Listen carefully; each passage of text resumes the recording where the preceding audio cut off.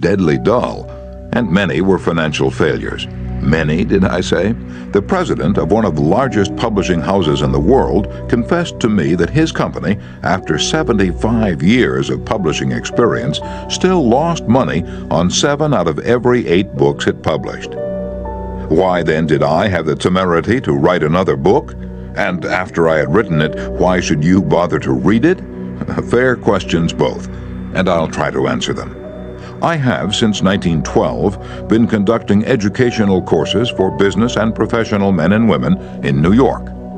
At first, I conducted courses in public speaking only, courses designed to train adults by actual experience to think on their feet and express their ideas with more clarity, more effectiveness, and more poise, both in business interviews and before groups.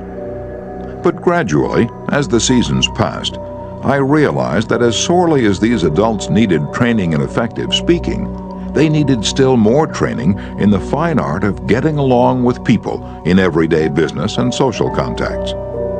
I also gradually realized that I was sorely in need of such training myself. As I look back across the years, I'm appalled at my own frequent lack of finesse and understanding.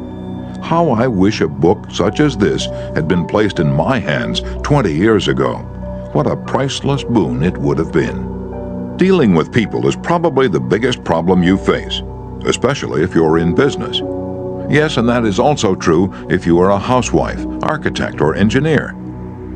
Research done a few years ago under the auspices of the Carnegie Foundation for the Advancement of Teaching uncovered a most important and significant fact, a fact later confirmed by additional studies made at the Carnegie Institute of Technology.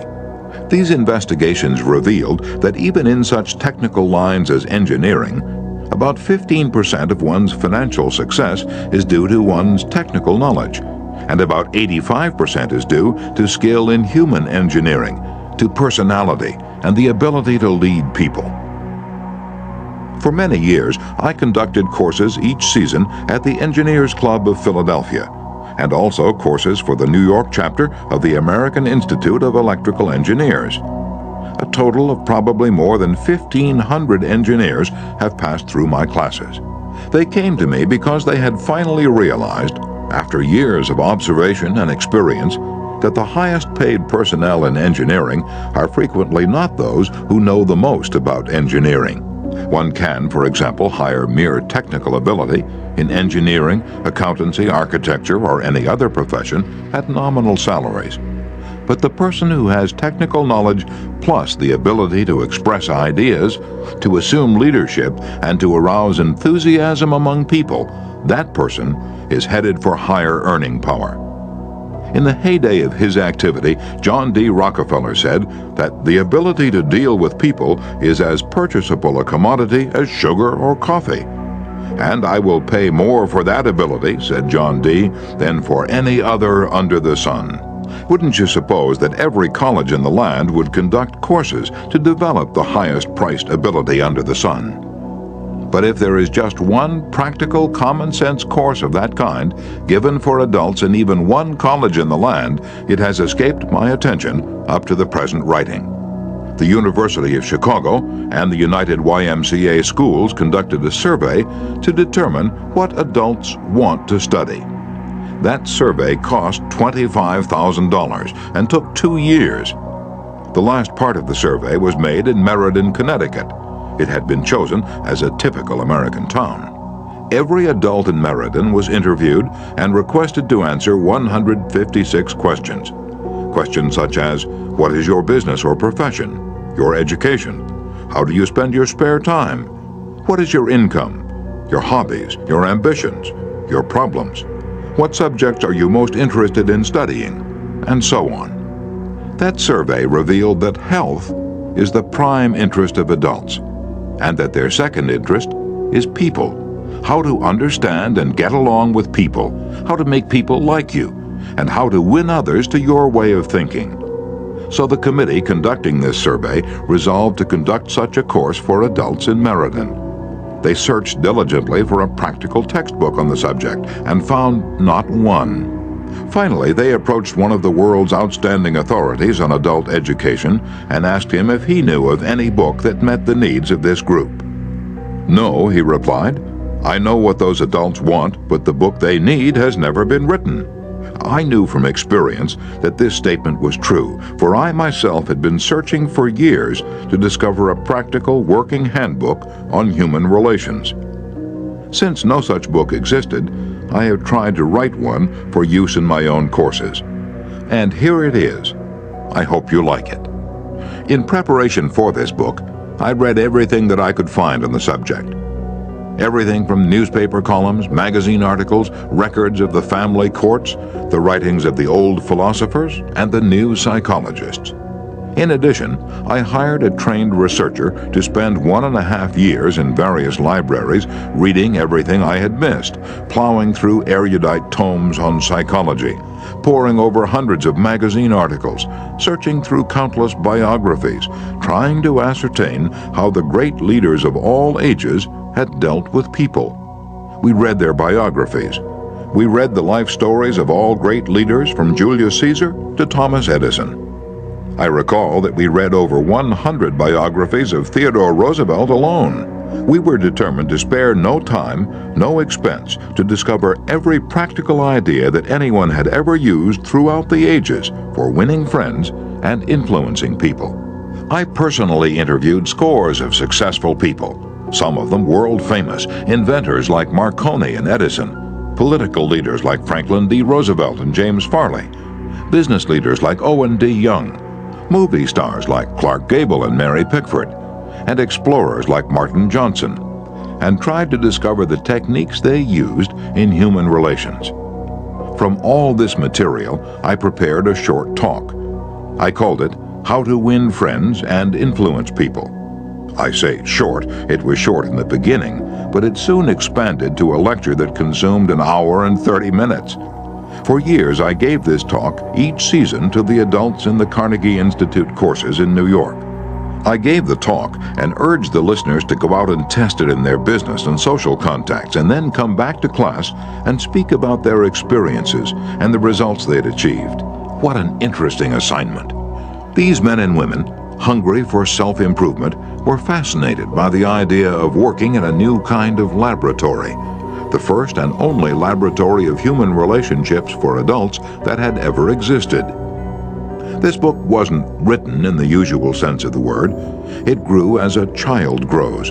It grew and developed out of that laboratory, out of the experiences of thousands of adults. Years ago, we started with a set of rules printed on a card no larger than a postcard. The next season, we printed a larger card, then a leaflet, then a series of booklets, each one expanding in size and scope. After 15 years of experiment and research came this book. The rules we have set down here are not mere theories or guesswork. They work like magic. Incredible as it sounds, I have seen the application of these principles literally revolutionize the lives of many people. To illustrate, a man with 314 employees joined one of these courses. For years, he had driven and criticized and condemned his employees without stint or discretion. Kindness, words of appreciation, and encouragement were alien to his lips. After studying the principles discussed in this book, this employer sharply altered his philosophy of life. His organization is now inspired with a new loyalty, a new enthusiasm, a new spirit of teamwork.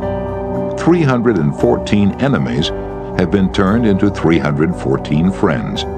As he proudly said in a speech before the class, "When I used to walk through my establishment, no one greeted me. My employees actually looked the other way when they saw me approaching. But now, they are all my friends, and even the janitor calls me by my first name." This employer gained more profit, more leisure, and what is infinitely more important, he found far more happiness in his business and in his home.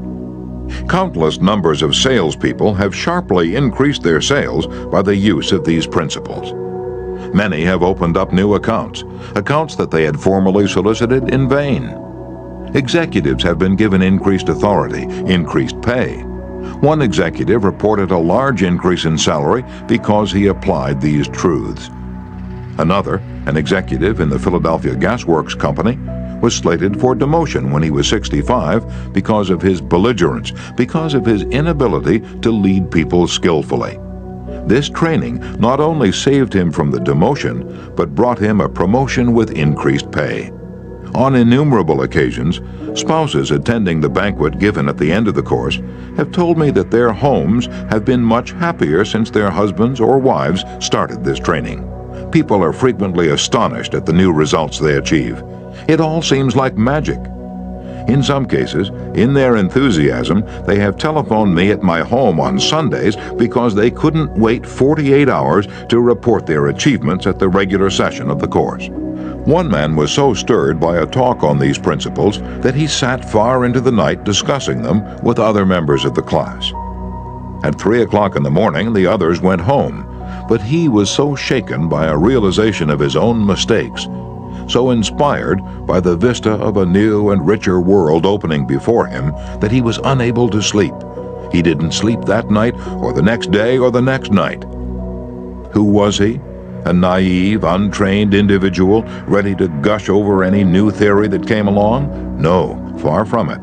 He was a sophisticated, blasé dealer in art, very much the man about town, who spoke 3 languages fluently and was a graduate of 2 European universities. While writing this chapter, I received a letter from a German of the old school, an aristocrat whose forebears had served for generations as professional army officers under the Hohenzollerns. His letter, written from a transatlantic steamer, telling about the application of these principles, rose almost to a religious fervor. Another man, an old New Yorker, a Harvard graduate, a wealthy man, the owner of a large carpet factory, declared he had learned more in 14 weeks through this system of training about the fine art of influencing people than he had learned about the same subject during his 4 years in college. Absurd? Laughable? Fantastic? Of course, you are privileged to dismiss this statement with whatever adjective you wish. I am merely reporting without comment a declaration made by a conservative and eminently successful Harvard graduate in a public address to approximately 600 people at the Yale Club in New York on the evening of Thursday, February 23, 1933. Compared to what we ought to be, said the famous Professor William James of Harvard, compared to what we ought to be, we are only half awake. We are making use of only a small part of our physical and mental resources. Stating the thing broadly, the human individual thus lives far within his limits. He possesses powers of various sorts which he habitually fails to use. Those powers which you habitually fail to use. The sole purpose of this book is to help you discover, develop, and profit by those dormant and unused assets. Education, said Dr. John G. Hibben, former president of Princeton University, is the ability to meet life situations. If by the time you have finished listening to the first 3 chapters of this book, if you aren't then a little better equipped to meet life situations, then I shall consider this book to be a total failure so far as you are concerned. For the great aim of education, said Herbert Spencer, is not knowledge, but action. And this is an action book. How to Win Friends and Influence People by Dale Carnegie. Part 1. Fundamental Techniques in Handling People. Chapter 1. If you want to gather honey, don't kick over the beehive. On May 7, 1931, the most sensational manhunt New York City had ever known had come to its climax. After weeks of search, Two-Gun Crowley, the killer, the gunman who didn't smoke or drink, was at bay, trapped in his sweetheart's apartment on West End Avenue. 150 policemen and detectives laid siege to his top-floor hideaway. They chopped holes in the roof. They tried to smoke out Crowley, the cop killer, with tear gas. Then they mounted their machine guns on surrounding buildings, and for more than an hour, one of New York's fine residential areas reverberated with the crack of pistol fire and the rat-tat-tat of machine guns. Crowley, crouching behind an overstuffed chair, fired incessantly at the police. 10,000 excited people watched the battle. Nothing like it had ever been seen before on the sidewalks of New York. When Crowley was captured, Police Commissioner E.P. Mulrooney declared that the two-gun desperado was one of the most dangerous criminals ever encountered in the history of New York. "He will kill," said the commissioner, "at the drop of a feather." But how did two-gun Crowley regard himself? We know because while the police were firing into his apartment, he wrote a letter addressed to whom it may concern. And as he wrote, the blood flowing from his wounds left a crimson trail on the paper. In this letter, Crowley said, "Under my coat is a weary heart, but a kind one that would do nobody any harm." A short time before this, Crowley had been having a necking party with his girlfriend on a country road out on Long Island. Suddenly, a policeman walked up to the car and said, "Let me see your license." Without saying a word, Crowley drew his gun and cut the policeman down with a shower of lead. As the dying officer fell, Crowley leaped out of the car, grabbed the officer's revolver, and fired another bullet into the prostrate body. And that was the killer who said, "Under my coat is a weary heart, but a kind one that would do nobody any harm." Crowley was sentenced to the electric chair. When he arrived at the death house in Sing Sing, did he say, "This is what I get for killing people"? No, he said, "This is what I get for defending myself." The point of the story is this. Two-Gun Crowley didn't blame himself for anything. Is that an unusual attitude among criminals? If you think so, listen to this. "I have spent the best years of my life giving people the lighter pleasures, helping them have a good time, and all I get is abuse, the existence of a hunted man." That's Al Capone speaking. Yes, America's most notorious public enemy, the most sinister gang leader who ever shot up Chicago. Capone didn't condemn himself. He actually regarded himself as a public benefactor, an unappreciated and misunderstood public benefactor. And so did Dutch Schultz before he crumpled up under gangster bullets in Newark. Dutch Schultz, one of New York's most notorious rats, said in a newspaper interview that he was a public benefactor, and he believed it. I've had some interesting correspondence with Lewis Laws, who was warden of New York's infamous Sing Sing prison for many years on this subject, and he declared that few of the criminals in Sing Sing regard themselves as bad men. They are just as human as you and I. So they rationalize, they explain. They can tell you why they had to crack a safe or be quick on the trigger finger. Most of them attempt by a form of reasoning, fallacious or logical, to justify their antisocial acts even to themselves, consequently stoutly maintaining that they should never have been imprisoned at all. If Al Capone, Two-Gun Crowley, Dutch Schultz, and the desperate men and women behind prison walls don't blame themselves for anything, what about the people with whom you and I come in contact? John Wanamaker, founder of the stores that bear his name, once confessed, "I learned 30 years ago that it is foolish to scold." I have enough trouble overcoming my own limitations without fretting over the fact that God has not seen fit to distribute evenly the gift of intelligence. Wanamaker learned this lesson early, but I personally had to blunder through this old world for a third of a century before it even began to dawn upon me that 99 times out of 100, people don't criticize themselves for anything, no matter how wrong it may be. Criticism is futile because it puts a person on the defensive and usually makes him strive to justify himself. Criticism is dangerous because it wounds a person's precious pride, hurts his sense of importance, and arouses resentment.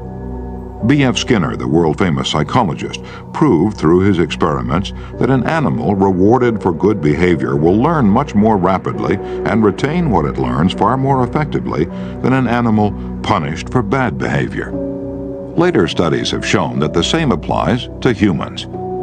By criticizing, we do not make lasting changes and often incur resentment. Hans Selye, another great psychologist, said, "As much as we thirst for approval, we dread condemnation." The resentment that criticism engenders can demoralize employees, family members, and friends. and still not correct the situation that has been condemned. George B. Johnston of Enid, Oklahoma, is the safety coordinator for an engineering company. One of his responsibilities is to see that employees wear their hard hats whenever they are on a job in the field. He reported that whenever he came across workers who were not wearing hard hats, he would tell them with a lot of authority of the regulation and that they must comply. As a result, he would get sullen acceptance, and often after he left, the workers would remove the hats. He decided to try a different approach. The next time he found some of the workers not wearing their hard hat, he asked if the hats were uncomfortable or didn't fit properly. Then he reminded the men in a pleasant tone of voice that the hat was designed to protect them from injury and suggested that it always be worn on the job. The result was increased compliance with the regulation with no resentment or emotional upset. You will find examples of the futility of criticism bristling on 1,000 pages of history. Take, for example, the famous quarrel between Theodore Roosevelt and President Taft. A quarrel that split the Republican Party, put Woodrow Wilson in the White House, and wrote bold, luminous lines across the First World War and altered the flow of history. Now let's review the facts quickly. When Theodore Roosevelt stepped out of the White House in 1908, he supported Taft, who was elected president. Then Theodore Roosevelt went off to Africa to shoot lions. When he returned, he exploded. He denounced Taft for his conservatism, tried to secure the nomination for a third term himself, formed the Bull Moose Party, and all but demolished the GOP. In the election that followed, William Howard Taft and the Republican Party carried only 2 states, Vermont and Utah, the most disastrous defeat the party had ever known. Theodore Roosevelt blamed Taft, but did President Taft blame himself? Of course not. With tears in his eyes, Taft said, "I don't see how I could have done any differently from what I have." Who was to blame, Roosevelt or Taft? Frankly, I don't know, and I don't care. The point I'm trying to make is that all of Theodore Roosevelt's criticism didn't persuade Taft that he was wrong. It merely made Taft strive to justify himself and to reiterate with tears in his eyes, "I don't see how I could have done any differently from what I have." Or take the Teapot Dome oil scandal. It kept the newspapers ringing with indignation in the early 1920s. It rocked the nation. Within the memory of living men, nothing like it had ever happened before in American public life. Now here are the bare facts of the scandal. Albert B. Fall, Secretary of the Interior in Harding's cabinet, was entrusted with the leasing of government oil reserves at Elk Hill and Teapot Dome, oil reserves that had been set aside for the future of the Navy. Did Secretary Fall permit competitive bidding? No, sir. He handed the fat, juicy contract outright to his friend Edward L. Doheny. What did Doheny do? He gave Secretary Fall what he was pleased to call a loan of $100,000. Then, in a high-handed manner, Secretary Fall ordered United States Marines into the district to drive off competitors whose adjacent wells were sapping oil out of the Elk Hill reserves.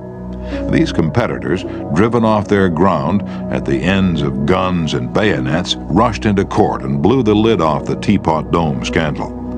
A stench arose so vile that it ruined the Harding administration, nauseated an entire nation, threatened to wreck the Republican Party, and put Albert B. Fall behind prison bars.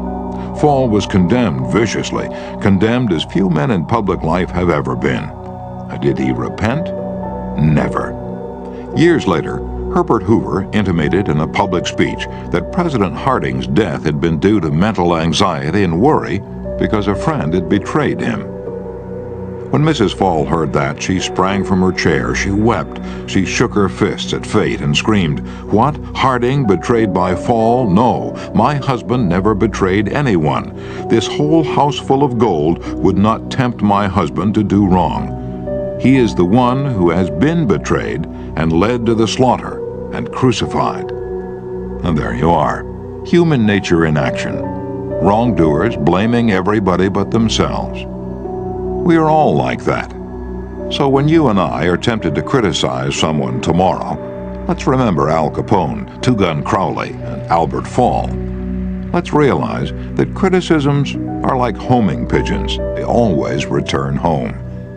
Let's realize that the person we're going to correct and condemn will probably justify himself or herself and condemn us in return. Or, like the gentle Taft, will say, "I don't see how I could have done any differently from what I have."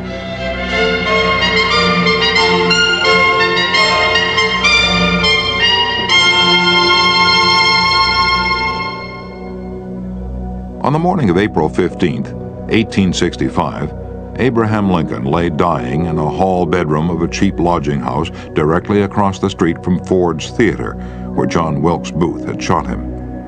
Lincoln's long body lay stretched diagonally across a sagging bed that was too short for him. A cheap reproduction of Rosa Bonheur's famous painting, The Horse Fair, hung above the bed, and a dismal gas jet flickered yellow light.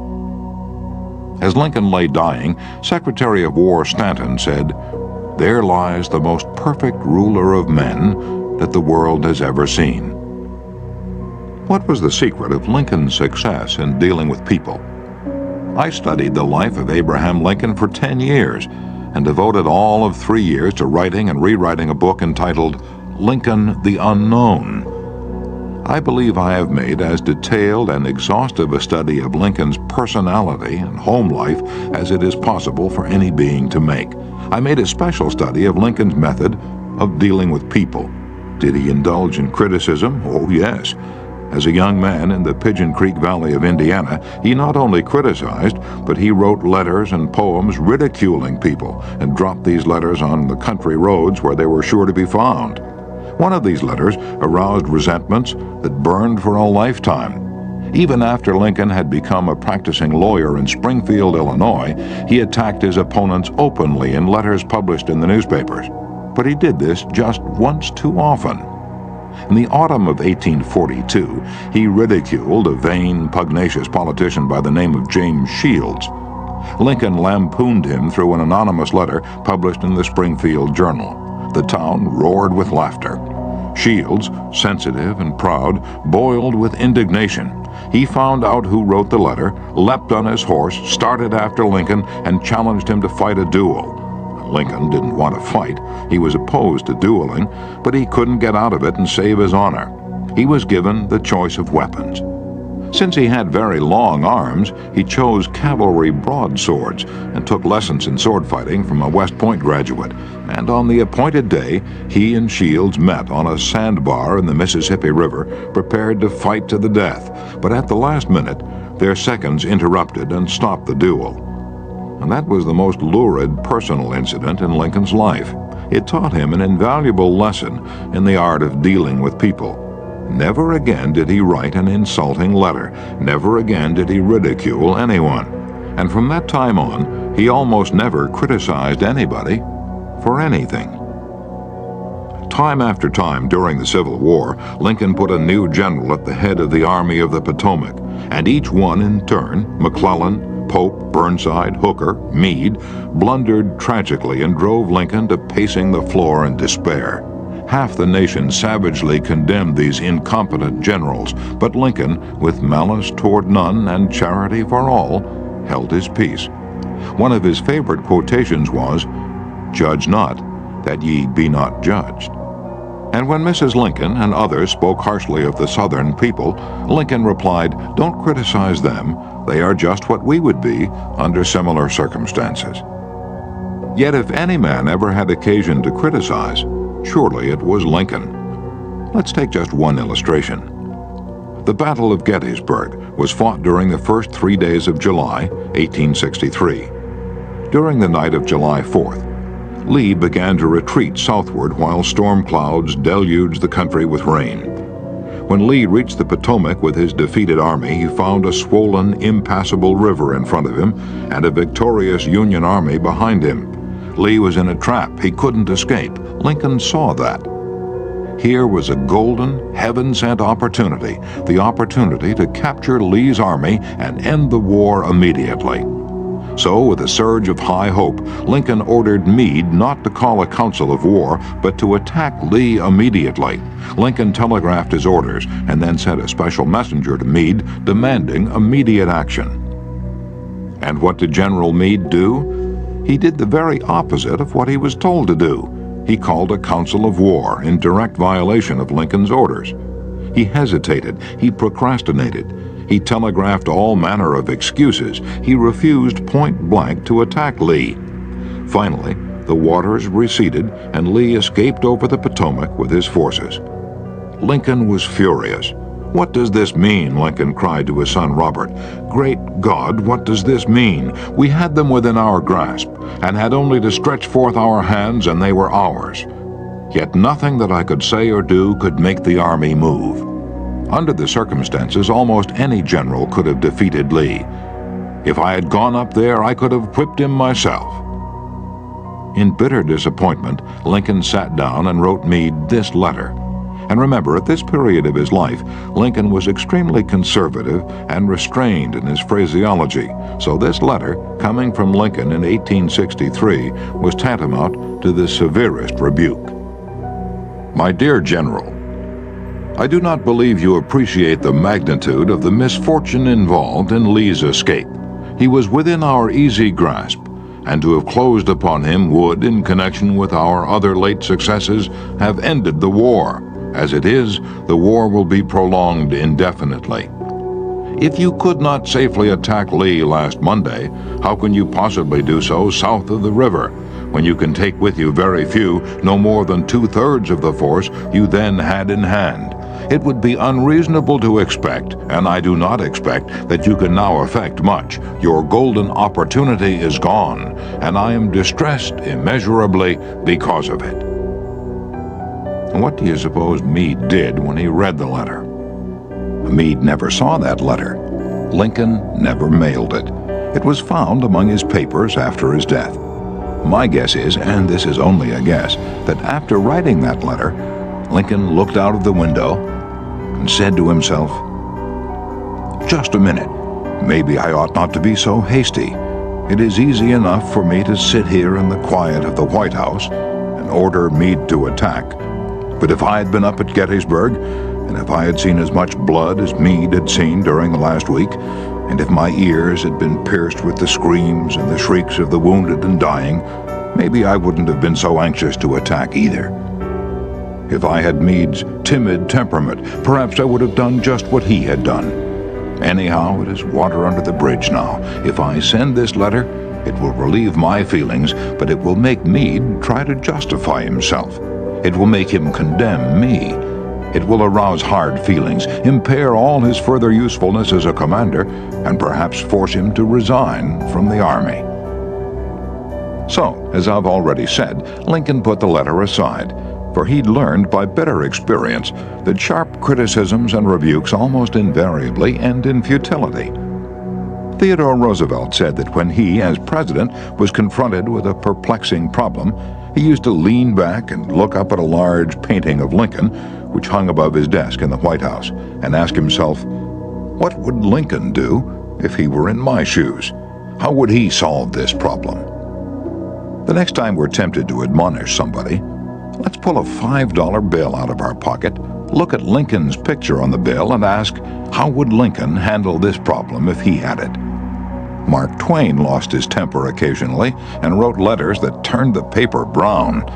For example, he once wrote to a man who'd aroused his ire, "The thing for you is a burial permit. You have only to speak and I will see that you get it."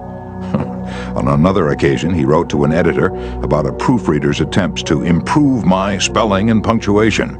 He ordered, "Set the matter according to my copy hereafter and see that the proofreader retains his suggestions in the mush of his decayed brain."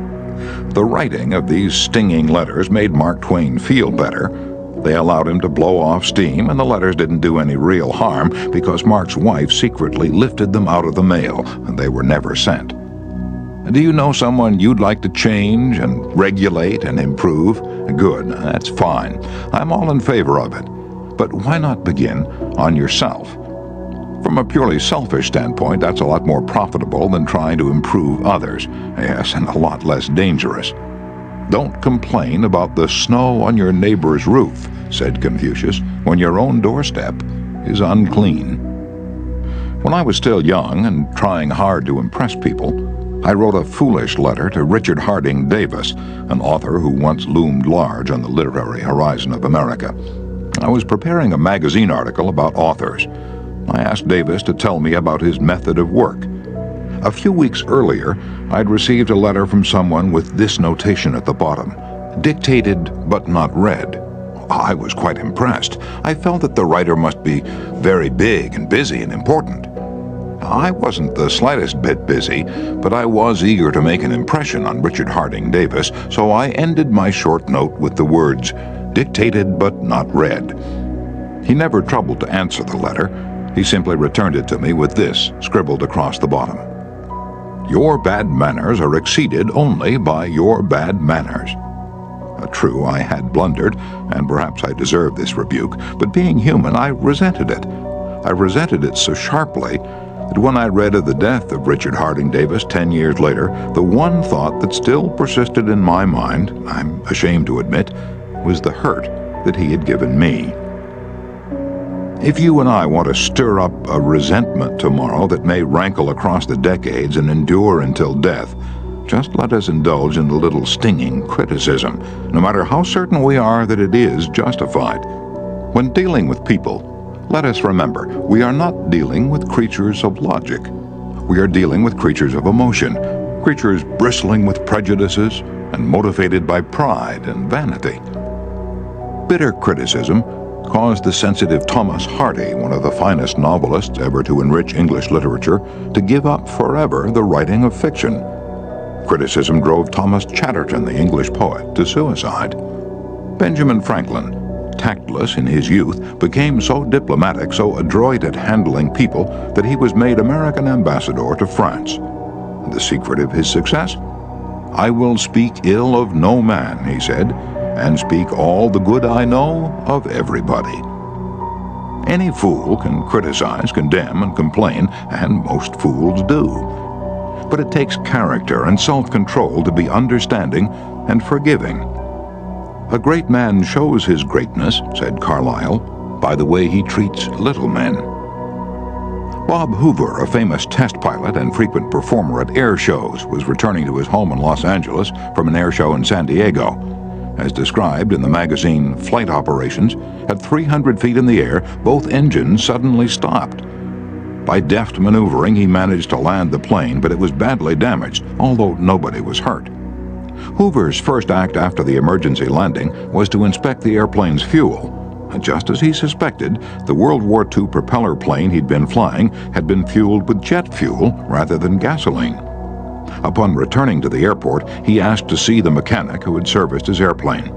The young man was sick with the agony of his mistake. Tears streamed down his face as Hoover approached. He had just caused the loss of a very expensive plane and could have caused the loss of 3 lives as well. You can imagine Hoover's anger. One could anticipate a tongue-lashing that this proud and precise pilot would unleash for that carelessness. But Hoover didn't scold the mechanic. He didn't even criticize him. Instead, he put his big arm around the man's shoulder and said, "To show you I'm sure that you'll never do this again, I want you to service my F-51 tomorrow." Often parents are tempted to criticize their children. You would expect me to say, don't, but I will not.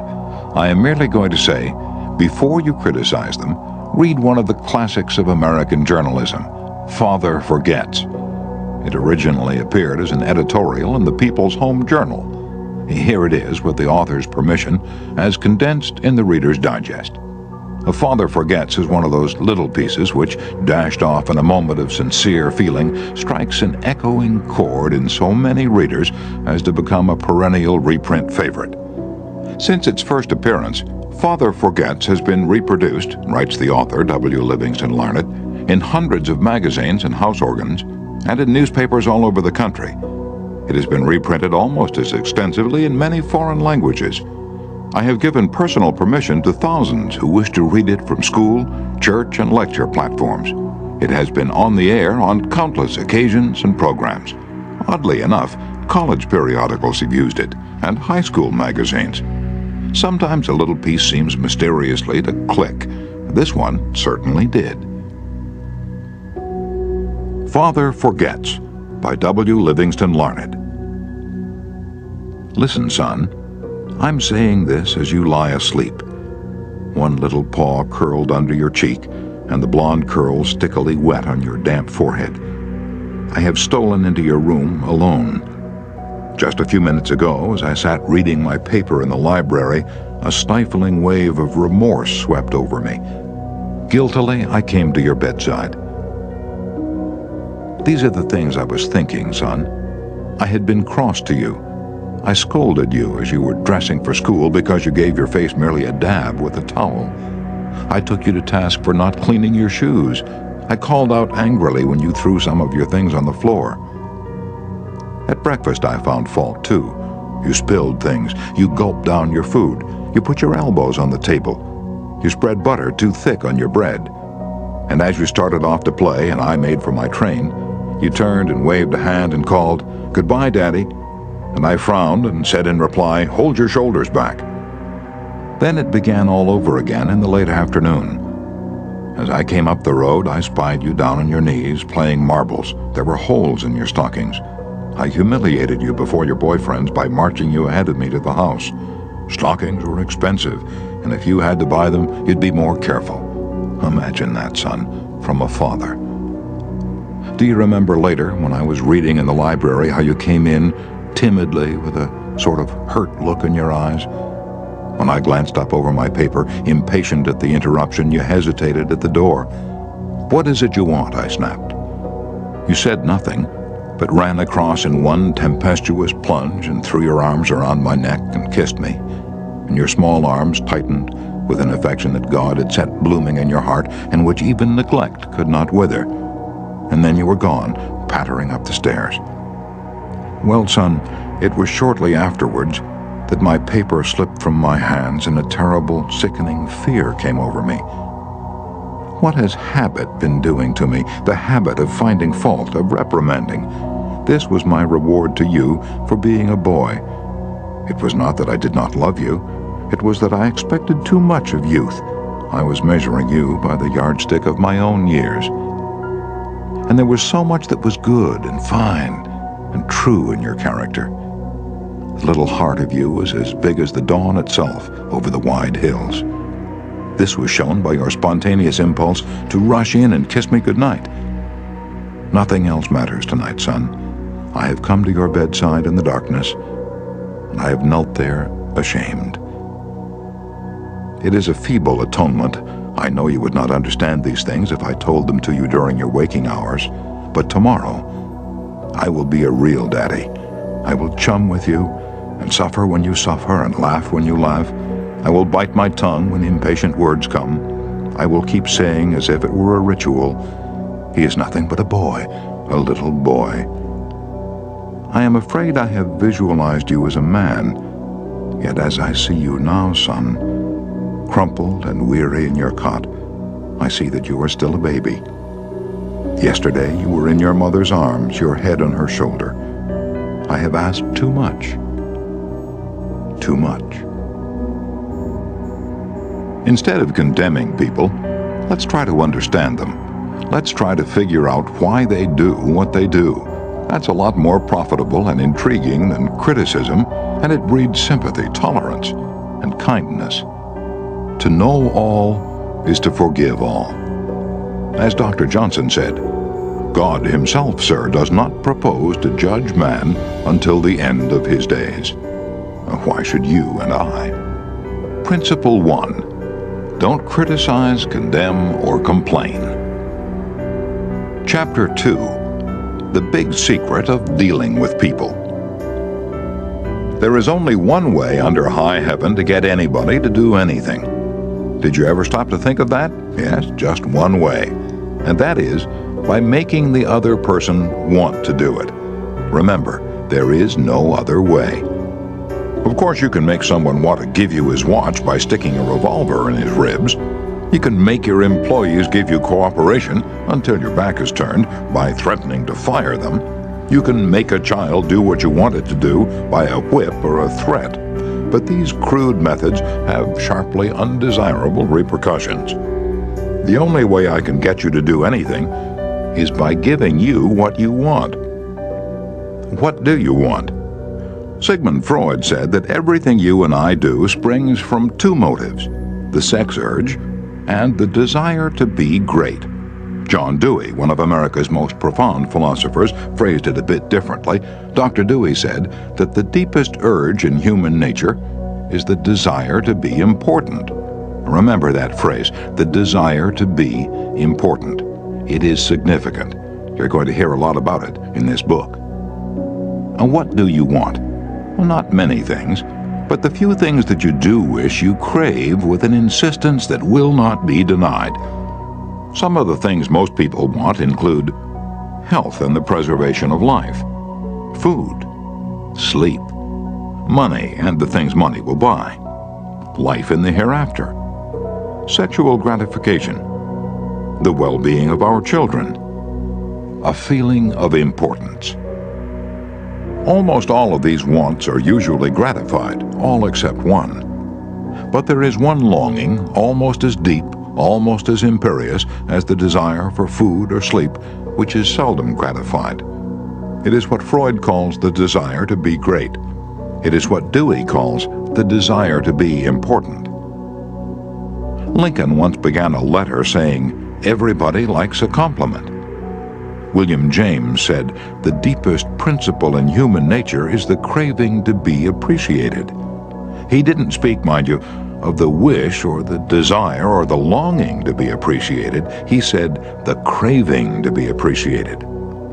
Here is a gnawing and unfaltering human hunger, and the rare individual who honestly satisfies this heart hunger will hold people in the palm of his or her hand, and even the undertaker will be sorry when he dies. The desire for a feeling of importance is one of the chief distinguishing differences between mankind and the animals.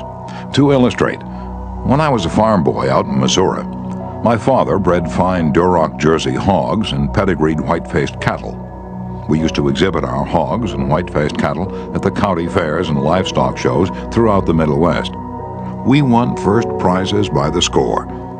My father pinned his blue ribbons on a sheet of white muslin, and when friends or visitors came to the house, he'd get out the long sheet of muslin, he'd hold one end and I would hold the other while he exhibited the blue ribbons. The hogs didn't care about the ribbons they had won, but Father did. These prizes gave him a feeling of importance. If our ancestors hadn't had this flaming urge for a feeling of importance, civilizations would have been impossible. Without it, we should have been just about like the animals. It was this desire for a feeling of importance that led an uneducated, poverty-stricken grocery clerk to study some law books he found on the bottom of a barrel of household plunder that he had bought for 50 cents. You've probably heard of this grocery clerk. His name was Lincoln. It was this desire for a feeling of importance that inspired Dickens to write his immortal novels. This desire inspired Sir Christopher Wren to design his symphonies in stone. This desire made Rockefeller amass millions that he never spent. And this same desire made the richest family in your town build a house far too large for its requirements. This desire makes you want to wear the latest styles, drive the latest cars, and talk about your brilliant children. It is this desire that lures many boys and girls into joining gangs and engaging in criminal activities. The average young criminal, according to E.P. Mulrooney, one-time police commissioner of New York, is filled with ego. And his first request after arrest is for those lurid newspapers that make him out a hero. The disagreeable prospect of serving time seems remote so long as he can gloat over his likeness sharing space with pictures of sports figures, movie and TV stars, and politicians. If you tell me how you get your feeling of importance, I'll tell you what you are. That determines your character. This is the most significant thing about you. For example, John D. Rockefeller got his feeling of importance by giving money to erect a modern hospital in Peking, China, to care for millions of poor people whom he had never seen and never would see. Dillinger, on the other hand, got his feeling of importance by being a bandit, a bank robber, and a killer. When the FBI agents were hunting him, he dashed into a farmhouse up in Minnesota and said, "I'm Dillinger." He was proud of the fact that he was public enemy number one. "I'm not going to hurt you, but I'm Dillinger," he said. Yes, the one significant difference between Dillinger and Rockefeller is how they got their feeling of importance. History sparkles with amusing examples of famous people struggling for a feeling of importance. Even George Washington wanted to be called His Mightiness, the President of the United States. And Columbus pleaded for the title Admiral of the Ocean and Viceroy of India. Catherine the Great refused to open letters that were not addressed to Her Imperial Majesty. And Mrs. Lincoln, in the White House, turned upon Mrs. Grant like a tigress and shouted, "How dare you be seated in my presence until I invite you?" Our millionaires helped finance Admiral Byrd's expedition to the Antarctic in 1928 with the understanding that ranges of icy mountains would be named after them. And Victor Hugo aspired to have nothing less than the city of Paris renamed in his honor. Even Shakespeare, mightiest of the mighty, tried to add luster to his name by procuring a coat of arms for his family.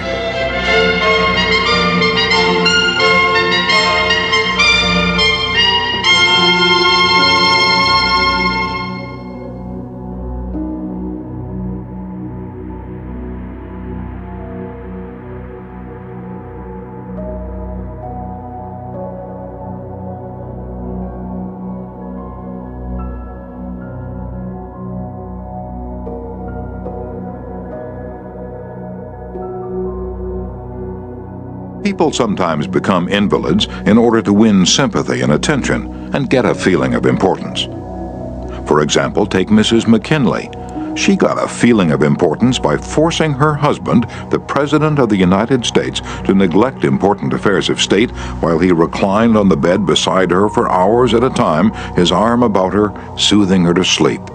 She fed her gnawing desire for attention by insisting that he remain with her while she was having her teeth fixed, and once created a stormy scene when he had to leave her alone with the dentist while he kept an appointment with John Hay, his Secretary of State. The writer, Mary Roberts Reinhardt, once told me of a bright, vigorous young woman who became an invalid in order to get a feeling of importance. "One day," said Mrs. Reinhardt, "this woman had been obliged to face something, her age perhaps. The lonely years were stretching ahead, and there was little left for her to anticipate. She took to her bed, and for 10 years her old mother traveled to the 3rd floor and back carrying trays, nursing her. Then one day the old mother, weary with service, lay down and died. For some weeks the invalid languished. Then she got up, put on her clothing, and resumed living again." Some authorities declare that people may actually go insane in order to find, in the dreamland of insanity, the feeling of importance that has been denied them in the harsh world of reality. There are more patients suffering from mental diseases in the United States than from all other diseases combined. What is the cause of insanity? Nobody can answer such a sweeping question, but we know that certain diseases, such as syphilis, break down and destroy the brain cells and result in insanity. In fact, about 1/2 of all mental diseases can be attributed to such physical causes as brain lesions, alcohol, toxins, and injuries. But the other half, and this is the appalling part of the story, the other half of the people who go insane apparently have nothing organically wrong with their brain cells. In post-mortem examinations, when their brain tissues are studied under the highest-powered microscopes, these tissues are found to be apparently just as healthy as yours and mine. Why do these people go insane? I put that question to the head physician at one of our most important psychiatric hospitals. This doctor, who's received the highest honors and the most coveted awards for his knowledge of this subject, told me frankly that he didn't know why people went insane. Nobody knows for sure. But he did say, many people who go insane find in insanity a feeling of importance that they were unable to achieve in the world of reality. And then he told me this story.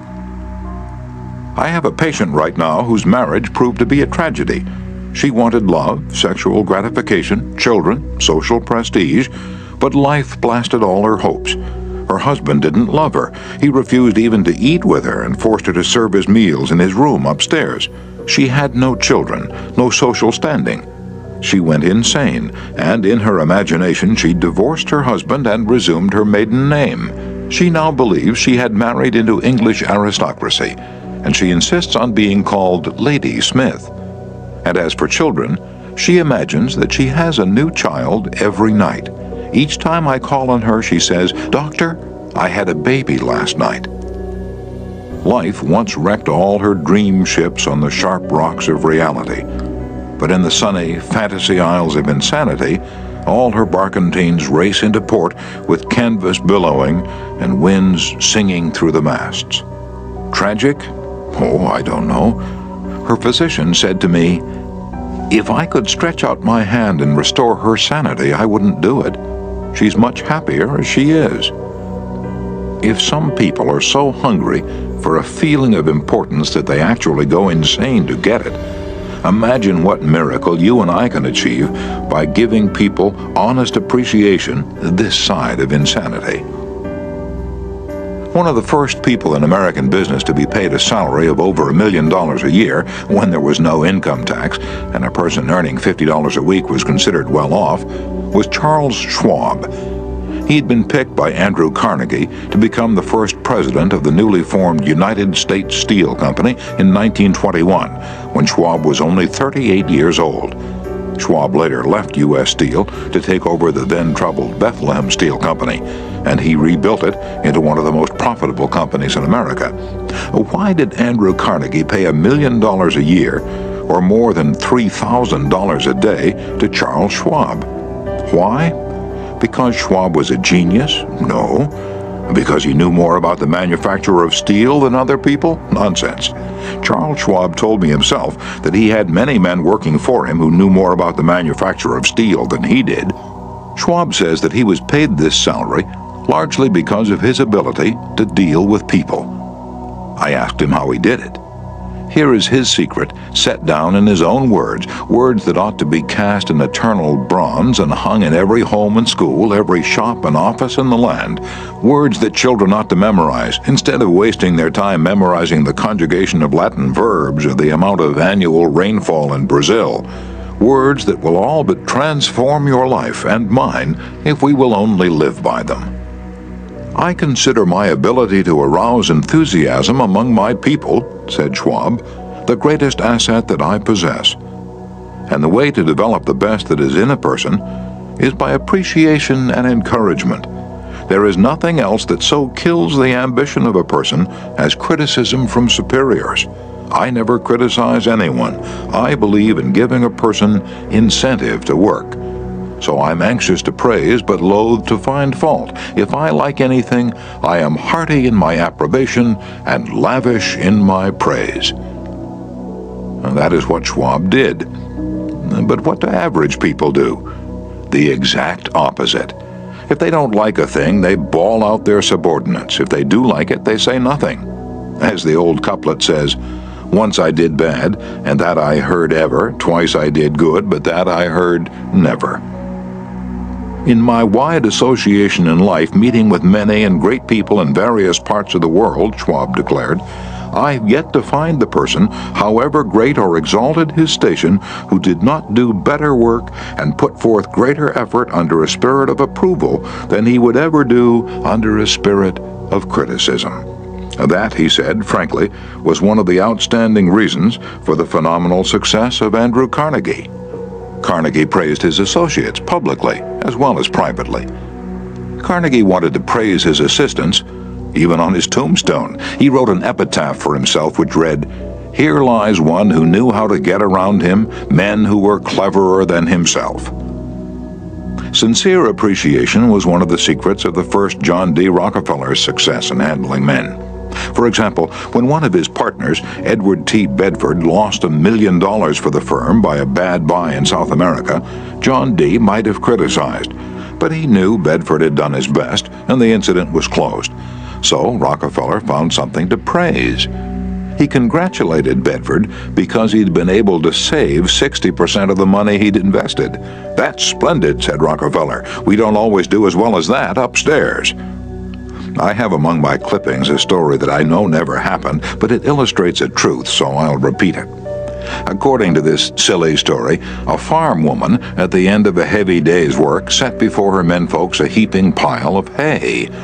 When they indignantly demanded whether she'd gone crazy, she replied, "Well, how did I know you'd notice? I've been cooking for you men for the last 20 years, and in all that time, I ain't heard no word to let me know you wasn't just eating hay." And when a study was made a few years ago on runaway wives, what do you think was discovered to be the main reason wives ran away?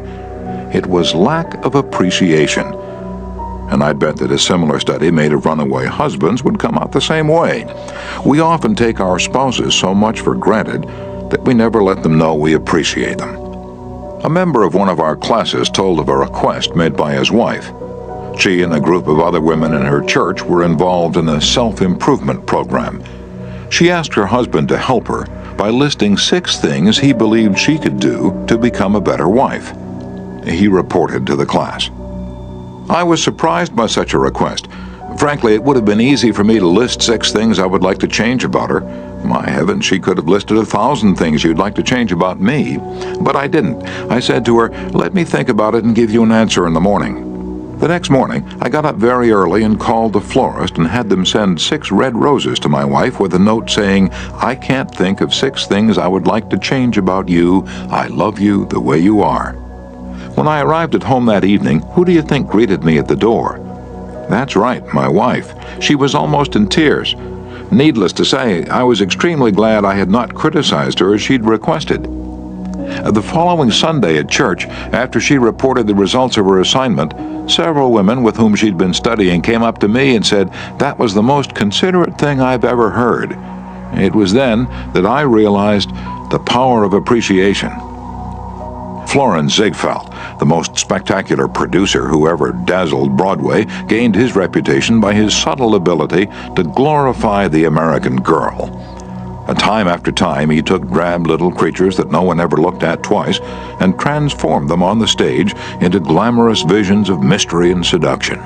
And knowing the value of appreciation and confidence, he made women feel beautiful by the sheer power of his gallantry and consideration. He was practical. He raised the salary of chorus girls from $30 a week to as high as $175. And he was also chivalrous. On opening night at the Follies, he sent telegrams to the stars in the cast, and he deluged every chorus girl in the show with American Beauty roses. I once succumbed to the fad of fasting and went for 6 days and nights without eating. It wasn't difficult. I was less hungry at the end of the 6th day than I was at the end of the 2nd. Yet I know, as you know, people who would think they'd committed a crime if they let their families or employees go for 6 days without food, but they will let them go for 6 days and 6 weeks and sometimes 60 years without giving them the hearty appreciation that they crave almost as much as they crave food. When Alfred Lunt, one of the great actors of his time, played the leading role in Reunion in Vienna, he said, "There is nothing I need so much as nourishment for my self-esteem." We nourish the bodies of our children and friends and employees, but how seldom do we nourish their self-esteem? We provide them with roast beef and potatoes to build energy, but we neglect to give them kind words of appreciation that would sing in their memories for years, like the music of the morning stars. Paul Harvey, in one of his radio broadcasts, The Rest of the Story, told how showing sincere appreciation can change a person's life. He reported that years ago, a teacher in Detroit asked Stevie Morris to help her find a mouse that was lost in the classroom. You see, she appreciated the fact that nature had given Stevie something no one else in the room had. Nature had given Stevie a remarkable pair of ears to compensate for his blind eyes. But this was really the first time Stevie had been shown appreciation for those talented ears. Now, years later, he says that this act of appreciation was the beginning of a new life. You see, from that time on, he developed his gift of hearing and went on to become, under the stage name of Stevie Wonder, one of the great pop singers and songwriters of the 70s. Some of you are saying right now, as you hear these words, "Oh, phooey, flattery, bear oil, I've tried that stuff. It doesn't work, not with intelligent people." Of course, flattery seldom works with discerning people. It is shallow, selfish, and insincere. It ought to fail, and it usually does. True, some people are so hungry, so thirsty for appreciation that they'll swallow anything, just as a starving man will eat grass and fish worms. Even Queen Victoria was susceptible to flattery. Prime Minister Benjamin Disraeli confessed that he put it on thick in dealing with the Queen. To use his exact words, he said, "Spread it on with a trowel." But Disraeli was one of the most polished, deft, and adroit men who ever ruled the far-flung British Empire. He was a genius in his line. What would work for him wouldn't necessarily work for you and me. In the long run, flattery will do you more harm than good. Flattery is counterfeit, and like counterfeit money, it will eventually get you into trouble if you pass it to someone else. The difference between appreciation and flattery, that's simple. One is sincere, the other is insincere. One comes from the heart out, the other from the teeth out. One is unselfish, the other selfish. One is universally admired, the other universally condemned. I recently saw a bust of Mexican hero General Alvaro Obregón in the Chapultepec Palace in Mexico City. Below the bust are carved these wise words from General Obregón's philosophy. "Don't be afraid of enemies who attack you. Be afraid of the friends who flatter you." No, I'm not suggesting flattery. Far from it. I'm talking about a new way of life. Now let me repeat. I am talking about a new way of life. King George V had a set of 6 maxims displayed on the walls of his study in Buckingham Palace. One of these maxims said, "Teach me neither to proffer nor receive cheap praise." Well, that's all flattery is, cheap praise. I once read a definition of flattery that may be worth repeating. Flattery is telling the other person precisely what he thinks about himself. "Use what language you will," said Ralph Waldo Emerson, "you can never say anything but what you are." If all we had to do was flatter, everybody would catch on, and we should all be experts in human relations. When we are not engaged in thinking about some definite problem, we usually spend about 95% of our time thinking about ourselves. Now, if we stop thinking about ourselves for a while and begin to think of the other person's good points, we won't have to resort to flattery so cheap and false that it can be spotted almost before it's out of the mouth. One of the most neglected virtues of our daily existence is appreciation. Somehow we neglect to praise our son or daughter when he or she brings home a good report card, and we fail to encourage our children when they first succeed in baking a cake or building a birdhouse. Nothing pleases children more than this kind of parental interest and approval. And the next time you enjoy filet mignon at the club, send word to the chef that it was excellently prepared. And when a tired salesperson shows you unusual courtesy, please mention it. Every minister, lecturer, and public speaker knows the discouragement of pouring himself or herself out to an audience and not receiving a single ripple of appreciative comment. What applies to professionals applies doubly to workers in offices, shops, and factories, and our families and friends. In our interpersonal relations, we should never forget that all our associates are human beings and hunger for appreciation. It is the legal tender that all souls enjoy. Try leaving a friendly trail of little sparks of gratitude on your daily trips. You will be surprised how they will set small flames of friendship that will be rose beacons on your next visit. Pamela Dunham of New Fairfield, Connecticut, had among her responsibilities on her job the supervision of a janitor who was doing a very poor job. The other employees would jeer at him and litter the hallways to show him what a bad job he was doing. It was so bad, productive time was being lost in the shop. Without success, Pam tried various ways to motivate this person. She noticed that occasionally he did a particularly good piece of work. She made a point to praise him for it in front of the other people. Each day the job he did all around got better. Pretty soon he started doing all his work efficiently. Now he does an excellent job, and other people give him appreciation and recognition. Honest appreciation got results where criticism and ridicule failed. Hurting people not only does not change them, it is never called for. There's an old saying that I have cut out and pasted on my mirror where I cannot help but see it every day. I shall pass this way but once. Any good, therefore, that I can do, or any kindness that I can show to any human being, let me do it now. Let me not defer nor neglect it, for I shall not pass this way again. Emerson said, "Every man I meet is my superior in some way. In that, I learn of him." If that was true of Emerson, isn't it likely to be 1,000 times more true of you and me? Let's cease thinking of our accomplishments, our wants.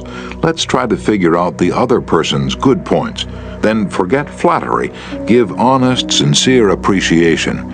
Be hearty in your approbation and lavish in your praise, and people will cherish your words and treasure them and repeat them over a lifetime. Repeat them years after you have forgotten them. Principle 2. Give honest, sincere appreciation.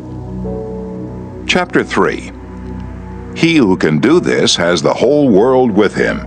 He who cannot walks a lonely way. I often went fishing up in Maine during the summer.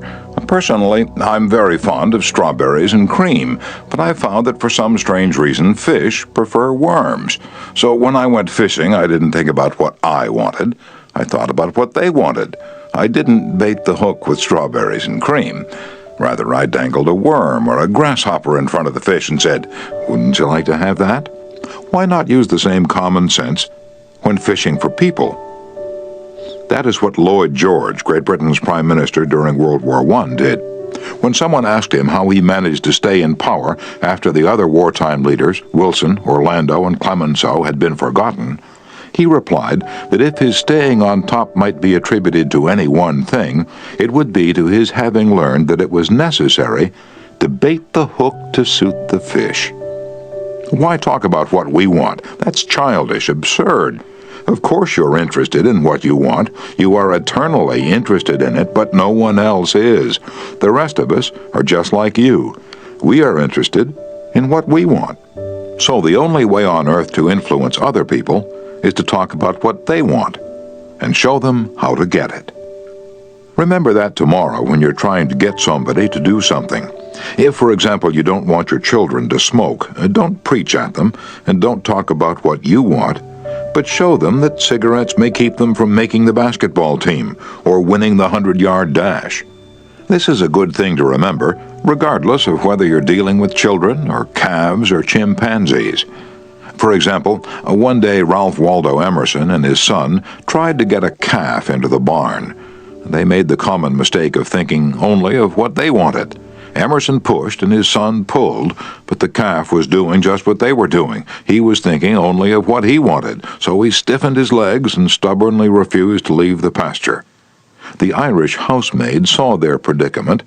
She couldn't write essays or books, but on this occasion at least she had more horse sense or calf sense than Emerson had. She thought of what the calf wanted. So she put her maternal finger in the calf's mouth and let the calf suck her finger as she gently led him into the barn. Every act you have ever performed since the day you were born was performed because you wanted something. What about the time you gave a large contribution to the Red Cross? Yes, that's no exception to the rule. You gave the Red Cross the donation because you wanted to lend a helping hand. You wanted to do a beautiful, unselfish, divine act. Inasmuch as ye have done it unto one of the least of these, my brethren, ye have done it unto me. If you hadn't wanted that feeling more than you wanted your money, you would not have made the contribution. Of course, you might have made the contribution because you were ashamed to refuse, or because a customer asked you to do it, but one thing is certain. You made the contribution because you wanted something. Harry A. Overstreet, in his illuminating book, Influencing Human Behavior, said, "Action springs out of what we fundamentally desire, and the best piece of advice which can be given to would-be persuaders, whether in business, in the home, in the school, in politics, is first arouse in the other person an eager want. He who can do this has the whole world with him. He who cannot walks a lonely way. Andrew Carnegie, the poverty-stricken Scotch lad who started to work at 2 cents an hour and finally gave away $365 million, learned early in life that the only way to influence people is to talk in terms of what the other person wants. He attended school only 4 years, yet he learned how to handle people.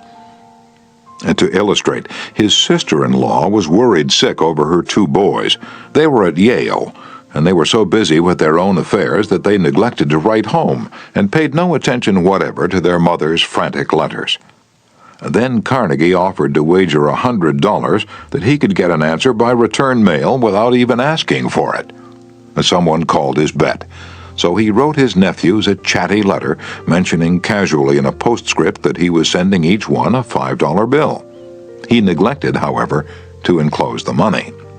Back came replies by return mail, thanking dear Uncle Andrew for his kind note, and, well, you can finish the sentence yourself. Another example of persuading comes from Stan Novak of Cleveland, Ohio, a participant in our course. Stan came home from work one evening to find his youngest son, Tim, kicking and screaming on the living room floor. He was to start kindergarten the next day and was protesting that he would not go. Stan's normal reaction would have been to banish the child to his room and tell him he just better make up his mind to go. He had no choice. But tonight, recognizing that this would not really help Tim start kindergarten in the best frame of mind, Stan sat down and thought, if I were Tim, why would I be excited about going to kindergarten? He and his wife made a list of all the fun things Tim would do, such as finger painting, singing songs, making new friends. Then they put them into action. We all started finger painting on the kitchen table, my wife Lil, my other son Bob, and myself, all having fun. Soon Tim was peeping around the corner. Next he was begging to participate. Oh no, you have to go to kindergarten first to learn how to finger paint.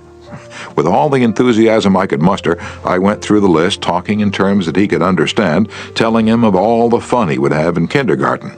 The next morning, I thought I was the first one up. I went downstairs and found Tim sitting sound asleep in the living room chair. "What are you doing here?" I asked. "I'm waiting to go to kindergarten. I don't want to be late."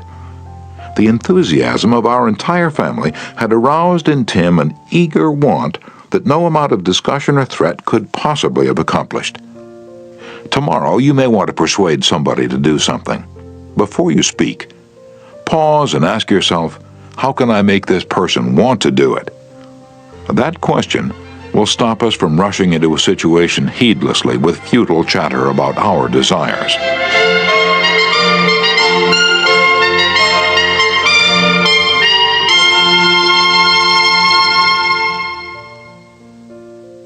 At one time, I rented the grand ballroom of a certain New York hotel for 20 nights each season in order to hold a series of lectures. At the beginning of one season, I was suddenly informed that I should have to pay almost 3 times as much rent as formerly. This news reached me after the tickets had been printed and distributed and all announcements had been made. Naturally, I didn't want to pay the increase, but what was the use of talking to the hotel about what I wanted? They were interested only in what they wanted. So a couple of days later, I went to see the manager. "I was a bit shocked when I got your letter," I said, "but I don't blame you at all. If I'd been in your position, I should probably have written a similar letter myself. Your duty as manager of the hotel is to make all the profit possible. If you don't do that, you'll be fired, and you ought to be fired. Now let's take a piece of paper and write down the advantages and the disadvantages that will accrue to you if you insist on this increase in rent." And then I took the letterhead and ran a line through the center and headed one column advantages and the other column disadvantages. I wrote down under the head advantages these words, "Ballroom free." And then I went on to say, "You'll have the advantage of having the ballroom free to rent for dances and conventions. And that's a big advantage. For affairs like that will pay you much more than you can get for a series of lectures. If I tie your ballroom up for 20 nights during the course of the season, it's sure to mean a loss of some very profitable business to you. Now, let's consider the disadvantages. First, instead of increasing your income from me, you're going to decrease it. In fact, you're going to wipe it out because I cannot pay the rent you're asking.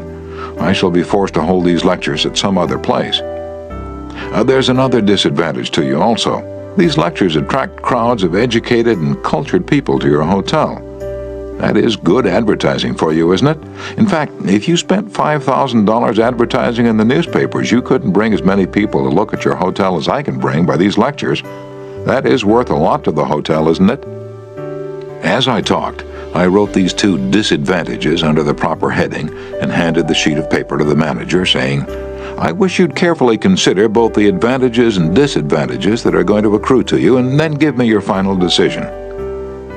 I received a letter the next day informing me that my rent would be increased only 50% instead of 300%. Mind you, I got this reduction without saying a word about what I wanted. I talked all the time about what the other person wanted and how he could get it. Suppose I had done the human, natural thing. Suppose I'd stormed into his office and said, What do you mean, raising my rent 300%, when you know the tickets have been printed and the announcements made? 300%? Ridiculous, absurd, I won't pay it. What would have happened then? An argument would have begun to steam and boil and sputter, and you know how arguments end. Even if I had convinced him that he was wrong, his pride would have made it difficult for him to back down and give in. Here is one of the best bits of advice ever given about the fine art of human relationships. If there is any one secret of success, said Henry Ford, it lies in the ability to get the other person's point of view and see things from that person's angle as well as from your own. That is so good, I want to repeat it. If there is any one secret of success, it lies in the ability to get the other person's point of view and see things from that person's angle as well as from your own. That is so simple, so obvious, that anyone ought to see the truth of it at a glance, yet 90% of the people on this earth ignore it 90% of the time. An example? Look at the letters that come across your desk tomorrow morning, and you find that most of them violate this important canon of common sense. Take this one, a letter written by the head of the radio department of an advertising agency with offices scattered across the continent. This letter was sent to the managers of local radio stations throughout the country. To Mr. John Blank, Blankville, Indiana. Dear Mr. Blank, the XYZ Company desires to retain its position in advertising agency leadership in the radio field. Who cares what your company desires? I'm worried about my own problems. The bank is foreclosing the mortgage on my house. The bugs are destroying the hollyhocks. The stock market tumbled yesterday. I missed the 8:15 this morning. I wasn't invited to the Joneses' dance last night. The doctor tells me I have high blood pressure and neuritis and dandruff. And then what happens? I come down to the office this morning worried, open my mail, and hear some little whippersnapper off in New York yapping about what his company wants. Bah! If he only realized what sort of impression his letter makes, he would get out of the advertising business and start manufacturing sheep dip. This agency's national advertising accounts were the bulwark of the network. Our subsequent clearances of station time have kept us at the top of agencies year after year. You are big and rich and right at the top, are you? So what? I don't give two hoops in Hades if you're as big as General Motors and General Electric and the General Staff of the U.S. Army all combined. If you had as much sense as a half-witted hummingbird, you'd realize that I'm interested in how big I am, not how big you are. All this talk about your enormous success makes me feel small and unimportant. We desire to service our accounts with the last word on radio station information. You desire, you unmitigated ass. I'm not interested in what you desire or what the President of the United States desires. Let me tell you once and for all that I am interested in what I desire, and you haven't said a word about that yet in this absurd letter of yours. Will you therefore put the XYZ Company on your preferred list for weekly station information, every single detail that will be useful to an agency in intelligently booking time? Preferred list? You have your nerve. You make me feel insignificant by your big talk about your company, and then you ask me to put you on a preferred list, and you don't even say please when you ask it. A prompt acknowledgement of this letter, giving us your latest doings, will be mutually helpful. You fool. You mail me a cheap form letter, a letter scattered far and wide like the autumn leaves, and you have the gall to ask me, when I'm worried about the mortgage and the hollyhocks and my blood pressure, to sit down and dictate a personal note acknowledging your form letter, and you ask me to do it promptly. What do you mean, promptly? Don't you know I'm just as busy as you are, or at least I like to think I am? And while we're on the subject, who gave you the lordly right to order me around? You say it will be mutually helpful. At last, you have begun to see my viewpoint, but you're vague about how it will be to my advantage. Very truly yours, John Doe, Manager, Radio Department. P.S. The enclosed reprint from the Blankville Journal will be of interest to you, and you may want to broadcast it over your station. Finally, down here in the postscript, you mentioned something that may help me solve one of my problems. Why didn't you begin your letter with, oh, what's the use? Any advertising man who's guilty of perpetrating such drivel as you've sent me has something wrong with his medulla oblongata. You don't need a letter giving our latest doings. What you need is a quart of iodine in your thyroid gland. Now, if people who devote their lives to advertising and who pose as experts in the art of influencing people to buy, if they write a letter like that, what can we expect from the butcher and the baker or the auto mechanic? Here's another letter, written by the superintendent of a large freight terminal to a student of this course, Edward Vermillion. What effect did this letter have on the man to whom it was addressed? Let me read it to you, and then I'll tell you. A. Zarega's Sons, Incorporated, 28 Front Street, Brooklyn, New York, 11201. Attention, Mr. Edward Vermillion. Gentlemen, the operations at our outbound rail receiving station are handicapped because a material percentage of the total business is delivered us in the late afternoon. This condition results in congestion, overtime on the part of our forces, delays to trucks, and in some cases delays to freight. On November 10th, we received from your company a lot of 510 pieces, which reached here at 4:20 p.m. We solicit your cooperation toward overcoming the undesirable effects arising from late receipt of freight. May we ask that on days on which you ship the volume which was received on the above date, effort be made either to get the truck here earlier or to deliver us part of the freight during the morning. The advantage that would accrue to you under such an arrangement would be that of more expeditious discharge of your trucks and the assurance that your business would go forward on the date of its receipt. Very truly yours, John Brown, Superintendent. After reading this letter, Mr. Vermillion, sales manager for A. Zarega's Sons, Incorporated, sent it to me with the following comment. This letter had the reverse effect from that which was intended. The letter begins by describing the terminal's difficulties, in which we're not interested, generally speaking. Our cooperation is then requested without any thought as to whether it would inconvenience us. And then, finally, in the last paragraph, the fact is mentioned that if we do cooperate, it will mean more expeditious discharge of our trucks with the assurance that our freight will go forward on the date of its receipt.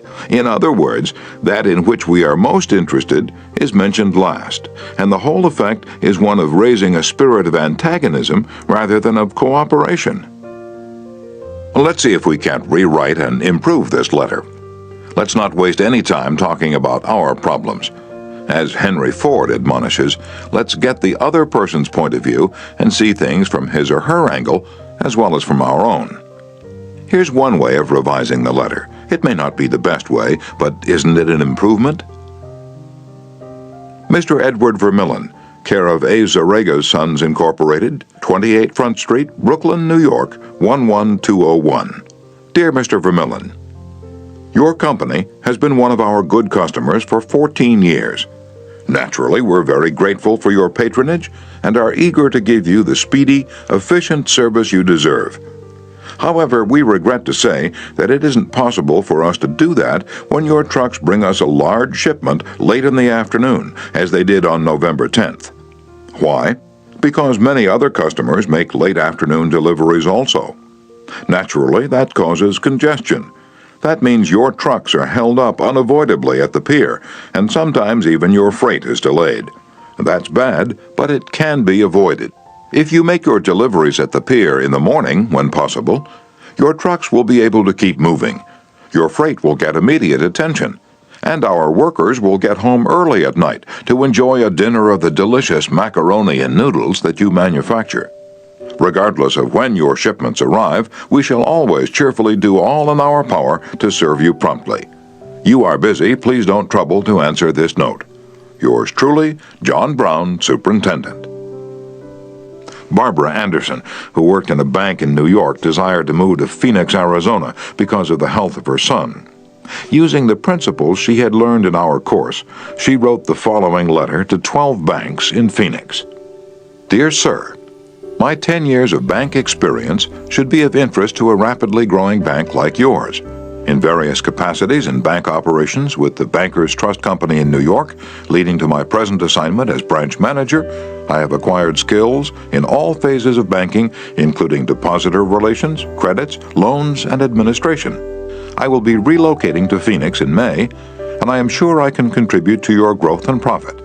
I will be in Phoenix the week of April 3rd and would appreciate the opportunity to show you how I can help your bank meet its goals. Sincerely, Barbara A. Anderson. Do you think Mrs. Anderson received any response from that letter? 11 of the 12 banks invited her to be interviewed, and she had a choice of which bank's offer to accept. Why? Mrs. Anderson did not state what she wanted, but wrote in the letter how she could help them and focused on their wants, not on her own. Thousands of salespeople are pounding the pavements today, tired, discouraged, and underpaid. Why? Because they're always thinking only of what they want. They don't realize that neither you or I want to buy anything. If we did, we'd go out and buy it. But both of us are eternally interested in solving our problems. And if salespeople can show us how their services or merchandise will help us solve our problems, they won't need to sell us, we'll buy. And customers like to feel that they're buying, not being sold. Yet many salespeople spend a lifetime in selling without seeing things from the customer's angle. For example, for many years I lived in Forest Hills, a little community of private homes in the center of Greater New York. One day, as I was rushing to the station, I chanced to meet a real estate operator who'd bought and sold property in that area for many years. He knew Forest Hills well, so I hurriedly asked him whether or not my stucco house was built with metal lath or hollow tile. He said he didn't know, told me what I already knew that I could find out by calling the Forest Hills Garden Association. The following morning, I received a letter from him. Did he give me the information I wanted? He could have gotten it in 60 seconds by a telephone call, but he didn't. He told me again that I could get it by telephoning, and then asked me to let him handle my insurance. He was not interested in helping me. He was interested only in helping himself. J. Howard Lucas of Birmingham, Alabama, tells how two salespeople from the same company handled the same type of situation. He reported, Several years ago, I was on the management team of a small company. Headquartered near us was the district office of a large insurance company. Their agents were assigned territories, and our company was assigned to two agents, whom I shall refer to as Carl and John. One morning, Carl dropped by our office and casually mentioned that his company had just introduced a new life insurance policy for executives and thought we might be interested later on, and he'd get back to us when he had more information on it. The same day, John saw us on the sidewalk while returning from a coffee break, and he shouted, "Hey, Luke, hold up, I have some great news for you fellows." He hurried over and very excitedly told us about an executive life insurance policy his company had introduced that very day. It was the same policy that Carl had casually mentioned. He wanted us to have one of the first issued. He gave us a few important facts about the coverage and ended saying, "The policy's so new I'm going to have someone from the home office come out tomorrow and explain it. Now in the meantime, let's get the application signed and on the way so he can have more information to work with." His enthusiasm aroused in us an eager want for this policy, even though we still did not have details. When they were made available to us, they confirmed John's initial understanding of the policy, and he not only sold each of us a policy, but later doubled our coverage. Carl could have had those sales, but he made no effort to arouse in us any desire for the policies. The world is full of people who are grabbing and self-seeking, so the rare individual who unselfishly tries to serve others has an enormous advantage. He has little competition. Owen D. Young, a noted lawyer and one of America's great business leaders, once said, "People who can put themselves in the place of other people, who can understand the workings of their minds, need never worry about what the future has in store for them." If you get just one thing out of this book, an increased tendency to think always in terms of other people's point of view and see things from their angle, if you get just that one thing, it may easily prove to be one of the building blocks of your career. Looking at the other person's point of view and arousing in him an eager want for something is not to be construed as manipulating that person so that he will do something that is only for your benefit and his detriment. Each party should gain from the negotiation. In the letters to Mr. Vermillion, both the sender and the receiver of the correspondence gained by implementing what was suggested.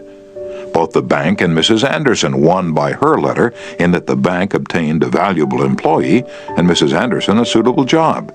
And in the example of John's sale of insurance to Mr. Lucas, both gained through this transaction. Another example in which everybody gains through this principle of arousing an eager want comes from Michael E. Whidden of Warwick, Rhode Island, who's a territory salesman for the Shell Oil Company. Mike wanted to become the #1 salesperson in his district, but one service station was holding him back. It was run by an older man who could not be motivated to clean up his station. It was in such poor shape that sales were declining significantly. This manager would not listen to any of Mike's pleas to upgrade the station. After many exhortations and heart-to-heart talks, all of which had no impact, Mike decided to invite the manager to visit the newest Shell station in his territory. The manager was so impressed by the facilities at the new station that when Mike visited him the next time, his station was cleaned up and had recorded a sales increase. This enabled Mike to reach the #1 spot in his district. All his talking and discussion hadn't helped, but by arousing an eager want in the manager, by showing him the modern station, he had accomplished his goal, and both the manager and Mike benefited. Most people go through college and learn to read Virgil and master the mysteries of calculus without ever discovering how their own minds function. For instance, I once gave a course in effective speaking for the young college graduates who were entering the employ of the Carrier Corporation, the large air conditioner manufacturer. One of the participants wanted to persuade the others to play basketball in their free time, and this is about what he said. "I want you to come out and play basketball. I like to play basketball. The last few times I've been down to the gymnasium, there haven't been enough people to get up a game. 2 or 3 of us got to throwing the ball around the other night, and I got a black eye. I wish all of you would come down tomorrow night. I want to play basketball." Did he talk about anything you want?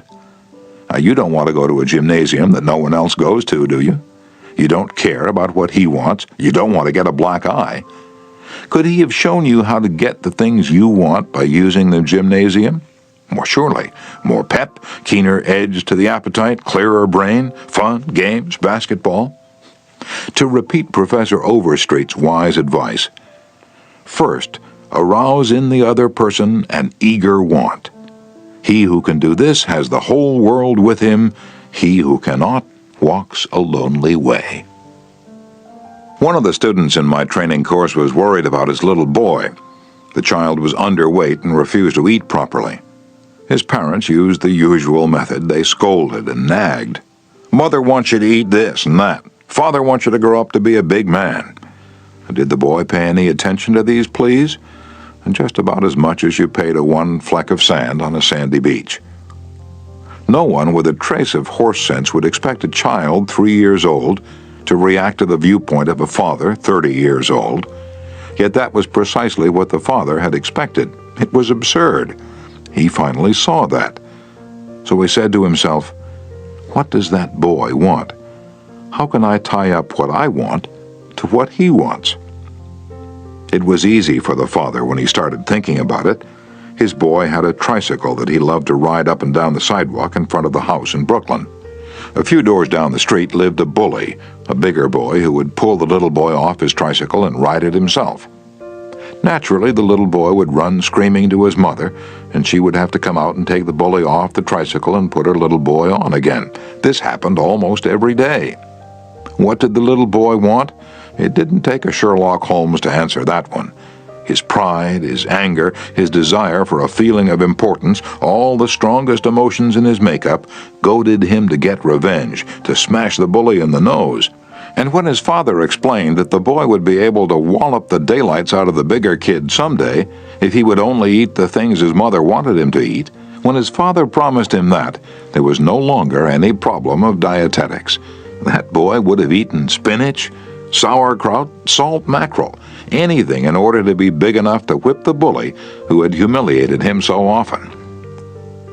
After solving that problem, the parents tackled another. The little boy had the unholy habit of wetting his bed. He slept with his grandmother. In the morning, his grandmother would wake up and feel the sheet and say, "Look, Johnny, you did it again last night." He would say, "Well, no, I didn't do it, you did it." Scolding, spanking, shaming him, reiterating that the parents didn't want him to do it, none of these things kept the bed dry. So the parents asked, how can we make this boy want to stop wetting his bed? What were his wants? Well, first, he wanted to wear pajamas like Daddy instead of wearing a nightgown like Grandmother. Grandmother was getting fed up with his nocturnal iniquities, so she gladly offered to buy him a pair of pajamas if he'd reform. Secondly, he wanted a bed of his own. Grandma didn't object. His mother took him to a department store in Brooklyn, winked at the salesgirl, and said, "Here's a little gentleman who would like to do some shopping." The salesgirl made him feel important by saying, "Young man, what can I show you?" He stood a couple of inches taller and said, "I want to buy a bed for myself."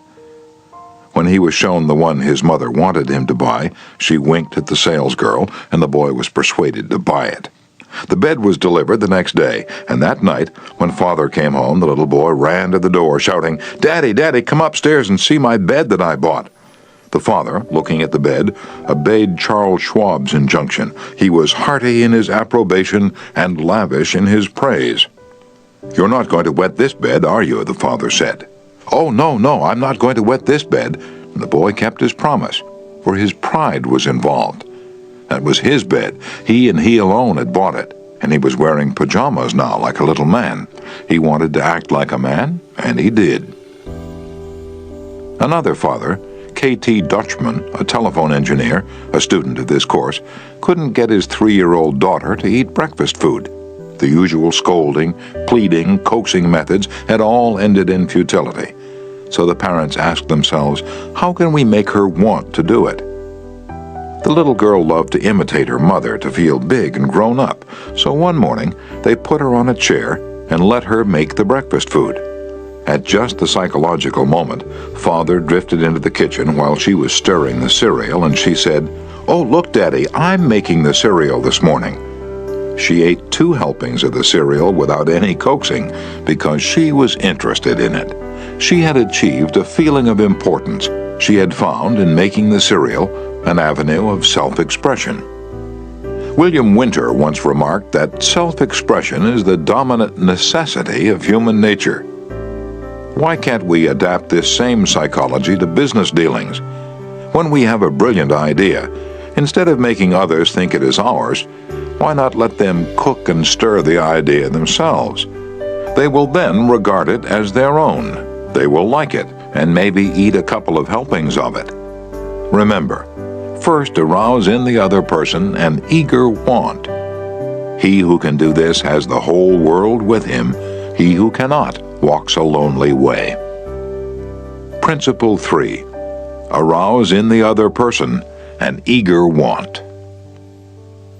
In a nutshell, Fundamental techniques in handling people. Principle 1. Don't criticize, condemn, or complain. Principle 2. Give honest, sincere appreciation. Principle 3.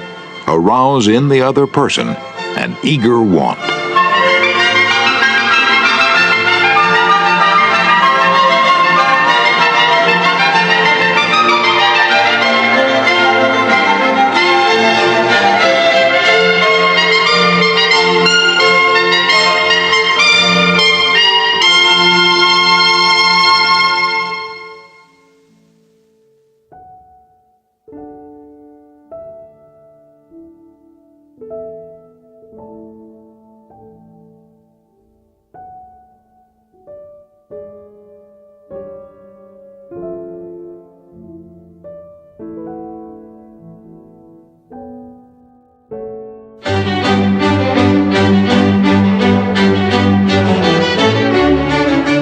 Part 2. 6 Ways to Make People Like You.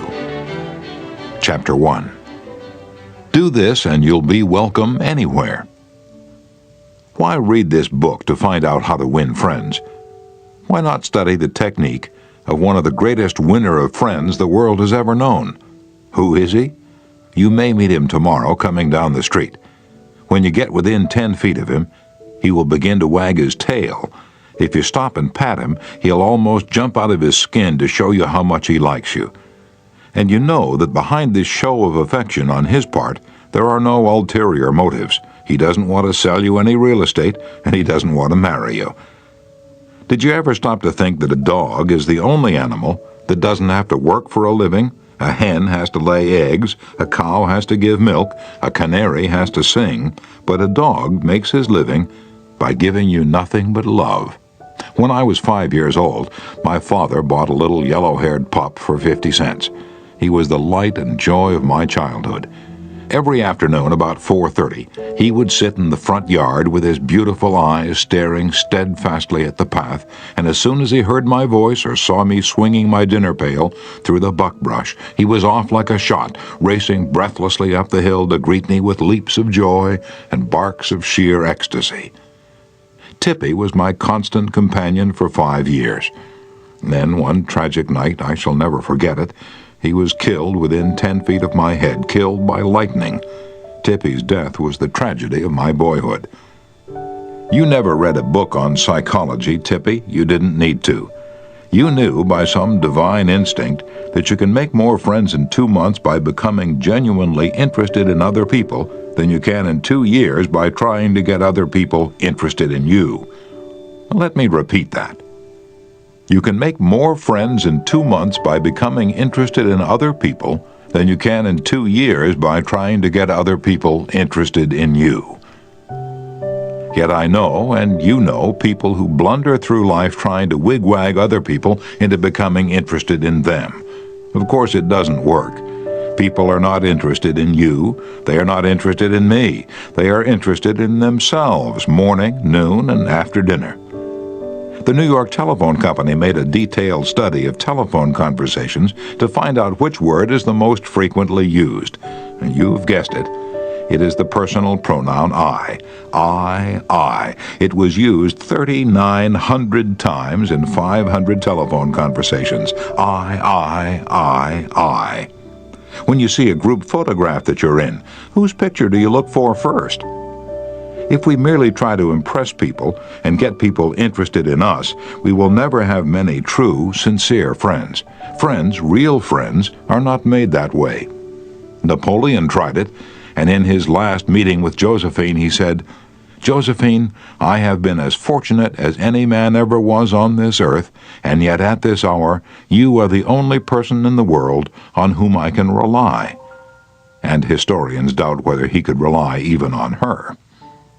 Alfred Adler, the famous Viennese psychologist, wrote a book entitled, "What Life Should Mean to You."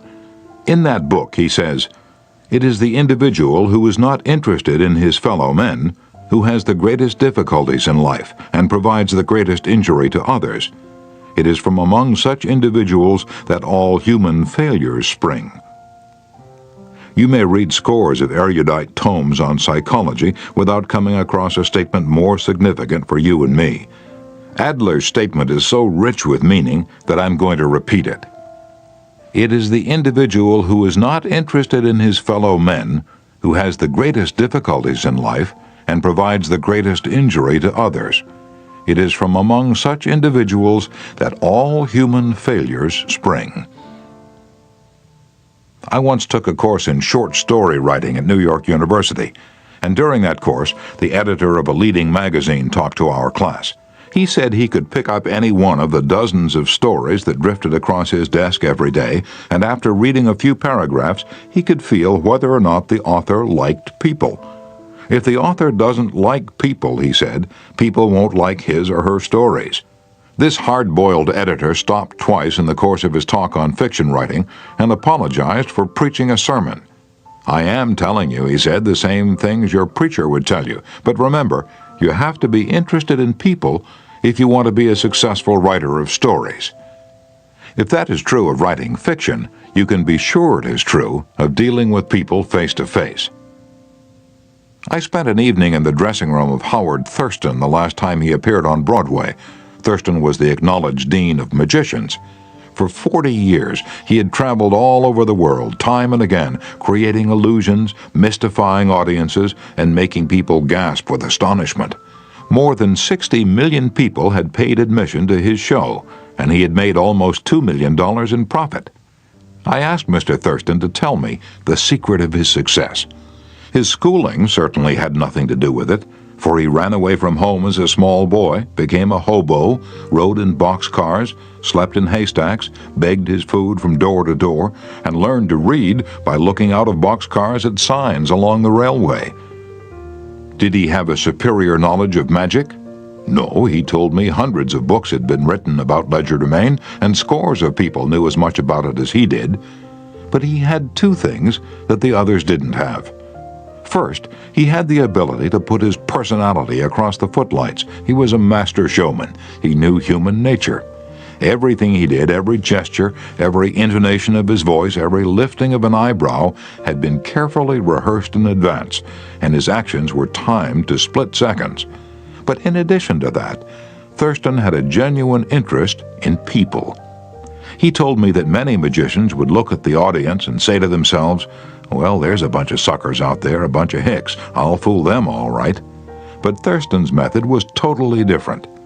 He told me that every time he went on stage, he said to himself, "I'm grateful because these people come to see me. They make it possible for me to make my living in a very agreeable way. I'm going to give them the very best I possibly can."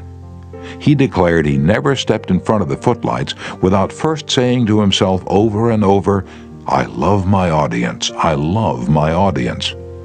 Ridiculous? Absurd? You're privileged to think anything you like. I am merely passing it on to you without comment as a recipe used by one of the most famous magicians of all time. George Dyke of North Warren, Pennsylvania, was forced to retire from his service station business after 30 years when a new highway was constructed over the site of his station. It wasn't long before the idle days of retirement began to bore him, so he started filling in his time trying to play music on his old fiddle. Soon he was traveling the area to listen to music and talk with many of the accomplished fiddlers. In his humble and friendly way, he became generally interested in learning the background and interests of every musician he met.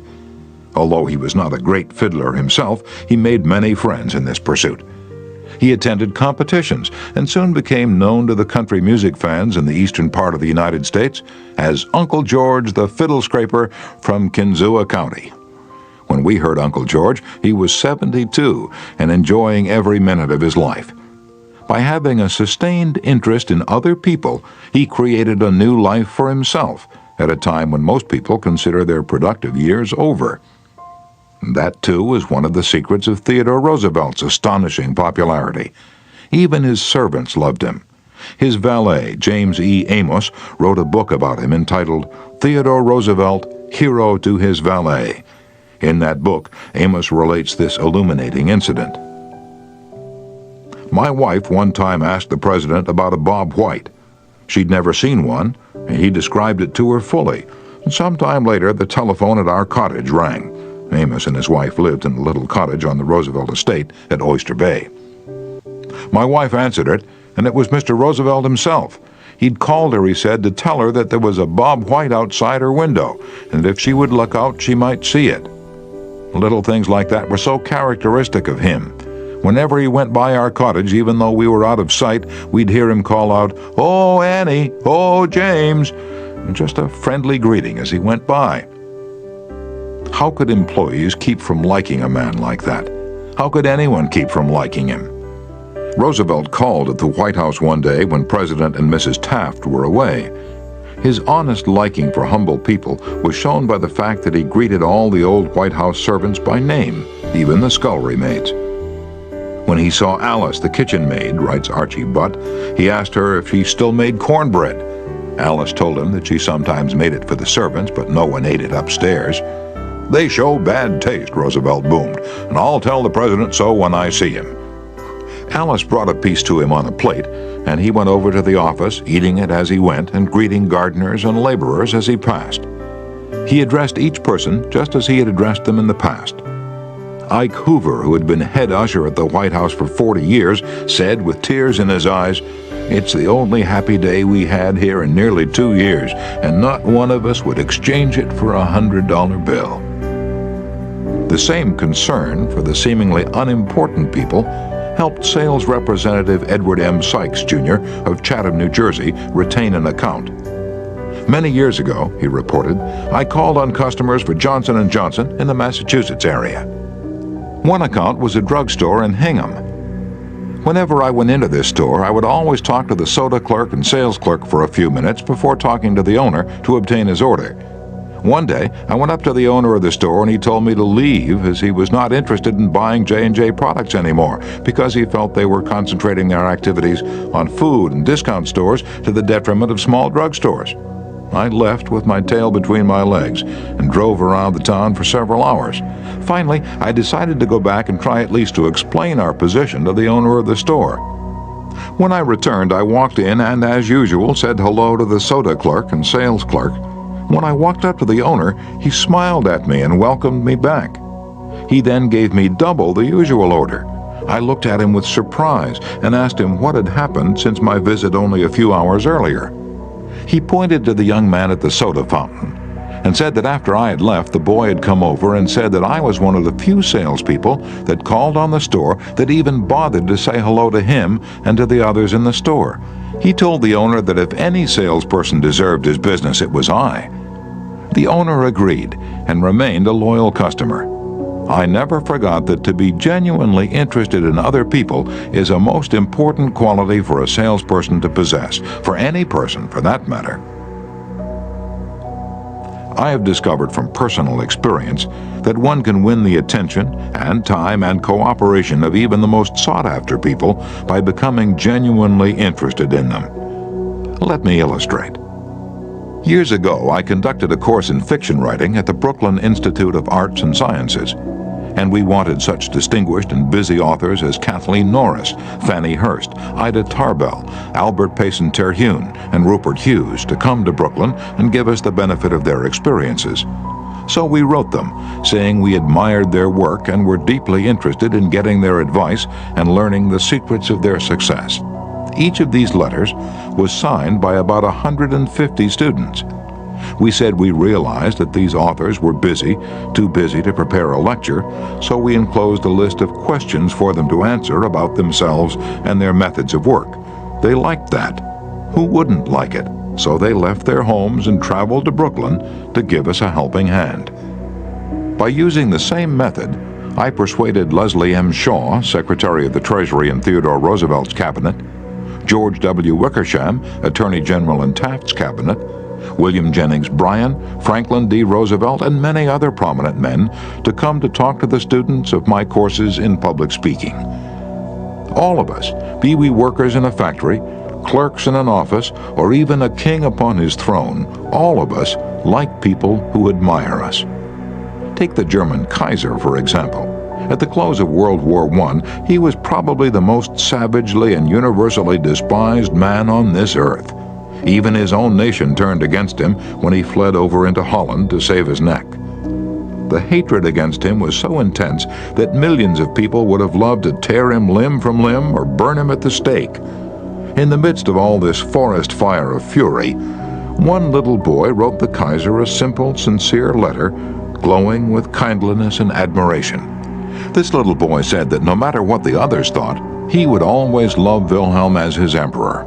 The Kaiser was deeply touched by his letter and invited the little boy to come see him. The boy came, so did his mother, and the Kaiser married her. That little boy didn't need to read a book on how to win friends and influence people. He knew how instinctively. If we want to make friends, let's put ourselves out to do things for other people, things that require time, energy, unselfishness, and thoughtfulness. When the Duke of Windsor was Prince of Wales, he was scheduled to tour South America. And before he started out on that tour, he spent months studying Spanish so that he could make public talks in the language of the country. And the South Americans loved him for it. For years, I made it a point to find out the birthdays of my friends. How? Although I haven't the foggiest bit of faith in astrology, I began by asking the other party whether he believed the date of one's birth had anything to do with character and disposition. I then asked him or her to tell me the month and day of birth. If he or she said November 24th, for example, I kept repeating to myself, November 24th, November 24th. The minute my friend's back was turned, I wrote down the name and birthday, and later would transfer it to a birthday book. At the beginning of each year, I had these birthday dates scheduled in my calendar pad so that they came to my attention automatically. When the natal day arrived, there was my letter or telegram. What a hit it made. I was frequently the only person on earth who remembered. If we want to make friends, let's greet people with animation and enthusiasm. When somebody calls you on the telephone, use the same psychology. Say hello in tones that bespeak how pleased you are to have the other person call. Many companies train their telephone operators to greet all callers in a tone of voice that radiates interest and enthusiasm. The caller feels the company is concerned about them. Let's remember that when we answer the telephone tomorrow. Showing a genuine interest in others not only wins friends for you, but may develop in its customers a loyalty to your company.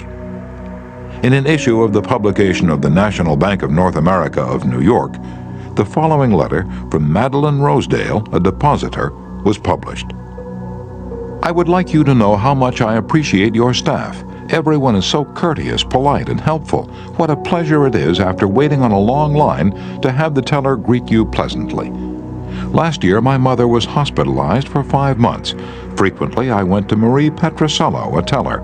She was concerned about my mother and inquired about her progress.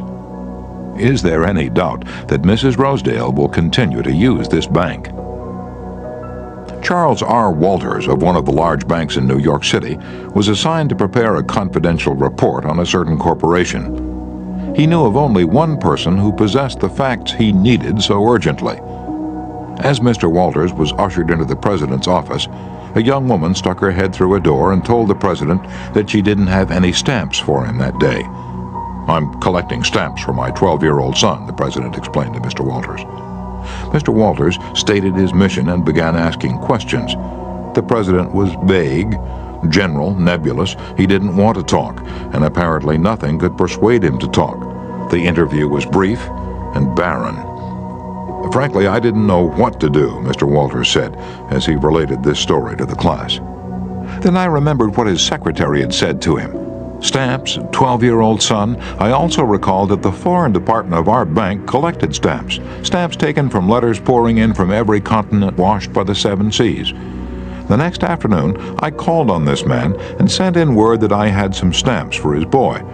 Was I ushered in with enthusiasm? Yes, sir. He couldn't have shaken my hand with more enthusiasm if he'd been running for Congress. He radiated smiles and goodwill. Oh, my George will love this one, he kept saying as he fondled the stamps. Look at this is a treasure. We spent half an hour talking stamps and looking at the picture of his boy, and then he devoted more than an hour of his time to giving me every bit of information I wanted without my even suggesting that he do it. He told me all he knew, and then he called in his subordinates and questioned them. He telephoned some of his associates. He loaded me down with facts, figures, reports, and correspondence. In the parlance of newspaper reporters, I had a scoop. Here's another illustration. C.M. Napoli, Jr. of Philadelphia had tried for years to sell fuel to a large chain store organization. But the chain store company continued to purchase its fuel from an out-of-town dealer and haul it right past the door of Napoli's office. Mr. Napoli made a speech one night before one of my classes, pouring out his hot wrath upon chain stores, branding them as a curse to the nation. And still he wondered why he couldn't sell them. I suggested that he try different tactics. To put it briefly, this is what happened. We staged a debate between members of the course on whether the spread of the chain store is doing the country more harm than good. Napoli, at my suggestion, took the negative side. He agreed to defend the chain stores, and then went straight to an executive of the chain store organization that he despised and said, "I am not here to try to sell fuel. I've come to ask you to do me a favor." He then told about his debate and said, "I've come to you for help because I can't think of anyone else who would be more capable of giving me the facts I want. I'm anxious to win this debate, and I'll deeply appreciate whatever help you can give me." And here's the rest of the story in Mr. Napoli's own words. "I asked this man for precisely 1 minute of his time. It was with that understanding that he consented to see me. After I'd stated my case, he motioned me to the chair and talked to me for exactly 1 hour and 47 minutes. He called in another executive who'd written a book on chain stores. He wrote to the National Chain Store Association and secured for me a copy of a debate on the subject. He feels that the chain store is rendering a real service to humanity. He's proud of what he's doing for hundreds of communities. His eyes fairly glowed as he talked, and I must confess that he opened my eyes to things I'd never even dreamed of. He changed my whole mental attitude. As I was leaving, he walked with me to the door, put his arm around my shoulder, wished me well in my debate, and asked me to stop in and see him again and let him know how I made out. The last words he said to me were, 'Please see me again later in the spring. I should like to place an order with you for fuel.' To me, that was almost a miracle. Here he was offering to buy fuel without my even suggesting it. I had made more headway in 2 hours by becoming genuinely interested in him and his problems than I could have made in 10 years trying to get him interested in me and my product." You didn't discover a new truth, Mr. Napoli. For a long time ago, 100 years before Christ was born, a famous old Roman poet, Publilius Cyrus, remarked, "We are interested in others when they are interested in us." A show of interest, as with every other principle of human relations, must be sincere. It must pay off not only for the person showing the interest, but for the person receiving the attention. It is a two-way street. Both parties benefit. Martin Ginsburg, who took our course in Long Island, New York, reported how the special interest a nurse took in him profoundly affected his life.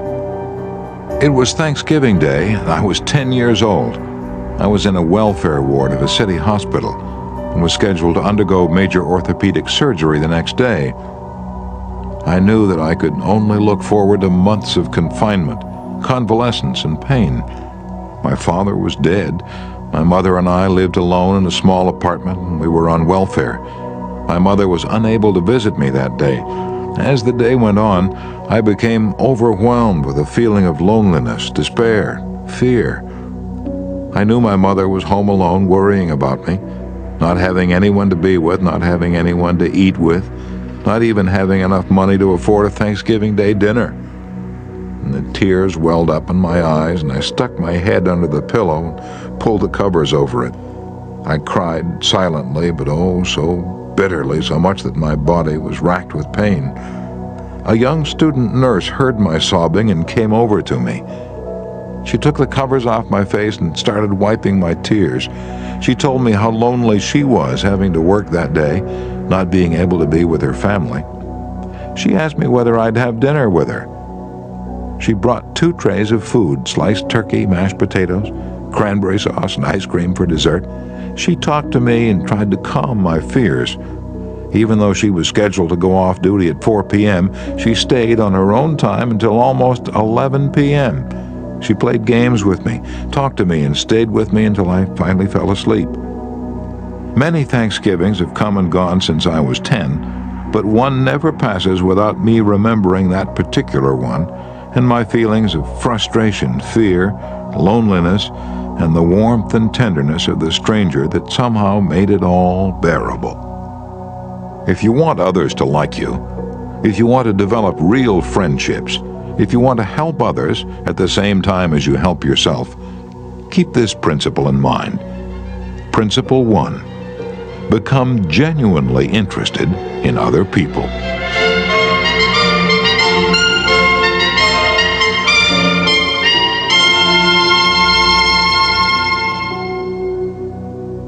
Chapter 2. A simple way to make a good first impression.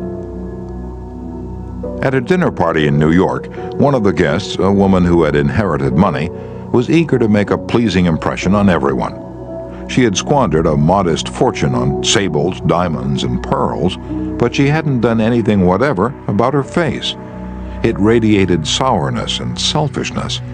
She didn't realize what everyone knows, namely that the expression one wears on one's face is far more important than the clothes one wears on one's back. Charles Schwab told me his smile had been worth $1 million, and he was probably understating the truth.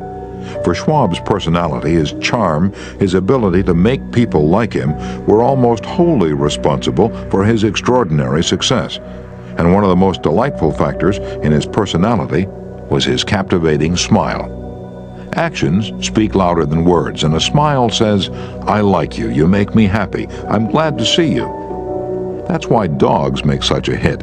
They're so glad to see us that they almost jump out of their skins, so naturally we're glad to see them.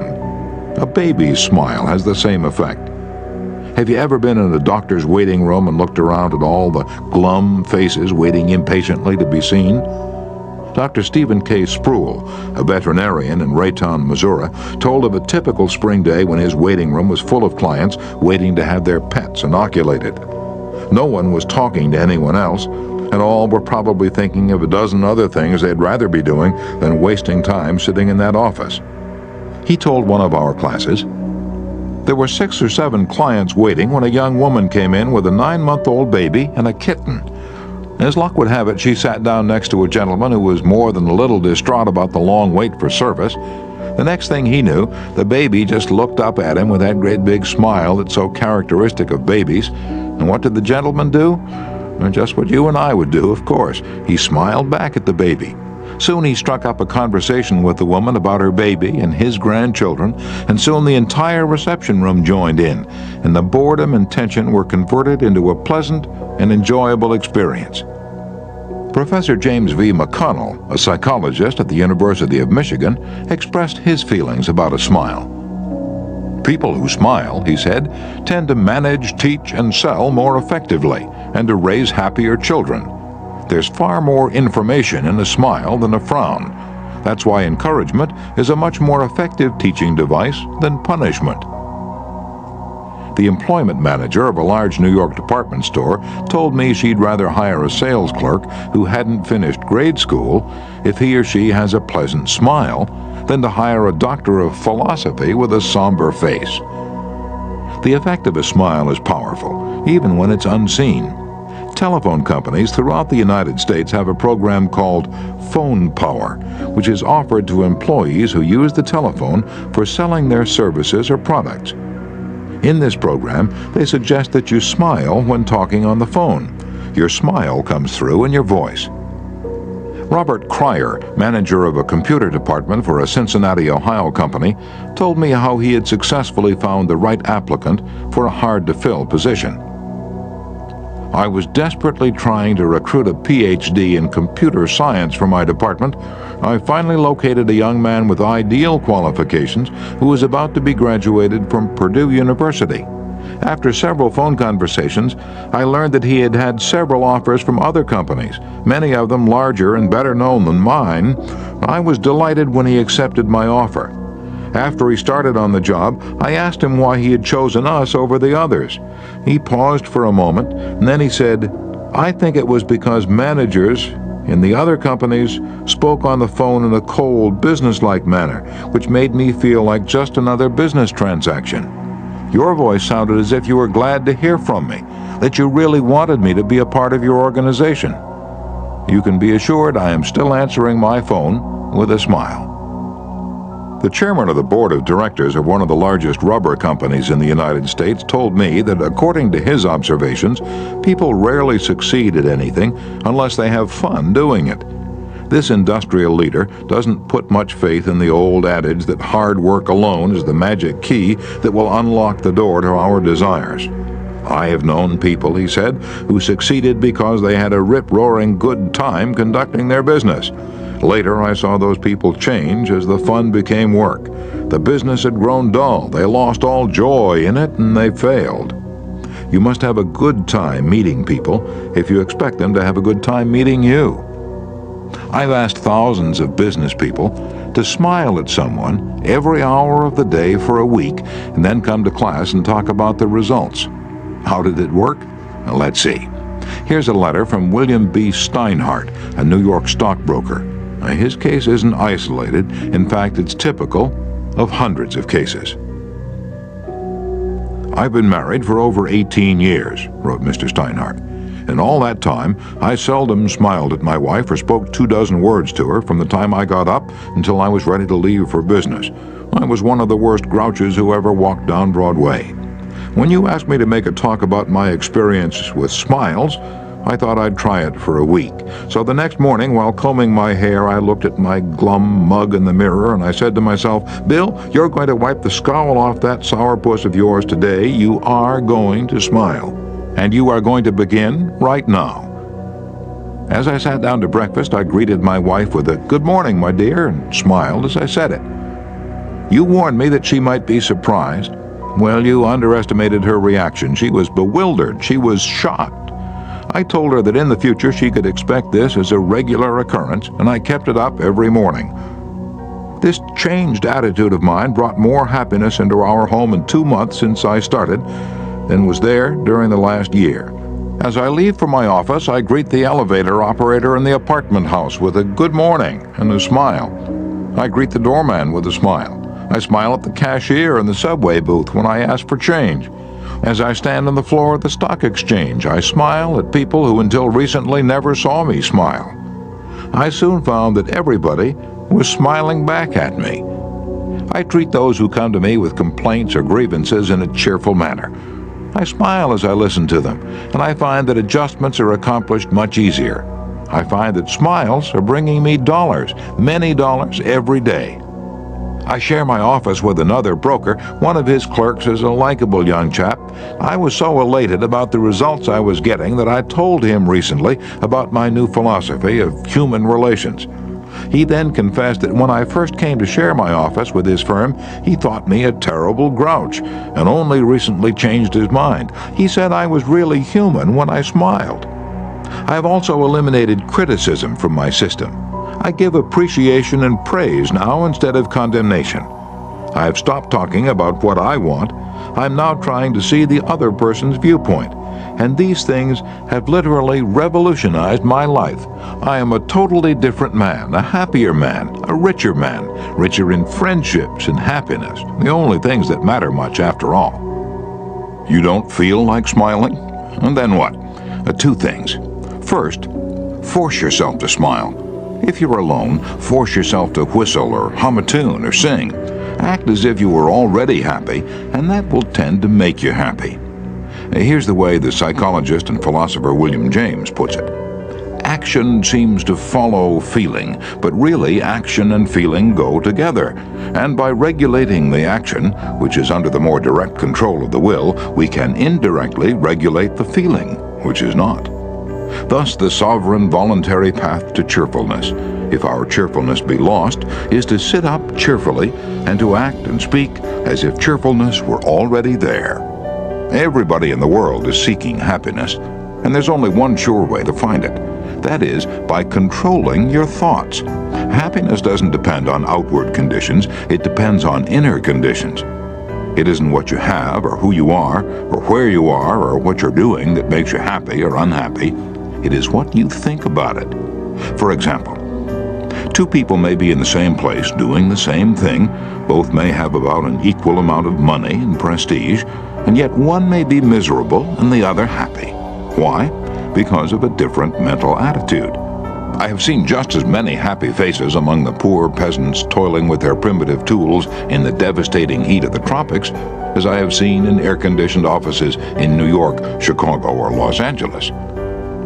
There is nothing either good or bad, said Shakespeare, but thinking makes it so.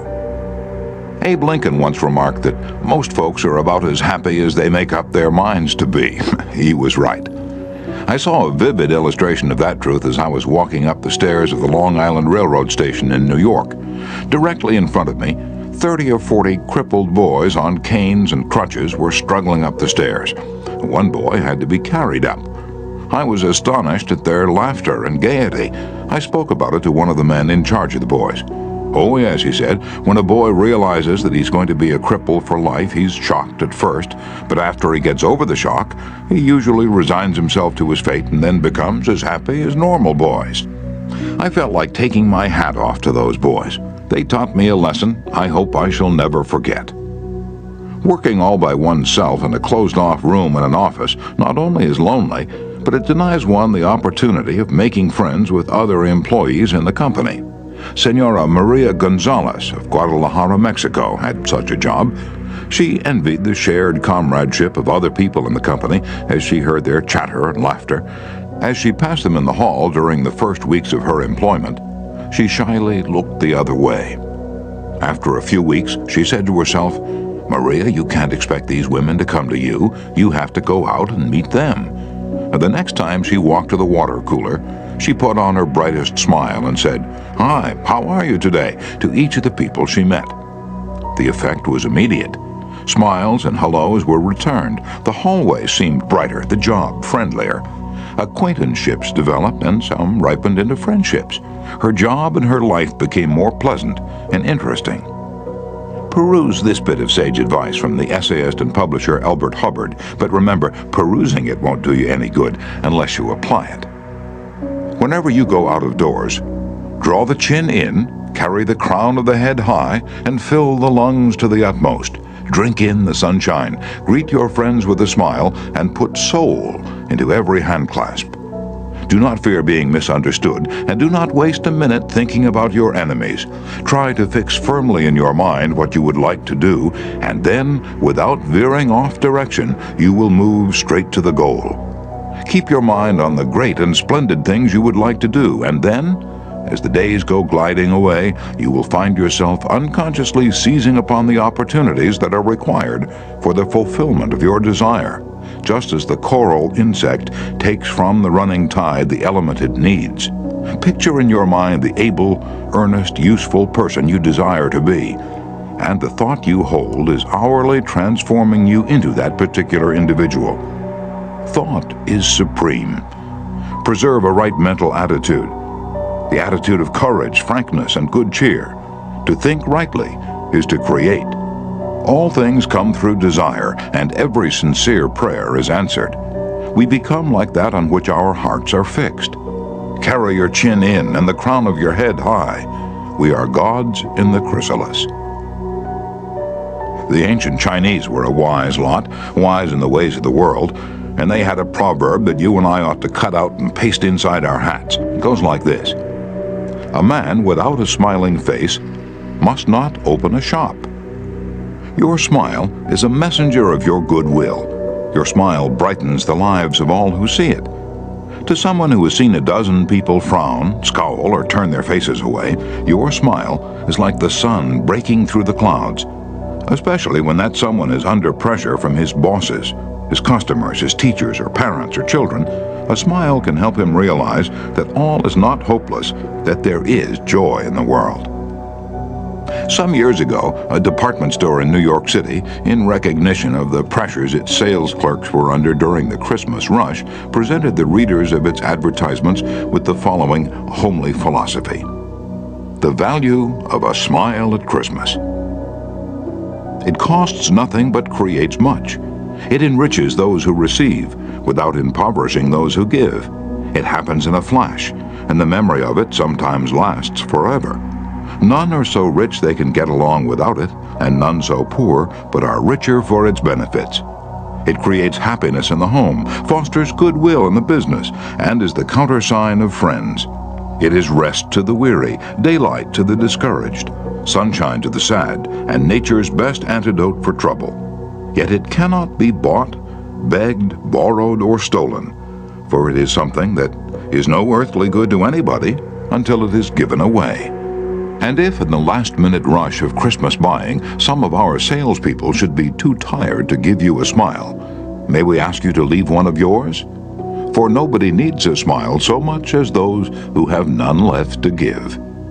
Principle 2. Smile. Chapter 3. If you don't do this, you are headed for trouble. Back in 1898, a tragic thing happened in Rockland County, New York. A child had died, and on this particular day the neighbors were preparing to go to the funeral. Jim Farley went out to the barn to hitch up his horse. The ground was covered with snow, the air was cold and stampy, the horse hadn't been exercised for days, and as he was led out to the watering trough, he wheeled playfully, kicked both his heels high in the air, and killed Jim Farley. So the little village of Stony Point had 2 funerals that week instead of 1. Jim Farley left behind him a widow and 3 boys, and a few $100s in insurance. His oldest boy, Jim, was 10, and he went to work in a brickyard, wheeling sand and pouring it in the molds and turning the bricks on edge to be dried by the sun. This boy, Jim, never had a chance to get much education, but with his natural geniality, he had a flair for making people like him, so he went into politics, and as the years went by, he developed an uncanny ability for remembering people's names. He never saw the inside of a high school, but before he was 46 years of age, 4 colleges had honored him with degrees, and he'd become chairman of the Democratic National Committee and Postmaster General of the United States. I once interviewed Jim Farley and asked him the secret of his success. He said, "Hard work," and I said, "Don't be funny." He then asked me what I thought was the reason for his success. I replied, "I understand you can call 10,000 people by their first names." "No, you're wrong," he said. "I can call 50,000 people by their first names." Now, make no mistake about it, that ability helped Mr. Farley put Franklin D. Roosevelt in the White House when he managed Roosevelt's campaign in 1932. During the years that Jim Farley traveled as a salesman for a gypsum concern, and during the years that he held office as town clerk in Stony Point, he built up a system for remembering names. In the beginning, it was a very simple one. Whenever he met a new acquaintance, he found out his or her complete name and some facts about his or her family, business, and political opinions. He fixed all these facts well in mind as part of the picture, and then the next time he met that person, even if it was a year later, he was able to shake hands, inquire after the family, and ask about the hollyhocks in the backyard. No wonder he developed a following. For months before Roosevelt's campaign for president began, Jim Farley wrote hundreds of letters a day to people all over the western and northwestern states. Then he hopped onto a train and in 19 days covered 20 states and 12,000 miles, traveling by buggy, train, automobile, and boat. He would drop into town, meet his people at lunch or breakfast, tea or dinner, and give them a heart-to-heart talk. Then he'd dash off again on another leg of his journey. As soon as he arrived back east, he wrote to one person in each town he had visited, asking for a list of all the guests to whom he had talked. The final list contained thousands and thousands of names, yet each person on that list was paid the subtle flattery of getting a personal letter from James Farley. These letters began, "Dear Bill," or "Dear Jane," and they were always signed Jim. Jim Farley discovered early in life that the average person is more interested in his or her own name than in all the other names on earth put together. Remember that name and call it easily, and you have paid a subtle and very effective compliment. But forget it or misspell it, and you've placed yourself at a sharp disadvantage. For example, I once organized a public speaking course in Paris and sent form letters to all the American residents in the city. French typists with apparently little knowledge of English filled in the names, and naturally they made blunders. One man, the manager of a large American bank in Paris, wrote me a scathing rebuke because his name had been misspelled. Sometimes it's difficult to remember a name, particularly if it's hard to pronounce. Rather than even try to learn it, many people ignore it or call the person by an easy nickname. Sid Levy once called on a customer for some time whose name was Nicodemus Papadoulas. Most people just called him Nick. Levy told us, "I made a special effort to say his name over several times to myself before I made a call.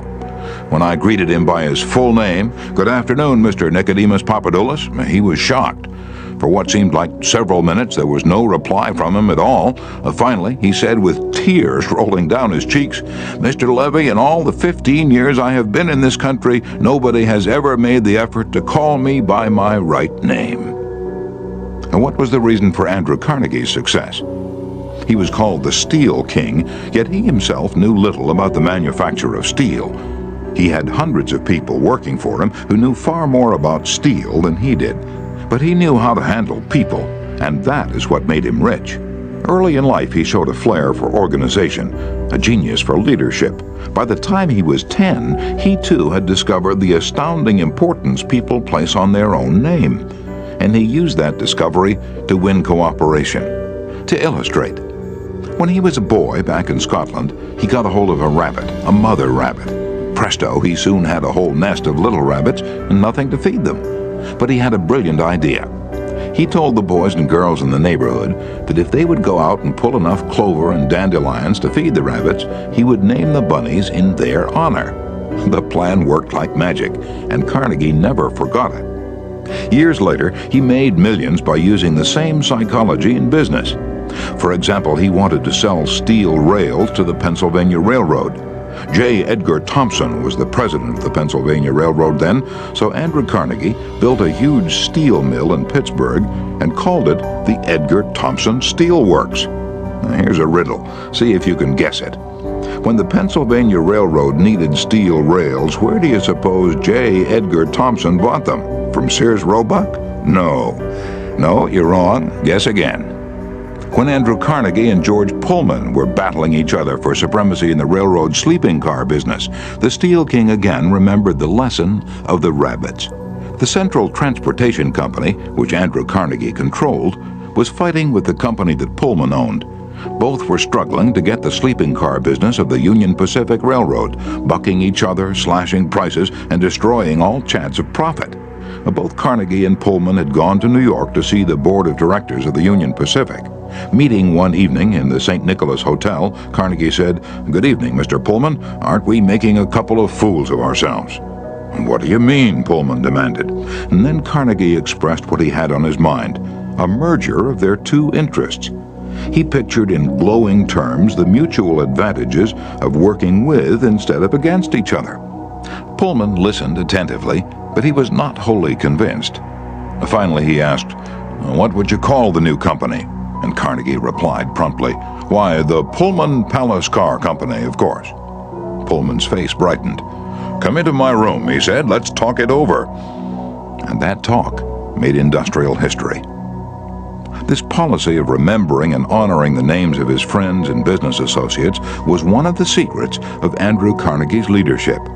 He was proud of the fact that he could call many of his factory workers by their first names, and he boasted that while he was personally in charge, no strike ever disturbed his flaming steel mills. Benton Love, chairman of Texas Commerce Bank Shares, believes that the bigger a corporation gets, the colder it becomes. "One way to warm it up," he said, "is to remember people's names. The executive who tells me he can't remember names is at the same time telling me he can't remember a significant part of his business and is operating on quicksand." Karen Kirsch of Rancho Palos Verdes, California, a flight attendant for TWA, made it a practice to learn the names of as many passengers in her cabin as possible and use the name when serving them. This resulted in many compliments in her service, expressed both to her directly and to the airline. One passenger wrote, I haven't flown TWA for some time, but I'm going to start flying nothing but TWA from now on. You make me feel that your airline has become a very personalized airline, and that's important to me.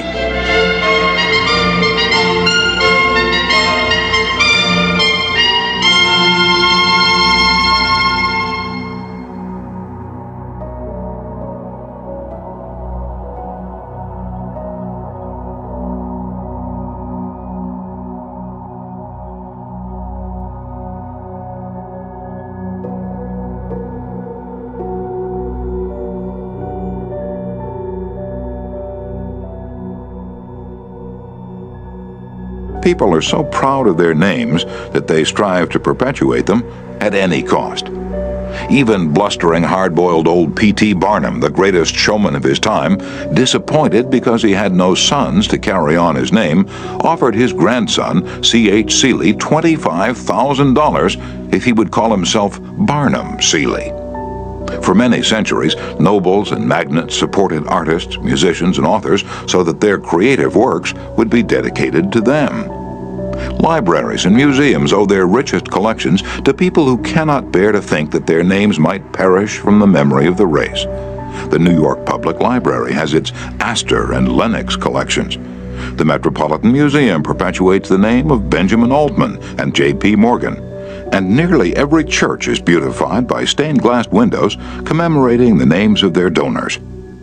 Many of the buildings on the campuses of most universities bear the names of donors who contributed large sums of money for this honor. Most people don't remember names for the simple reason that they don't take the time and energy necessary to concentrate and repeat and fix names indelibly in their minds. They make excuses for themselves. They're too busy. But they were probably no busier than Franklin D. Roosevelt, and he took time to remember and recall even the names of mechanics with whom he came into contact. To illustrate, the Chrysler organization built a special car for Mr. Roosevelt, who could not use a standard car because his legs were paralyzed. W.F. Chamberlain and a mechanic delivered it to the White House. I have in front of me a letter from Mr. Chamberlain relating his experiences. I taught President Roosevelt how to handle a car with a lot of unusual gadgets, but he taught me a lot about the fine art of handling people. When I called at the White House, Mr. Chamberlain writes, the president was extremely pleasant and cheerful. He called me by name, made me feel very comfortable, and particularly impressed me with the fact that he was vitally interested in the things I had to show him and tell him. The car was so designed that it could be operated entirely by hand. A crowd gathered round to look at the car, and he remarked, I think it's marvelous. All you have to do is touch a button and it moves away, and you can drive it without effort. I think it's grand. I don't know what makes it go. I'd love to have the time to tear it down and see how it works. When Mr. Roosevelt's friends and associates admired the machine, he said in their presence, Mr. Chamberlain, I certainly appreciate all the time and effort you've spent in developing this car. It's a mighty fine job. He admired the radiator, the special rear vision mirror and clock, the special spotlight, the kind of upholstery, the sitting position of the driver's seat, the special suitcases in the trunk with his monogram on each suitcase. In other words, he took notice of every detail to which he knew I had given considerable thought. He made a point of bringing these various pieces of equipment to the attention of Mrs. Roosevelt, Miss Perkins, the Secretary of Labor, and his secretary. He even brought the old White House porter into the picture by saying, George, you want to take particularly good care of these suitcases. When the driving lesson was finished, the president turned to me and he said, Well, Mr. Chamberlain, I've been keeping the Federal Reserve Board waiting 30 minutes. I guess I had better get back to work. Now, I took a mechanic with me to the White House. He was introduced to Roosevelt when he first arrived. He didn't talk to the president, and Roosevelt heard his name only once. He was a shy chap and he kept in the background, but before leaving us, the president looked for the mechanic, shook his hand, called him by name, and thanked him for coming to Washington. And there was nothing perfunctory about his thanks. He meant what he said. I could feel that. A few days after returning to New York, I got an autographed photograph of President Roosevelt and a little note of thanks, again expressing his appreciation for my assistance. How he found time to do it is a mystery to me. Franklin D. Roosevelt knew that one of the simplest, most obvious, and most important ways of gaining goodwill was by remembering names and making people feel important. Yet how many of us do it? Half the time we are introduced to a stranger, we chat for a few minutes and can't even remember his or her name by the time we say goodbye. One of the first lessons a politician learns is this: to recall a voter's name is statesmanship, to forget it is oblivion.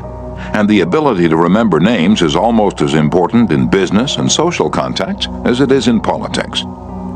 Napoleon III, Emperor of France and nephew of the great Napoleon, boasted that in spite of all his royal duties, he could remember the name of every person he met. His technique? Simple. If he didn't hear the name distinctly, he said, "So sorry, I didn't get the name clearly." And then if it was an unusual name, he would say, "How is it spelled?" During the conversation, he took the trouble to repeat the name several times and tried to associate it in his mind with the person's features, expression, and general appearance. If the person was someone of importance, Napoleon went to even further pains. As soon as His Royal Highness was alone, he wrote the name down on a piece of paper, looked at it, concentrated on it, fixed it securely in his mind, and then he tore up the paper. In this way, he gained an eye impression of the name as well as an ear impression. All this takes time, but good manners, said Emerson, are made up of petty sacrifices. The importance of remembering and using names is not just the prerogative of kings and corporate executives. It works for all of us. Ken Nottingham, an employee of General Motors in Indiana, usually had lunch at the company cafeteria. He noticed that the woman who worked behind the counter always had a scowl on her face. She had been making sandwiches for about 2 hours, and I was just another sandwich to her. I told her what I wanted. She weighed out the ham on a little scale, and then she gave me 1 leaf of lettuce, a few potato chips, and handed them to me. The next day I went through the same line, same woman, same scowl. The only difference was I noticed her name tag. I smiled. I said, "Hello, Eunice." Then I told her what I wanted. Well, she forgot the scale, piled on the ham, gave me 3 leaves of lettuce, and heaped on the potato chips until they fell off the plate. We should be aware of the magic contained in a name and realize this single item is wholly and completely owned by the person with whom we are dealing, and nobody else. The name sets the individual apart. It makes him or her unique among all others.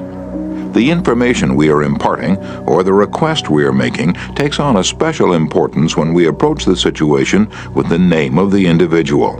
From the waitress to the senior executive, the name will work magic as we deal with others. Principle 3. Remember that a person's name is to that person the sweetest and most important sound in any language. Chapter 4. An easy way to become a good conversationalist. Some time ago, I attended a bridge party. I don't play bridge, and there was a woman there who didn't play bridge either, and she had discovered that I had once been Lowell Thomas's manager before he went on the radio, and that I'd traveled in Europe a great deal while helping him prepare the illustrated travel talks he was then delivering.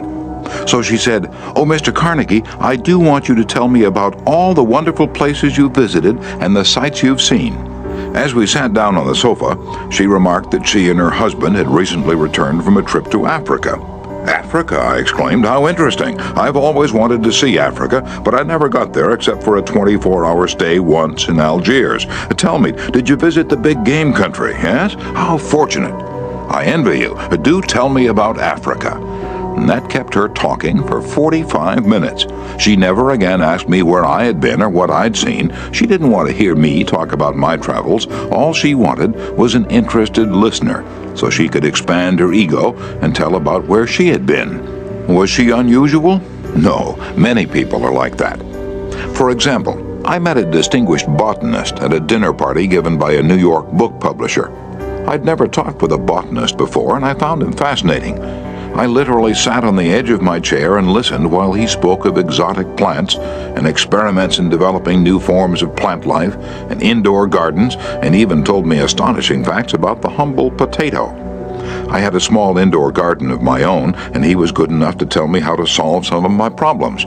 As I said, we were at a dinner party. There must have been a dozen other guests, but I violated all of the canons of courtesy, ignored everyone else, and talked for hours to the botanist.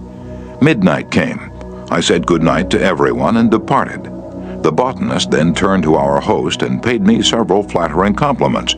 I was most stimulating, I was this and I was that, and he ended by saying I was a most interesting conversationalist. An interesting conversationalist? Why, I had said hardly anything at all. I couldn't have said anything if I'd wanted to without changing the subject, for I didn't know any more about botany than I knew about the anatomy of a penguin. But I had done this. I had listened intently. I had listened because I was genuinely interested, and he felt it. Naturally, that pleased him. That kind of listening is one of the highest compliments we can pay anyone. Few human beings, wrote Jack Woodford in Strangers in Love, few human beings are proof against the implied flattery of rapt attention.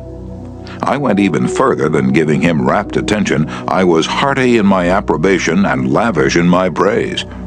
I told him that I had been immensely entertained and instructed, and I had.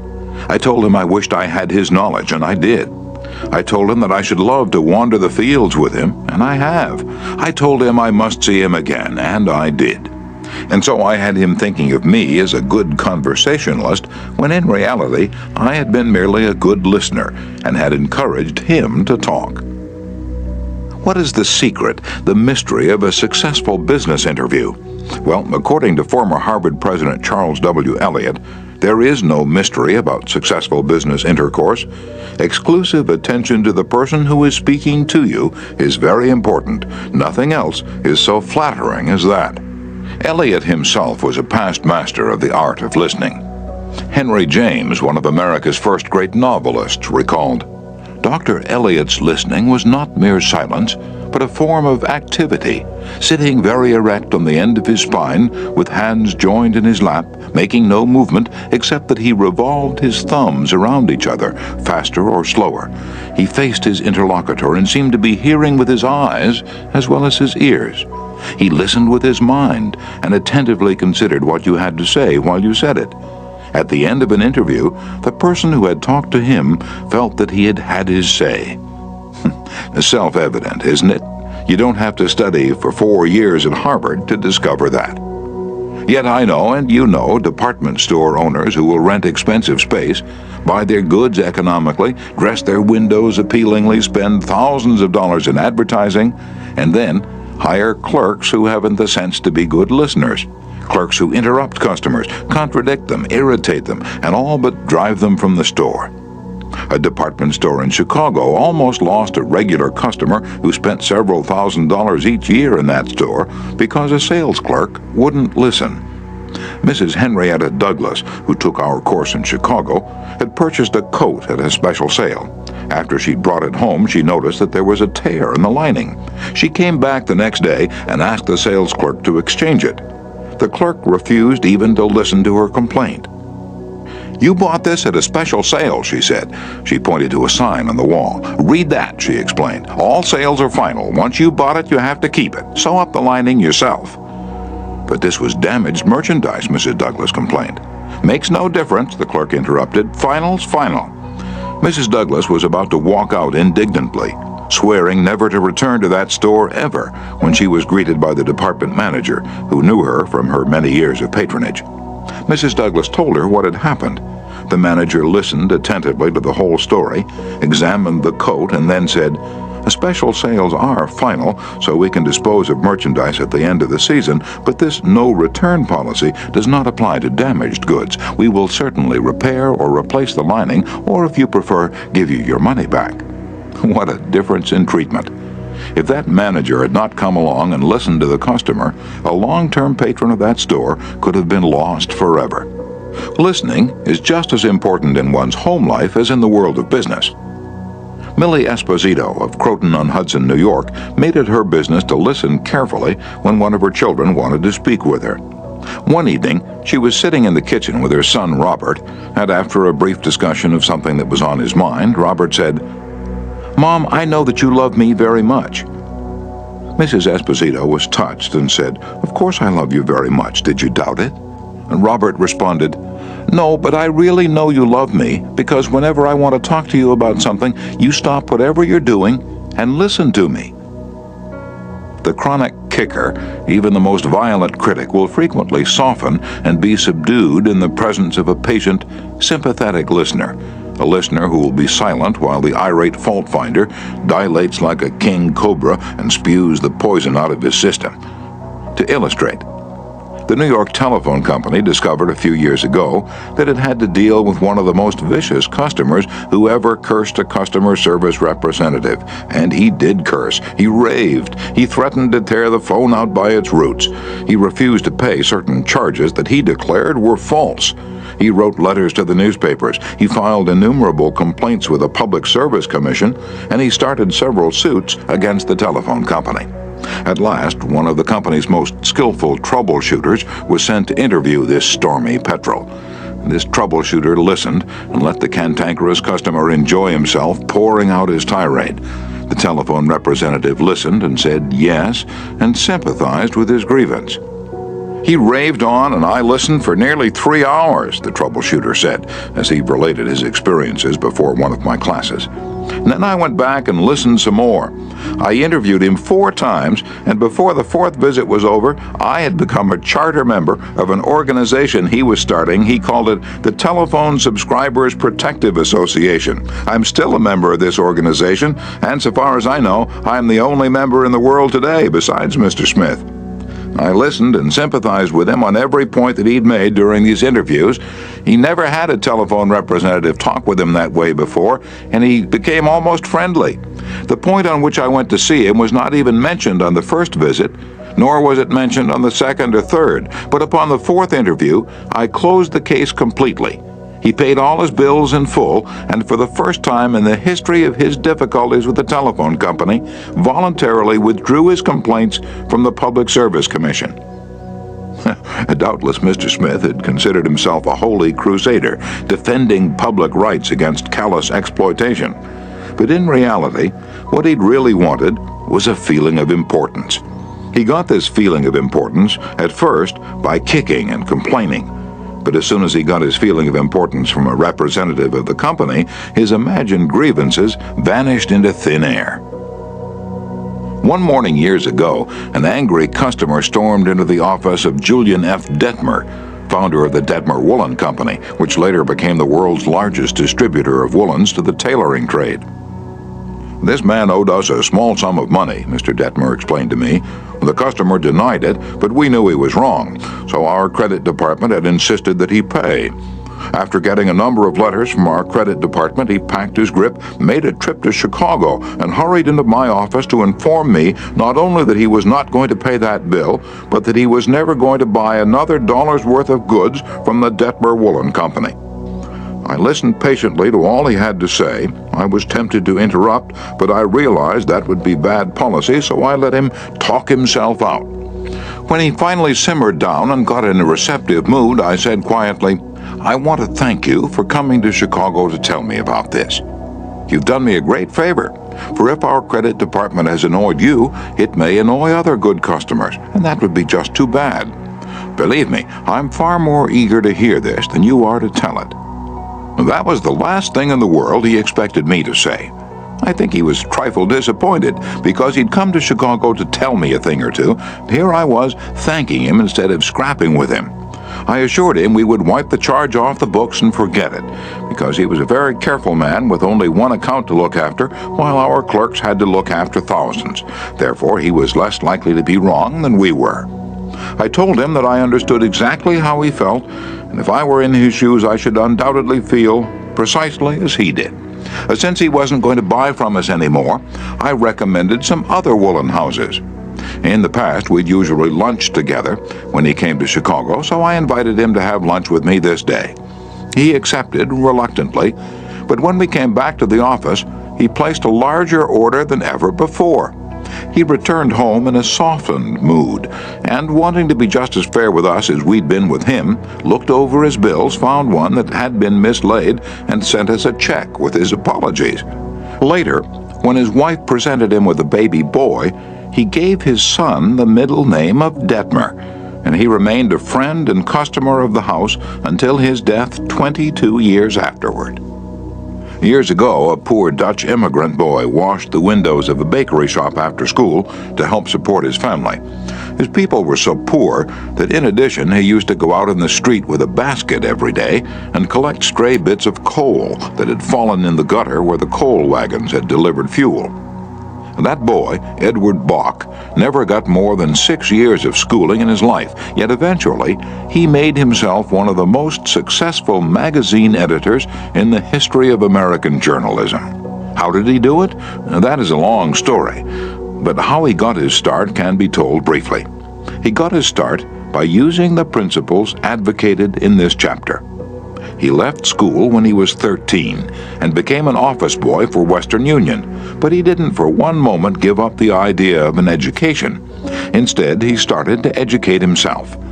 He saved his car fares and went without lunch until he had enough money to buy an encyclopedia of American biography. And then he did an unheard of thing. He read the lives of famous people and wrote them, asking for additional information about their childhoods. He was a good listener. He asked famous people to tell him more about themselves. He wrote General James A. Garfield, who was then running for president, and asked if it was true that he was once a tow boy on a canal, and Garfield replied. He wrote General Grant asking about a certain battle, and Grant drew a map for him and invited this 14-year-old boy to dinner and spent the evening talking to him. Soon our Western Union messenger boy was corresponding with many of the most famous people in the nation: Ralph Waldo Emerson, Oliver Wendell Holmes, Longfellow, Mrs. Abraham Lincoln, Louisa May Alcott, General Sherman, and Jefferson Davis. Not only did he correspond with these distinguished people, but as soon as he got a vacation, he visited many of them as a welcome guest in their homes. This experience imbued him with a confidence that was invaluable. These men and women fired him with a vision and ambition that shaped his life. And all this, let me repeat, was made possible solely by the application of the principles we're discussing here. Isaac F. Marcusson, a journalist who interviewed hundreds of celebrities, declared that many people fail to make a favorable impression because they don't listen attentively. They have been so much concerned with what they are going to say next, they do not keep their ears open.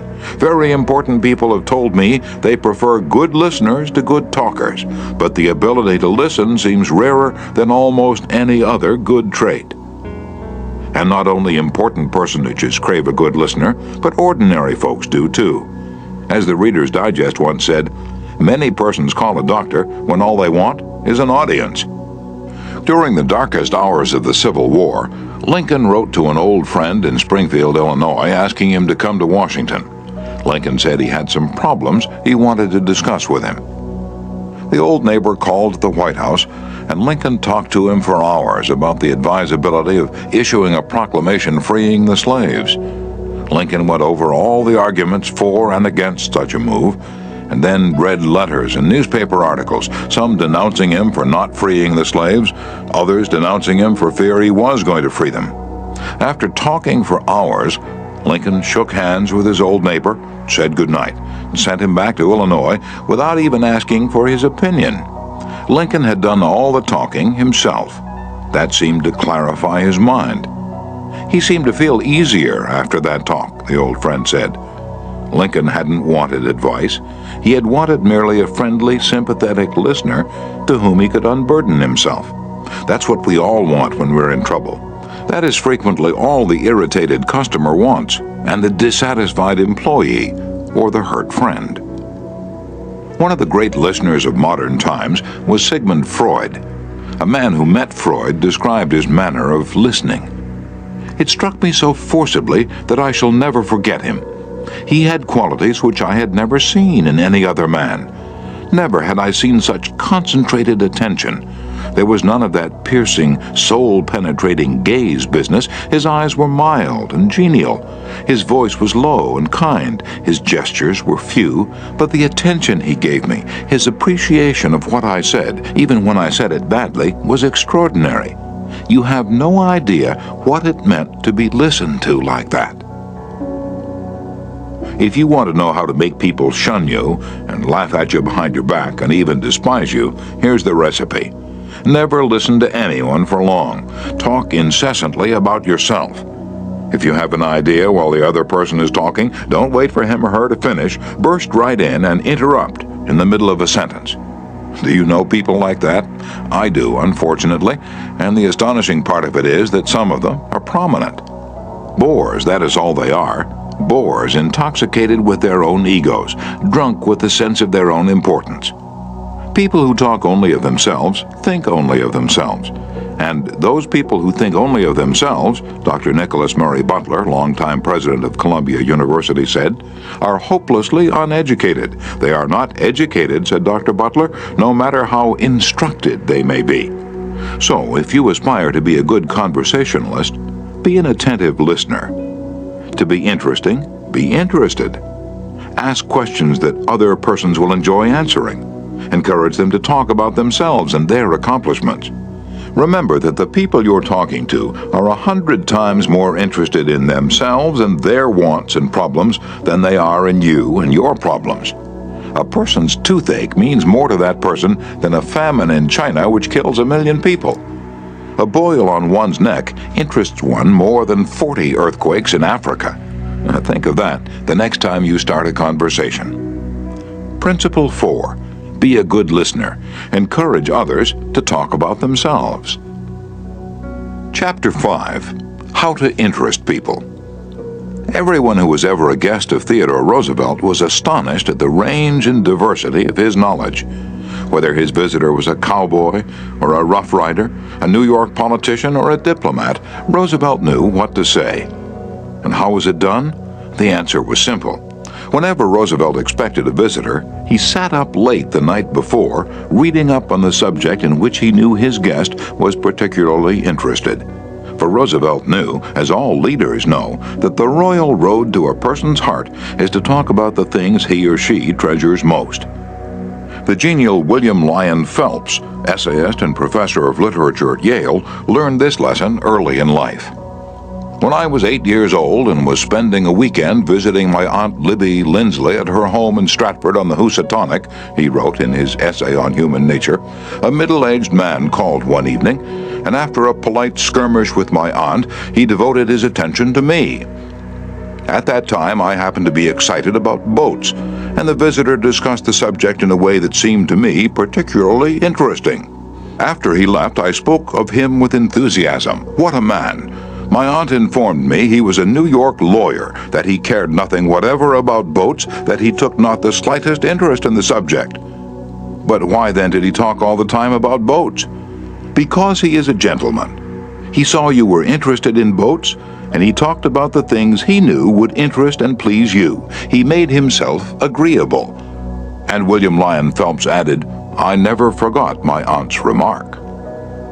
As I write this chapter, I have before me a letter from Edward L. Chalif, who was active in Boy Scout work. One day I found I needed a favor, writes Mr. Chalif. A big Scout jamboree was coming off in Europe, and I wanted the president of one of the largest corporations in America to pay the expenses of one of my boys for the trip. Fortunately, just before I went down to see this man, I heard that he had drawn a check for $1 million, and that after it was canceled, he had it framed. So the first thing I did when I entered his office was to ask to see the check. A check for $1 million. I told him I never knew that anybody had ever written such a check, and that I wanted to tell my boys I'd actually seen a check for $1 million. He gladly showed it to me. I admired it and asked him to tell me all about how it happened to be drawn. You notice, don't you, that Mr. Chalif didn't begin by talking about the Boy Scouts, or the jamboree in Europe, or what it was he wanted. He talked in terms of what interested the other man. And here's the result. Presently, the man I was interviewing said, "Oh, by the way, what was it you wanted to see me about?" So I told him.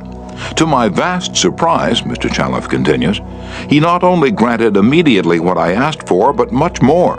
I'd asked him to send only one boy to Europe, but he sent 5 boys and myself, gave me a letter of credit for $1,000, and told us to stay in Europe for 7 weeks.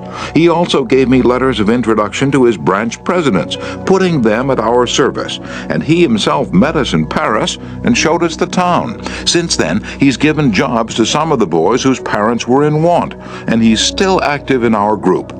Yet I know if I hadn't found out what he was interested in and got him warmed up first, I wouldn't have found him 1/10 as easy to approach.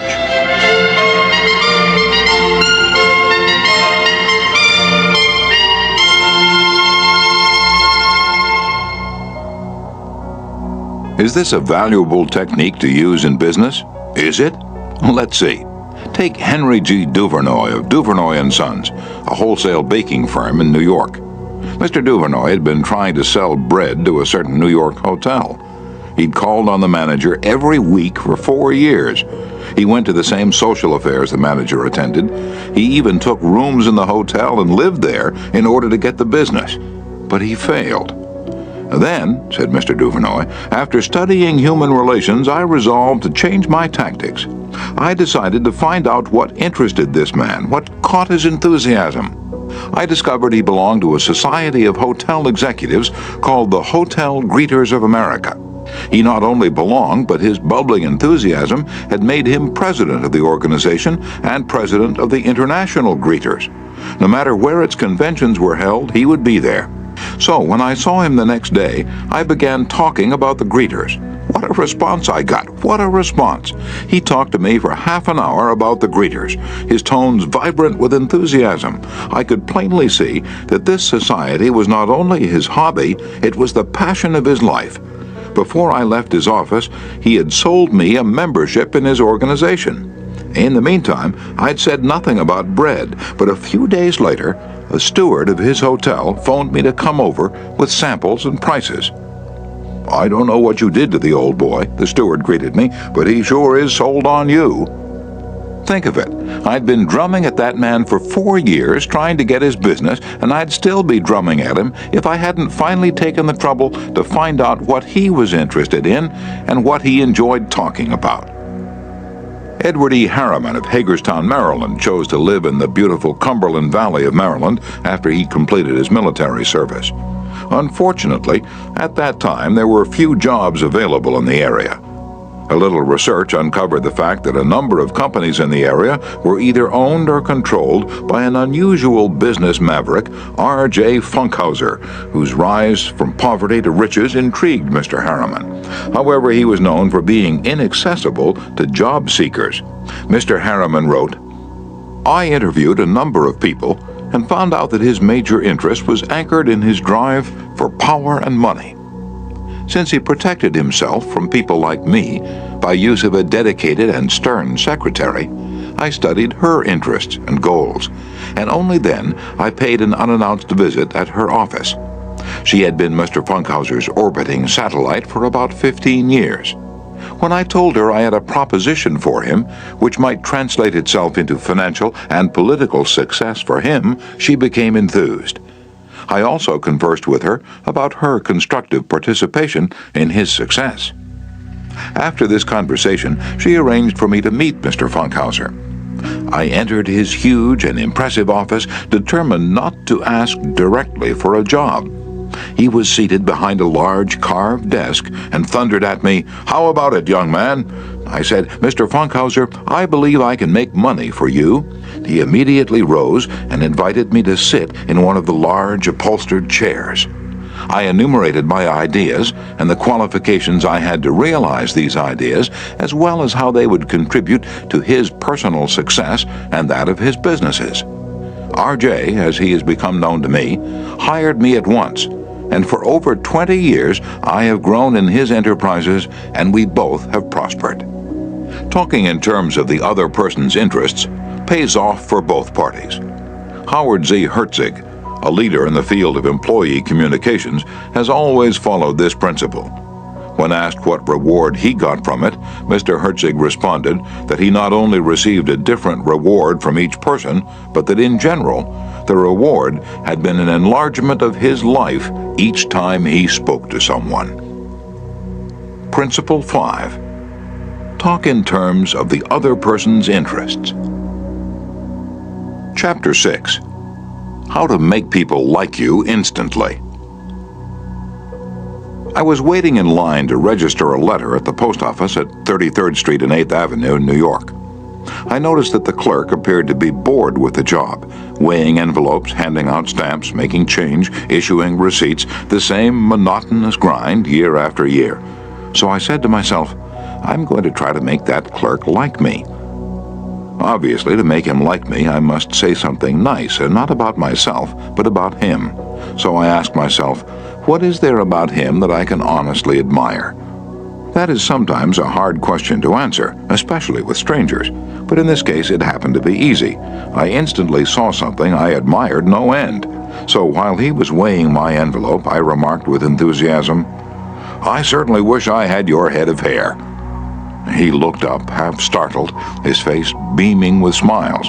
Well, it isn't as good as it used to be, he said modestly. I assured him that although it might have lost some of its pristine glory, nevertheless it was still magnificent. He was immensely pleased. We carried on a pleasant little conversation, and the last thing he said to me was, many people have admired my hair. I'll bet that person went out to lunch that day walking on air. I'll bet he went home that night and told his wife about it. I'll bet he looked in the mirror and said, it is a beautiful head of hair. I told this story once in public, and a man asked me afterward, what did you want to get out of him? What was I trying to get out of him? What was I trying to get out of him? If we are so contemptibly selfish that we can't radiate a little happiness and pass on a bit of honest appreciation without trying to get something out of the other person in return, if our souls are no bigger than sour crab apples, we shall meet with the failure we so richly deserve. Oh yes, I did want something out of that chap. I wanted something priceless, and I got it. I got the feeling that I had done something for him without his being able to do anything whatever in return for me. That's a feeling that flows and sings in your memory long after the incident is past. There's one all-important law of human conduct.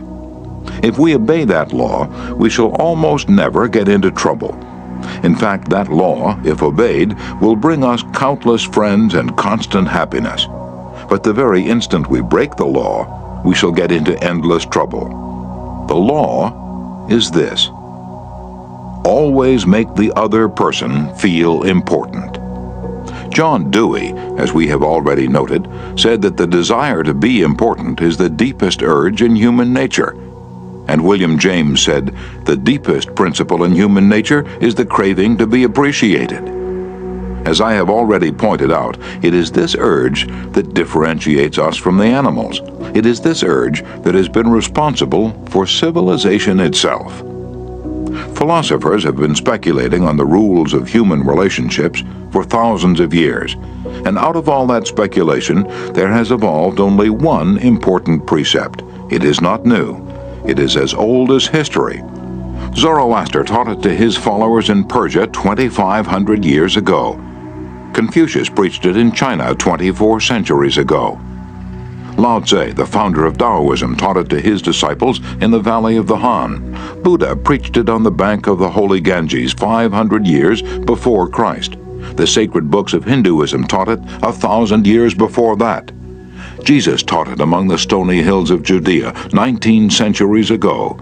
Jesus summed it up in one thought, probably the most important rule in the world. Do unto others as you would have others do unto you. You want the approval of those with whom you come in contact. You want recognition of your true worth. You want a feeling that you are important in your little world. You don't want to listen to cheap, insincere flattery, but you do crave sincere appreciation. You want your friends and associates to be, as Charles Schwab put it, hearty in their approbation and lavish in their praise. All of us want that. So let's obey the golden rule and give unto others what we would have others give unto us. How? When? Where? Well, the answer is all the time, everywhere. David G. Smith of Eau Claire, Wisconsin, told one of our classes how he handled a delicate situation when he was asked to take charge of the refreshment booth at a charity concert. The night of the concert, I arrived at the park and found two elderly ladies in a very bad humor standing next to the refreshment stand. Apparently, each thought that she was in charge of this project. As I stood there pondering what to do, one of the members of the sponsoring committee appeared and handed me a cash box and thanked me for taking over the project. She introduced Rose and Jane as my helpers and then ran off. A great silence ensued, and realizing that the cash box was a symbol of authority of sorts, I gave the box to Rose and explained that I might not be able to keep the money straight and that if she took care of it, I'd feel better. I then suggested to Jane that she show two teenagers who'd been assigned to refreshments how to operate the soda machine, and I asked her to be responsible for that part of the project. The evening was very enjoyable, with Rose happily counting the money, Jane supervising the teenagers, and me enjoying the concert. You don't have to wait until you're ambassador to France or chairman of the Clambake committee of your lodge before you use this philosophy of appreciation. You can work magic with it almost every day. If, for example, the waitress brings us mashed potatoes when we have ordered French fries, let's say, "I'm sorry to trouble you, but I prefer French fried." She'll probably reply, "No trouble at all," and will be glad to change the potatoes because we have shown respect for her. Little phrases such as, "I'm sorry to trouble you," "Would you be so kind?" "Won't you please?" "Would you mind?" "Thank you." Little courtesies like these oil the cogs of the monotonous grind of everyday life, and incidentally, they're the hallmarks of good breeding. Let's take another illustration.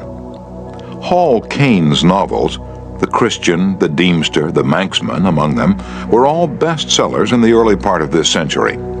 Millions of people read his novels, countless millions. He was the son of a blacksmith. He never had more than 8 years of schooling in his life, yet when he died, he was the richest literary man of his time.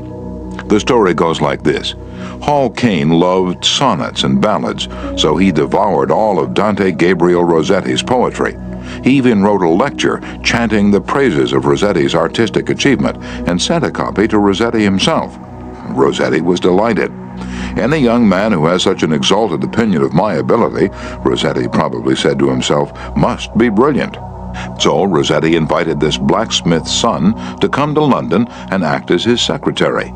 That was the turning point in Hall Caine's life, for in his new position he met the literary artists of the day.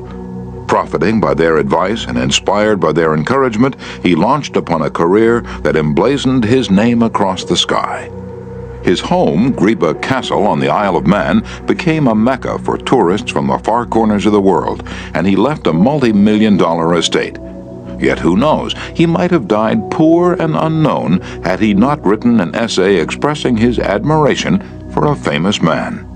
Such is the power, the stupendous power, of sincere, heartfelt appreciation. Rossetti considered himself important. That is not strange. Almost everyone considers himself important, very important. The life of many a person could probably be changed if only someone would make him feel important. Ronald J. Rowland, who is one of the instructors of our course in California, is also a teacher of arts and crafts. He wrote to us about a student named Chris in his beginning crafts class. Chris was a very quiet, shy boy, lacking in self-confidence, the kind of student that often does not receive the attention he deserves. I also teach an advanced class that had grown to be somewhat of a status symbol and a privilege for a student to have earned the right to be in it. On Wednesday, Chris was diligently working at his desk. I really felt there was a hidden fire deep inside him. I asked Chris if he'd like to be in the advanced class. How I wish I could express the look in Chris's face, the emotions in that shy 14-year-old boy trying to hold back his tears. "Who, me, Mr. Rowland? Am I good enough?" "Yes, Chris, you're good enough." I had to leave at that point because tears were coming to my eyes. As Chris walked out of the class that day, seemingly 2 inches taller, he looked at me with bright blue eyes and said in a positive voice, "Thank you, Mr. Rowland." Chris taught me a lesson I will never forget. Our deep desire to feel important. To help me never forget this rule, I made a sign which reads, "You are important." And this sign hangs in the front of the classroom for all to see, and to remind me that each student I face is equally important. The unvarnished truth is that almost all the people you meet feel themselves superior to you in some way, and a sure way to their hearts is to let them realize in some subtle way that you recognize their importance and recognize it sincerely. Remember what Emerson said, "Every man I meet is my superior in some way. In that I learn of him." And the pathetic part of it is that frequently those who have the least justification for a feeling of achievement bolster up their egos by a show of tumult and conceit which is truly nauseating. As Shakespeare put it, "Man, proud man, dressed in a little brief authority, plays such fantastic tricks before high heaven as make the angels weep." I'm going to tell you how business people in my own courses have applied these principles with remarkable results. Let's take the case of a Connecticut attorney. Because of his relatives, he prefers not to have his name mentioned. Shortly after joining the course, Mr. R. drove to Long Island with his wife to visit some of her relatives.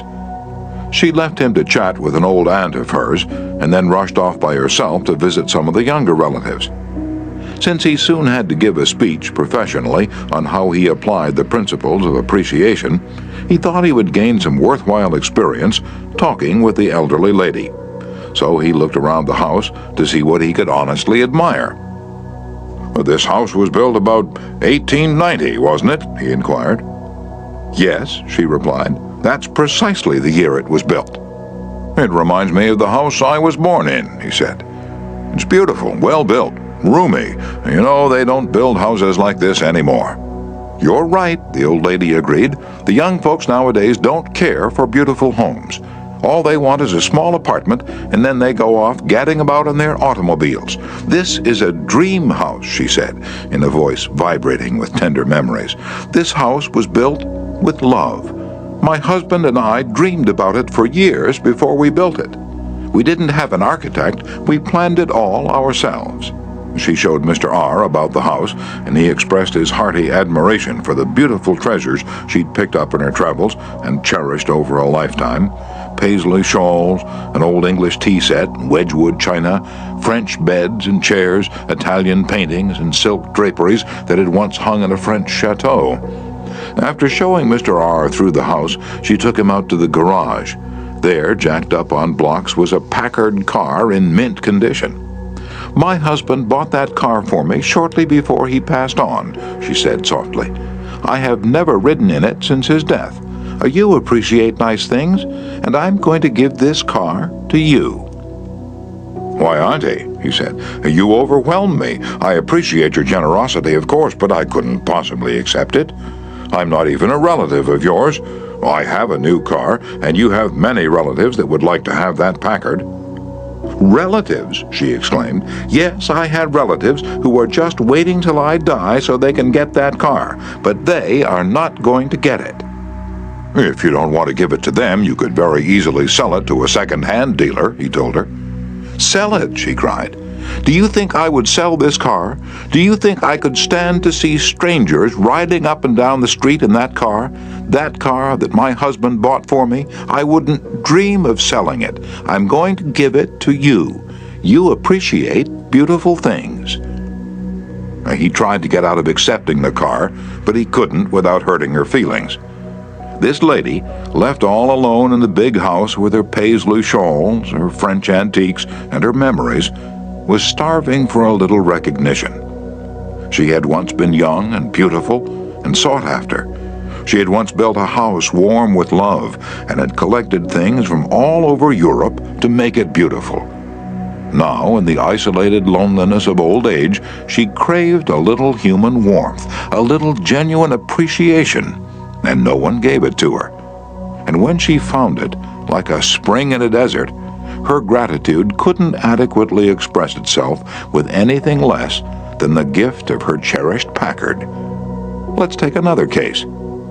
Donald M. McMahon, who was superintendent of Lewis and Valentine, nurserymen and landscape architects in Rye, New York, related this incident. Shortly after I attended the talk on how to win friends and influence people, I was landscaping the estate of a famous attorney. The owner came out to give me a few instructions about where he wished to plant a mass of rhododendrons and azaleas. I said, "Judge, you have a lovely hobby. I've been admiring your beautiful dogs. I understand you win a lot of blue ribbons every year at the show at Madison Square Garden." And the effect of this little expression of appreciation was striking. "Yes," the judge replied, "I do have a lot of fun with my dogs. Would you like to see my kennel?" And he spent almost an hour showing me his dogs and the prizes they'd won.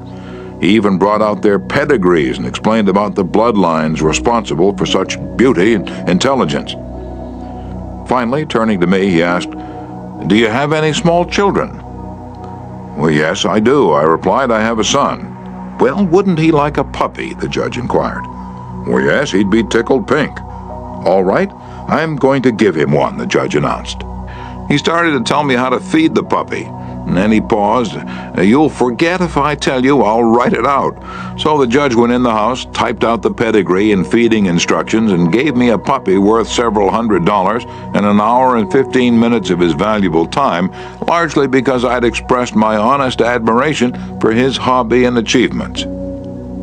George Eastman of Kodak fame invented the transparent film that made motion pictures possible, amassed a fortune of $100 million, and made himself one of the most famous businessmen on earth. Yet in spite of all these tremendous accomplishments, he craved little recognitions, even as you and I.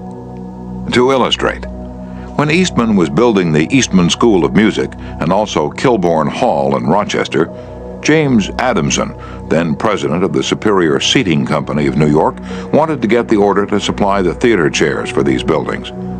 Phoning the architect, Mr. Adamson made an appointment to see Mr. Eastman in Rochester. When Adamson arrived, the architect said, "I know you want to get this order, but I can tell you right now that you won't stand a ghost of a show if you take more than 5 minutes of George Eastman's time. He's a strict disciplinarian. He's very busy, so tell your story quickly and get out." Adamson was prepared to do just that. When he was ushered into the room, he saw Mr. Eastman bending over a pile of papers at his desk. Presently, Mr. Eastman looked up, removed his glasses, and walked toward the architect and Mr. Adamson, saying, "Good morning, gentlemen. What can I do for you?" And the architect introduced them, and then Mr. Adamson said, "While we've been waiting for you, Mr. Eastman, I've been admiring your office. I wouldn't mind working in a room like this myself. I'm in the interior woodworking business, and I never saw a more beautiful office in all my life." And George Eastman replied, "You remind me of something I had almost forgotten. It is beautiful, isn't it? I enjoyed it a great deal when it was first built, but I come down here now with a lot of other things on my mind, and sometimes don't even see the room for weeks at a time." Adamson walked over and rubbed his hand across a panel. "And this is English oak, isn't it? A little different texture from Italian oak." "Yes," Eastman replied. "Imported English oak. It was selected for me by a friend who specializes in fine woods." And then Eastman showed him about the room, commenting on the proportions, the coloring, the hand carving, and other effects he'd helped to plan and execute. While drifting about the room, admiring the woodwork, they paused before a window, and George Eastman, in his modest, soft-spoken way, pointed out some of the institutions through which he was trying to help humanity: the University of Rochester, the General Hospital, the Homeopathic Hospital, the Friendly Home, the Children's Hospital. Mr. Adamson congratulated him warmly on the idealistic way he was using his wealth to alleviate the sufferings of humanity. Presently, George Eastman unlocked a glass case and pulled out the first camera he had ever owned, an invention he had bought from an Englishman. Adamson questioned him at length about his early struggles to get started in business. Mr. Eastman spoke with real feeling about the poverty of his childhood, telling how his widowed mother had kept a boarding house while he clerked in an insurance office. The terror of poverty haunted him day and night, and he resolved to make enough money so that his mother wouldn't have to work. Mr. Adamson drew him out with further questions and listened absorbed while he related the story of his experiments with dry photographic plates. He told how he had worked in an office all day and sometimes experimented all night, taking only brief naps while the chemicals were working, sometimes working and sleeping in his clothes for 72 hours at a stretch.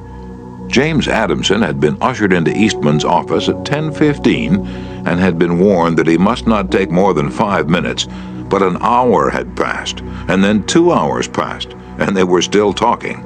Finally, George Eastman turned to Adamson and said, "The last time I was in Japan, I bought some chairs, brought them home and put them on my sun porch, but the sun peeled the paint, so I went downtown the other day and bought some paint and painted the chairs myself. Wouldn't you like to see what sort of a job I can do painting chairs? All right, come up to my home and have lunch with me and I'll show you." The order for the seats amounted to $90,000. Now, who do you suppose got the order? James Adamson or one of his competitors? From the time of this story until Mr. Eastman's death, he and James Adamson were close friends. Claude Marais, a restaurant owner in Rouen, France, used this principle and saved his restaurant the loss of a key employee. This woman had been in his employ for 5 years and was a vital link between Monsieur Marais and his staff of 21 people. He was shocked to receive a registered letter from her advising him of her resignation. Monsieur Marais reported, "I was very surprised and even more disappointed because I was under the impression that I had been fair to her and receptive to her needs. Inasmuch as she was a friend as well as an employee, I probably had taken her too much for granted, and maybe was even more demanding of her than of other employees. I could not, of course, accept this resignation without some explanation. I took her aside and said, 'Paulette, you must understand that I cannot accept your resignation. You mean a great deal to me and to this company, and you are as important to the success of this restaurant as I am.' I repeated this in front of the entire staff and invited her to my home and reiterated my confidence in her with my family present. Paulette withdrew her resignation, and today I can rely on her as never before. I frequently reinforce this by expressing my appreciation for what she does and showing her how important she is to me and to the restaurant." "Talk to people about themselves," said Disraeli, one of the shrewdest men who ever ruled the British Empire. "Talk to people about themselves, and they will listen for hours." Principle 6. Make the other person feel important, and do it sincerely. In a nutshell, 6 ways to make people like you. Principle 1. Become genuinely interested in other people. Principle 2. Smile. Principle 3. Remember that a person's name is to that person the sweetest and most important sound in any language. Principle 4. Be a good listener. Encourage others to talk about themselves. Principle 5. Talk in terms of the other person's interests. Principle 6. Make the other person feel important, and do it sincerely.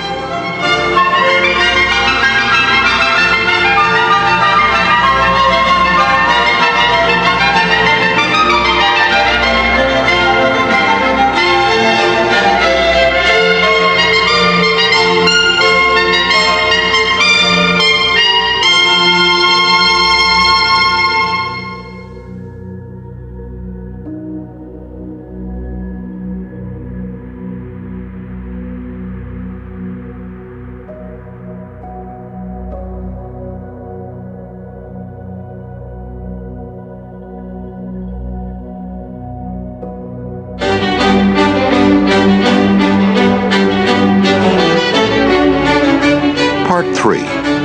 How to win people to your way of thinking. Chapter 1. You can't win an argument. Shortly after the close of World War I, I learned an invaluable lesson one night in London. I was manager at the time for Sir Ross Smith. During the war, Sir Ross had been the Australian ace out in Palestine, and shortly after peace was declared, he astonished the world by flying halfway round it in 30 days. No such feat had ever been attempted before. It created a tremendous sensation. The Australian government awarded him $50,000. The King of England knighted him, and for a while he was the most talked about man under the Union Jack. I was attending a banquet one night given in Sir Ross's honor, and during the dinner, the man sitting next to me told a humorous story which hinged on the quotation, "There's a divinity that shapes our ends, rough hew them how we will." The raconteur mentioned that the quotation was from the Bible. He was wrong, I knew that. I knew it positively. There couldn't be the slightest doubt about it. And so, to get a feeling of importance and display my superiority, I appointed myself an unsolicited and unwelcome committee of one to correct him. He stuck to his guns. What? From Shakespeare? Impossible. Absurd. That quotation was from the Bible, and he knew it. The storyteller was sitting on my right, and Frank Gammond, an old friend of mine, was seated at my left. Mr. Gammond had devoted years to the study of Shakespeare, so the storyteller and I agreed to submit the question to Mr. Gammond. Mr. Gammond listened. He kicked me under the table and then said, "Dale, you're wrong. The gentleman is right. It is from the Bible." On our way home that night, I said to Mr. Gammond, "Frank, you know that quotation was from Shakespeare." "Yes, of course," he replied. "Hamlet, Act 5, Scene 2. But we were guests at a festive occasion, my dear Dale. Why prove to a man that he is wrong? Is that going to make him like you? Why not let him save his face? He didn't ask for your opinion. He didn't want it. Why argue with him? Always avoid the acute angle." The man who said that taught me a lesson I'll never forget. I'd not only made the storyteller uncomfortable, but it put my friend in an embarrassing situation. How much better it would have been had I not become argumentative. It was a sorely needed lesson because I'd been an inveterate arguer. During my youth, I'd argued with my brother about everything under the Milky Way. When I went to college, I studied logic and argumentation and went in for debating contests. Talk about being from Missouri. I was born there. I had to be shown. Later, I taught debating and argumentation in New York, and once, I'm ashamed to admit, I plan to write a book on the subject. Since then, I have listened to, engaged in, and watched the effects of thousands of arguments. As a result of all this, I've come to the conclusion that there's only one way under high heaven to get the best of an argument, and that is to avoid it. Avoid it as you would avoid rattlesnakes and earthquakes. 9 times out of 10, an argument ends with each of the contestants more firmly convinced than ever that he is absolutely right. You can't win an argument. You can't, because if you lose it, you lose it, and if you win it, you lose it. Why? Well, suppose you triumph over the other man and shoot his argument full of holes and prove that he is non compos mentis. Then what? You'll feel fine, but what about him? You've made him feel inferior. You've hurt his pride. He will resent your triumph. And a man convinced, against his will, is of the same opinion still. Years ago, Patrick J. O'Hare joined one of my classes. He had had little education, and how he loved a scrap. He had once been a chauffeur, and he came to me because he had been trying, without much success, to sell trucks.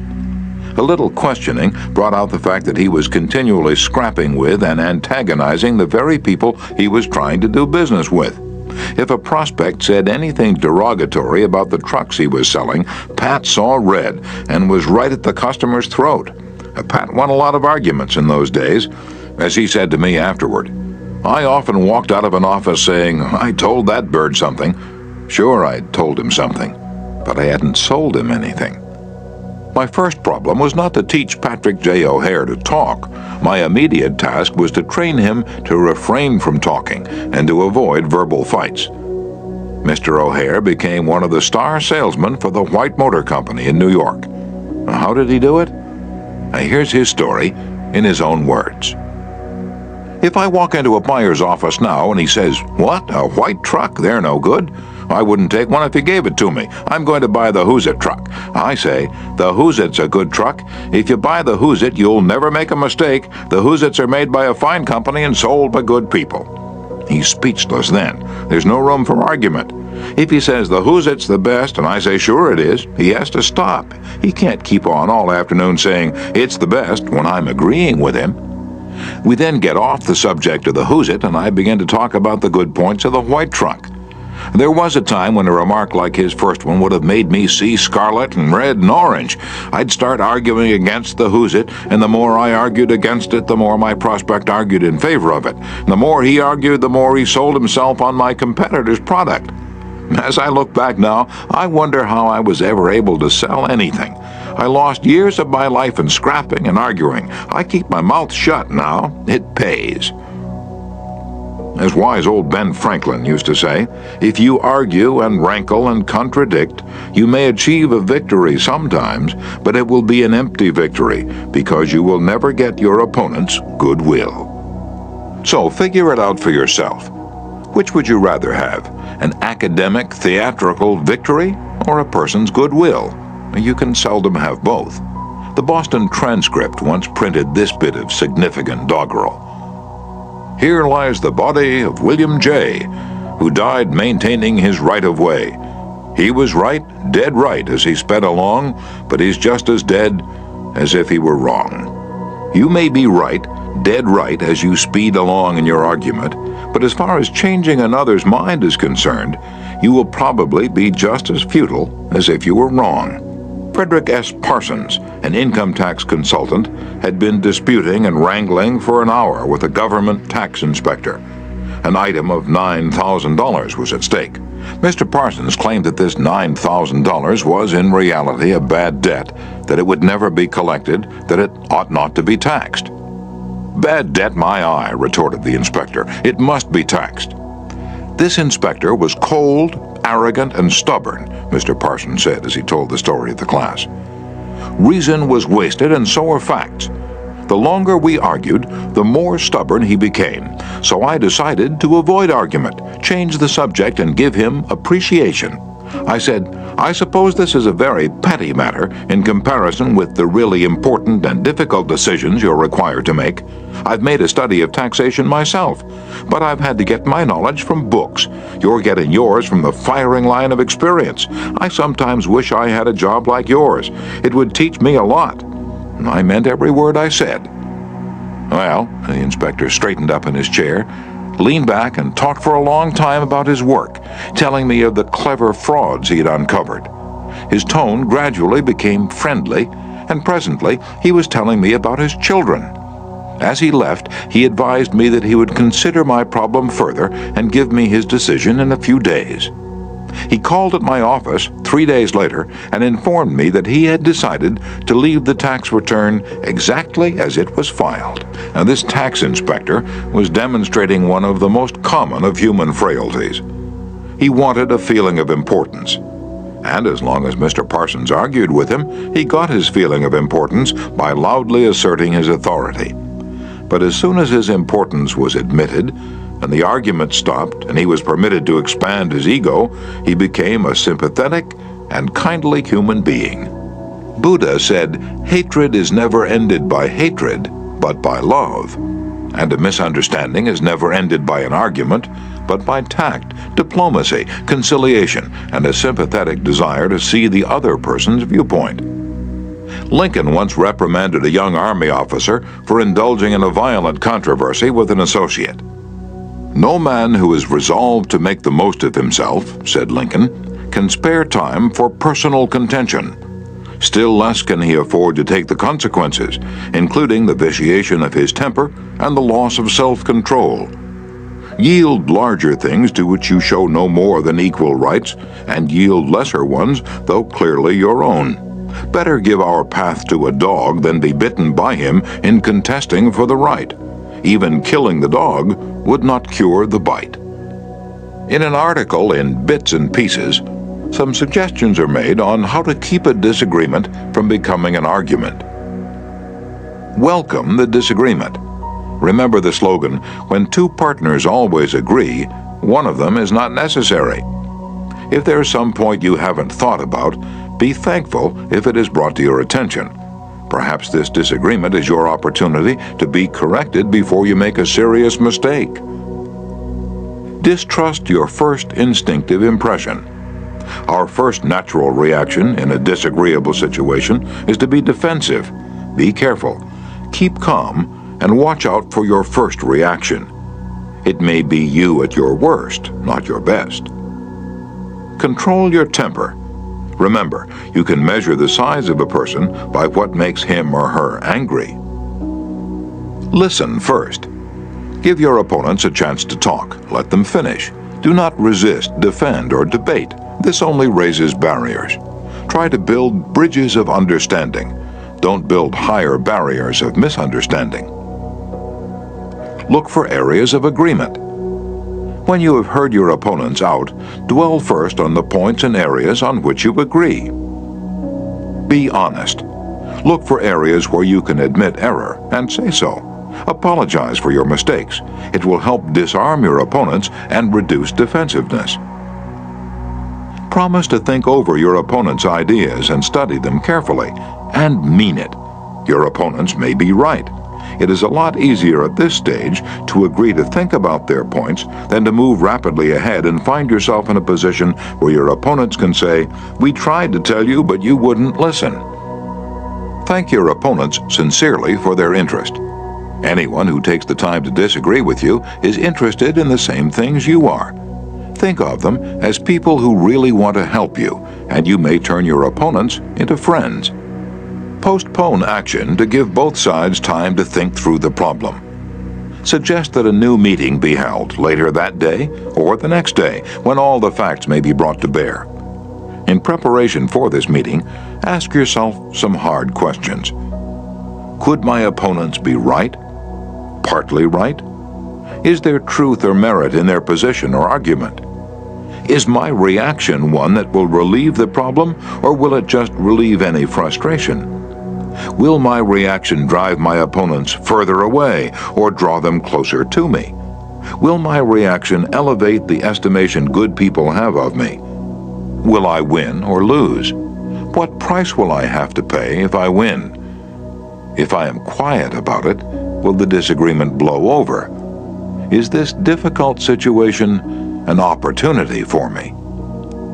Opera tenor Jan Pearce, after he was married nearly 50 years, once said, "My wife and I made a pact a long time ago, and we've kept it no matter how angry we've grown with each other. When one yells, the other should listen, because when two people yell, there is no communication, just noise and bad vibrations."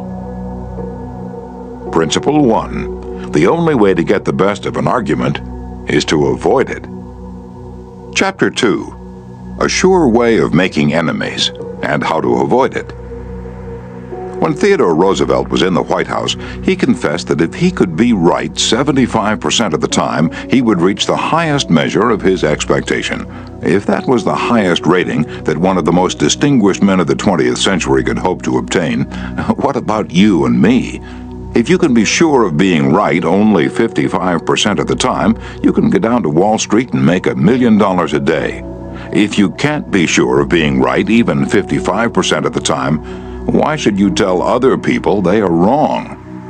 You can tell people they are wrong by a look or an intonation or a gesture, just as eloquently as you can in words. And if you tell them they are wrong, do you make them want to agree with you?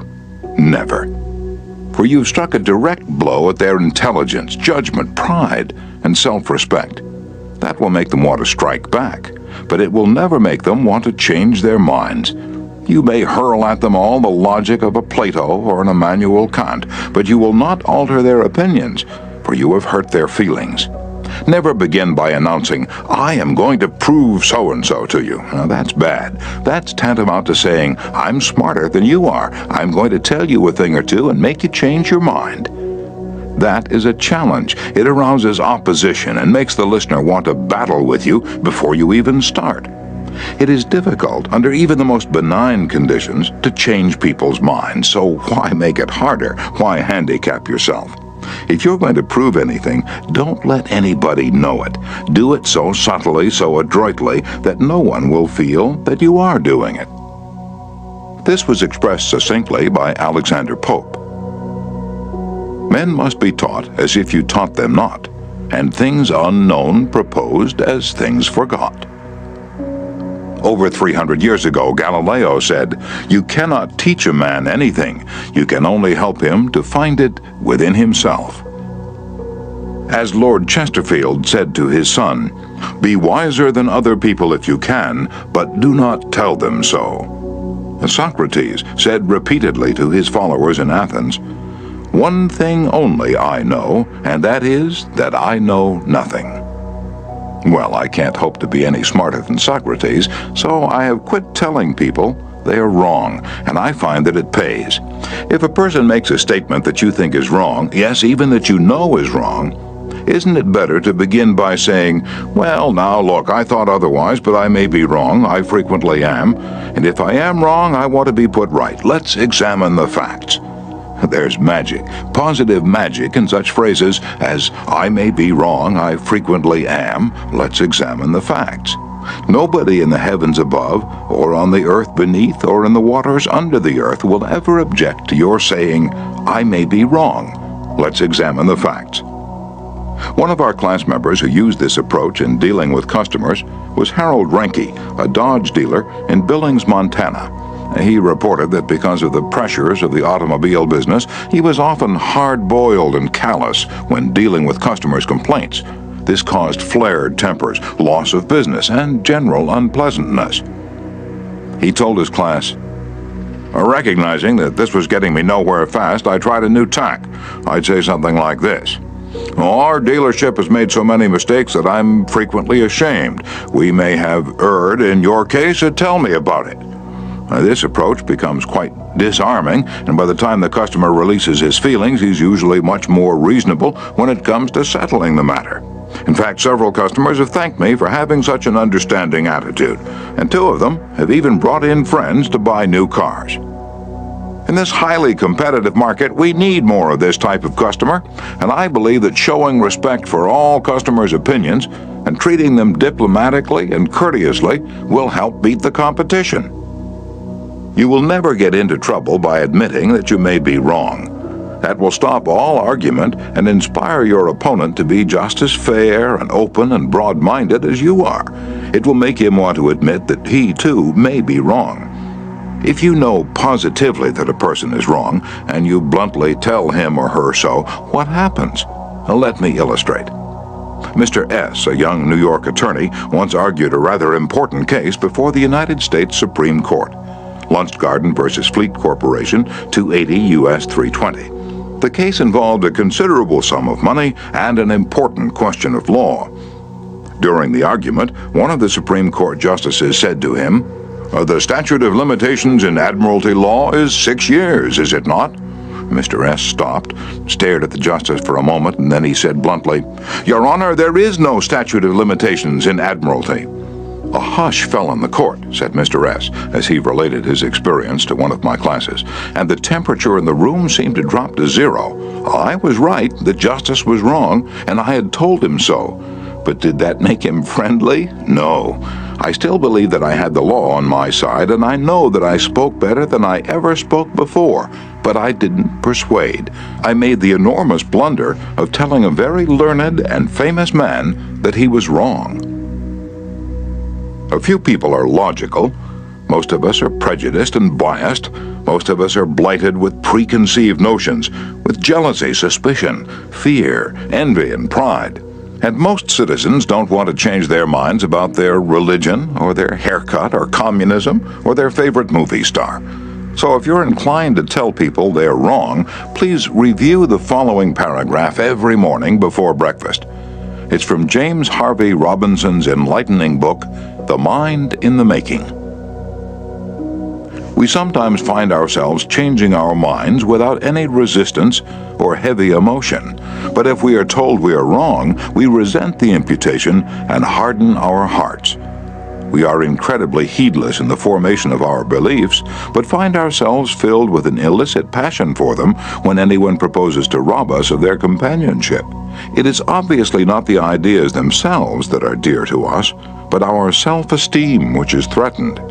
The little word "my" is the most important one in human affairs, and properly to reckon with, it is the beginning of wisdom. It has the same force whether it is my dinner, my dog, and my house, or my father, my country, and my God. We not only resent the imputation that our watch is wrong or our car shabby, but that our conception of the canals of Mars, of the pronunciation of Epictetus, of the medicinal value of salicin, or of the date of Sargon I is subject to revision. We like to continue to believe what we have been accustomed to accept as true, and the resentment aroused when doubt is cast upon any of our assumptions leads us to seek every manner of excuse for clinging to it. The result is that most of our so-called reasoning consists in finding arguments for going on believing as we already do. Carl Rogers, the eminent psychologist, wrote in his book On Becoming a Person, "I have found it of enormous value when I can permit myself to understand the other person." The way in which I have worded this statement may seem strange to you. Is it necessary to permit oneself to understand another? I think it is. Our first reaction to most of the statements which we hear from other people is an evaluation or judgment rather than an understanding of it. When someone expresses some feeling, attitude, or belief, our tendency is almost immediately to feel, "That's right," or "That's stupid," "That's abnormal," "That's unreasonable," "That's incorrect," "That's not nice." Very rarely do we permit ourselves to understand precisely what the meaning of the statement is to the other person. I once employed an interior decorator to make some draperies for my home. When the bill arrived, I was dismayed. A few days later, a friend dropped in and looked at the draperies. The price was mentioned, and she exclaimed with a note of triumph, "What? That's awful. I'm afraid he put one over on you." True, yes, she told the truth, but few people like to listen to truths that reflect on their judgment. So, being human, I tried to defend myself. I pointed out that the best is eventually the cheapest, that one can't expect to get quality and artistic taste at bargain basement prices, and so on. The next day, another friend dropped in, admired the draperies, bubbled over with enthusiasm, and expressed a wish that she could afford such exquisite creations for her home. My reaction was totally different. "Well, to tell you the truth," I said, "I can't afford them myself. I paid too much. I'm sorry I ordered them." When we're wrong, we may admit it to ourselves, and if we're handled gently and tactfully, we may admit it to others, and even take pride in our frankness and broad-mindedness. But not if someone else is trying to ram the unpalatable fact down our esophagus.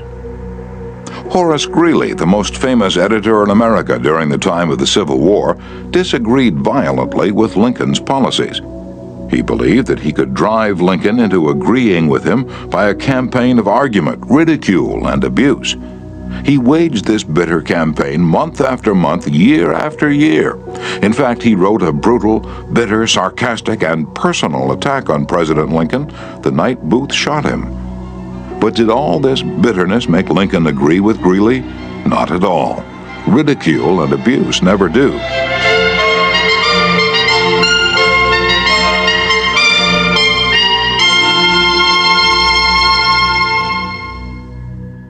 If you want some excellent suggestions about dealing with people and managing yourself and improving your personality, read Benjamin Franklin's autobiography, one of the most fascinating life stories ever written, one of the classics of American literature. Ben Franklin tells how he conquered the iniquitous habit of argument and transformed himself into one of the most able, suave, and diplomatic men in American history. One day, when Ben Franklin was a blundering youth, an old Quaker friend took him aside and lashed him with a few stinging truths, something like this. "Ben, you are impossible. Your opinions have a slap in them for everyone who differs with you.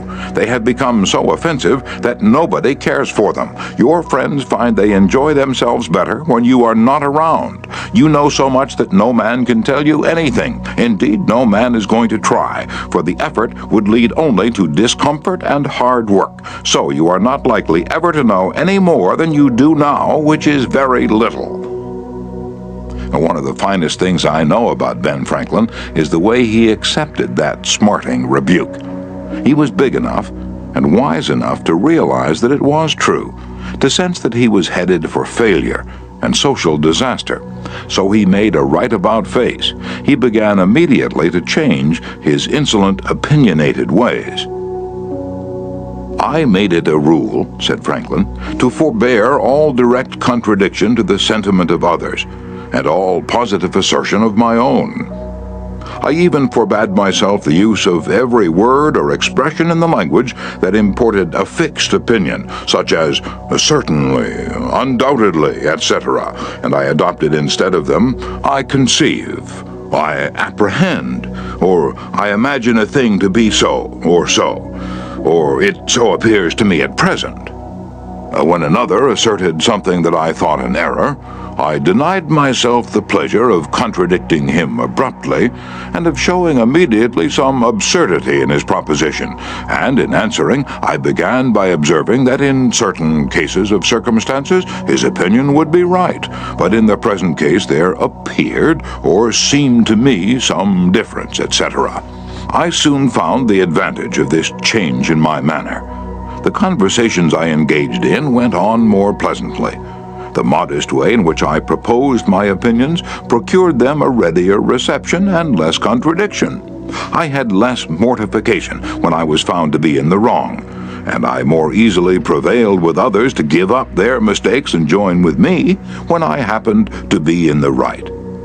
And this mode, which I at first put on with some violence to natural inclination, became at length so easy and so habitual to me that perhaps for these 50 years no one has ever heard a dogmatical expression escape me.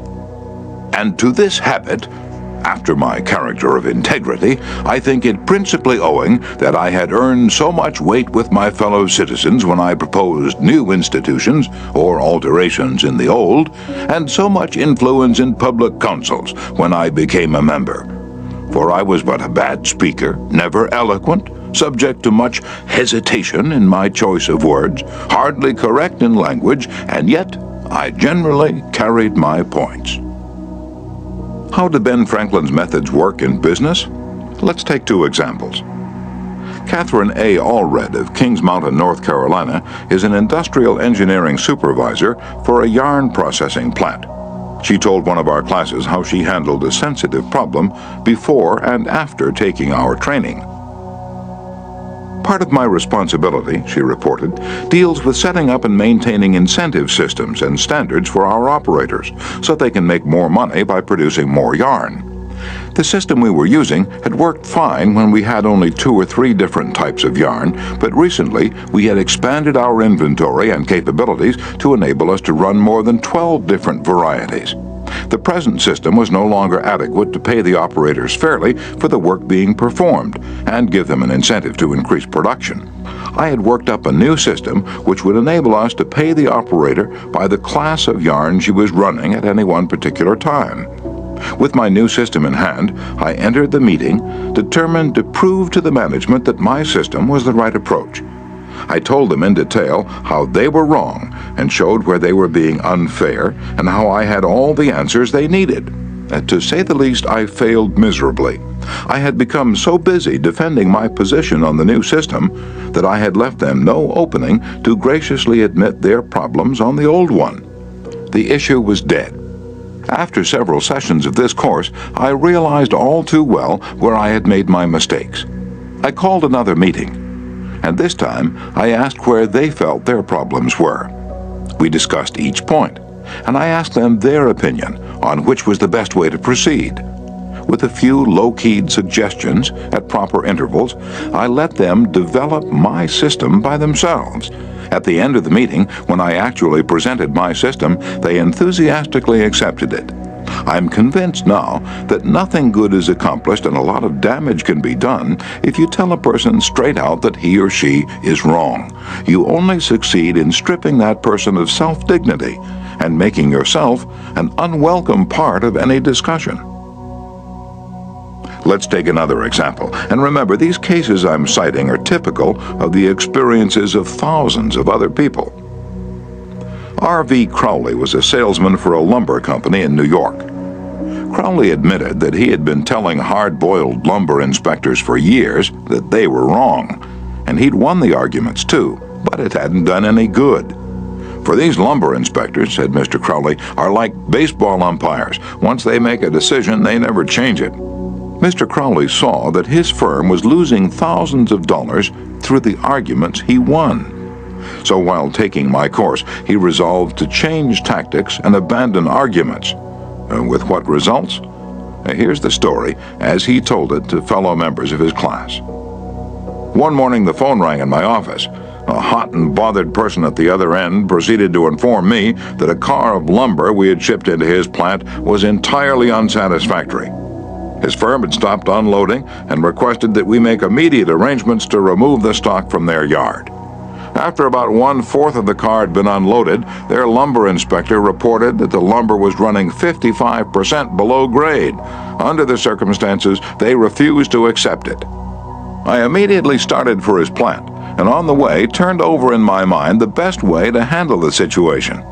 Ordinarily, under such circumstances, I should have quoted grading rules and tried, as a result of my own experience and knowledge as a lumber inspector, to convince the other inspector that the lumber was actually up to grade and that he was misinterpreting the rules in his inspection. However, I thought I would apply the principles learned in this training. When I arrived at the plant, I found the purchasing agent and the lumber inspector in a wicked humor, both set for an argument and a fight. We walked onto the car that was being unloaded, and I requested that they continue to unload so that I could see how things were going. I asked the inspector to go right ahead and lay out the rejects as he had been doing, and to put the good pieces in another pile. After watching him for a while, it began to dawn on me that his inspection actually was much too strict and that he was misinterpreting the rules. This particular lumber was white pine, and I knew the inspector was thoroughly schooled in hardwoods, but not a competent, experienced inspector on white pine. A white pine happens to be my own strong suit, but did I offer any objection to the way he was grading the lumber? None whatever. I kept on watching, and gradually began to ask questions as to why certain pieces were not satisfactory. I didn't for one instant insinuate that the inspector was wrong. I emphasized that my only reason for asking was in order that we could give his firm exactly what they wanted in future shipment. By asking questions in a very friendly, cooperative spirit and insisting continually that they were right in laying out boards not satisfactory to their purpose, I got him warmed up, and the strained relations between us began to thaw and melt away. An occasional carefully put remark on my part gave birth to the idea in his mind that possibly some of these rejected pieces were actually within the grade that they had bought, and that their requirements demanded a more expensive grade. I was very careful, however, not to let him think I was making an issue of this point. Gradually, his whole attitude changed. He finally admitted to me that he was not experienced on white pine and began to ask me questions about each piece as it came out of the car. I'd explain why such and such a piece came within the grade specified, but kept on insisting that we did not want him to take it if it was unsuitable for their purpose. He finally got to the point where he felt guilty every time he put a piece in the rejected pile. And at last he saw that the mistake was on their part for not having specified as good a grade as they needed. The ultimate outcome was that he went through the entire carload again after I left, accepted the whole lot, and we received a check in full. In that one instance alone, a little tact and the determination to refrain from telling the other man he was wrong saved my company a substantial amount of cash, and it would be hard to place a money value on the goodwill that was saved. Martin Luther King was asked how, as a pacifist, he could be an admirer of Air Force General Daniel "Chappie" James, then the nation's highest-ranking black officer. Dr. King replied, "I judge people by their own principles, not by my own."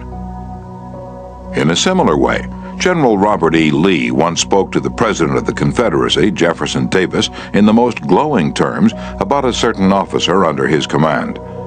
Another officer in attendance was astonished. "General," he said, "do you not know that the man of whom you speak so highly is one of your bitterest enemies who misses no opportunity to malign you?" "Yes," replied General Lee, But the president asked my opinion of him. He did not ask for his opinion of me. By the way, I'm not revealing anything new in this chapter. 2,000 years ago, Jesus said, "Agree with thine adversary quickly." And 2,200 years before Christ was born, King Akhtoi of Egypt gave his son some shrewd advice that is sorely needed today. "Be diplomatic," counseled the king. "It will help you gain your point."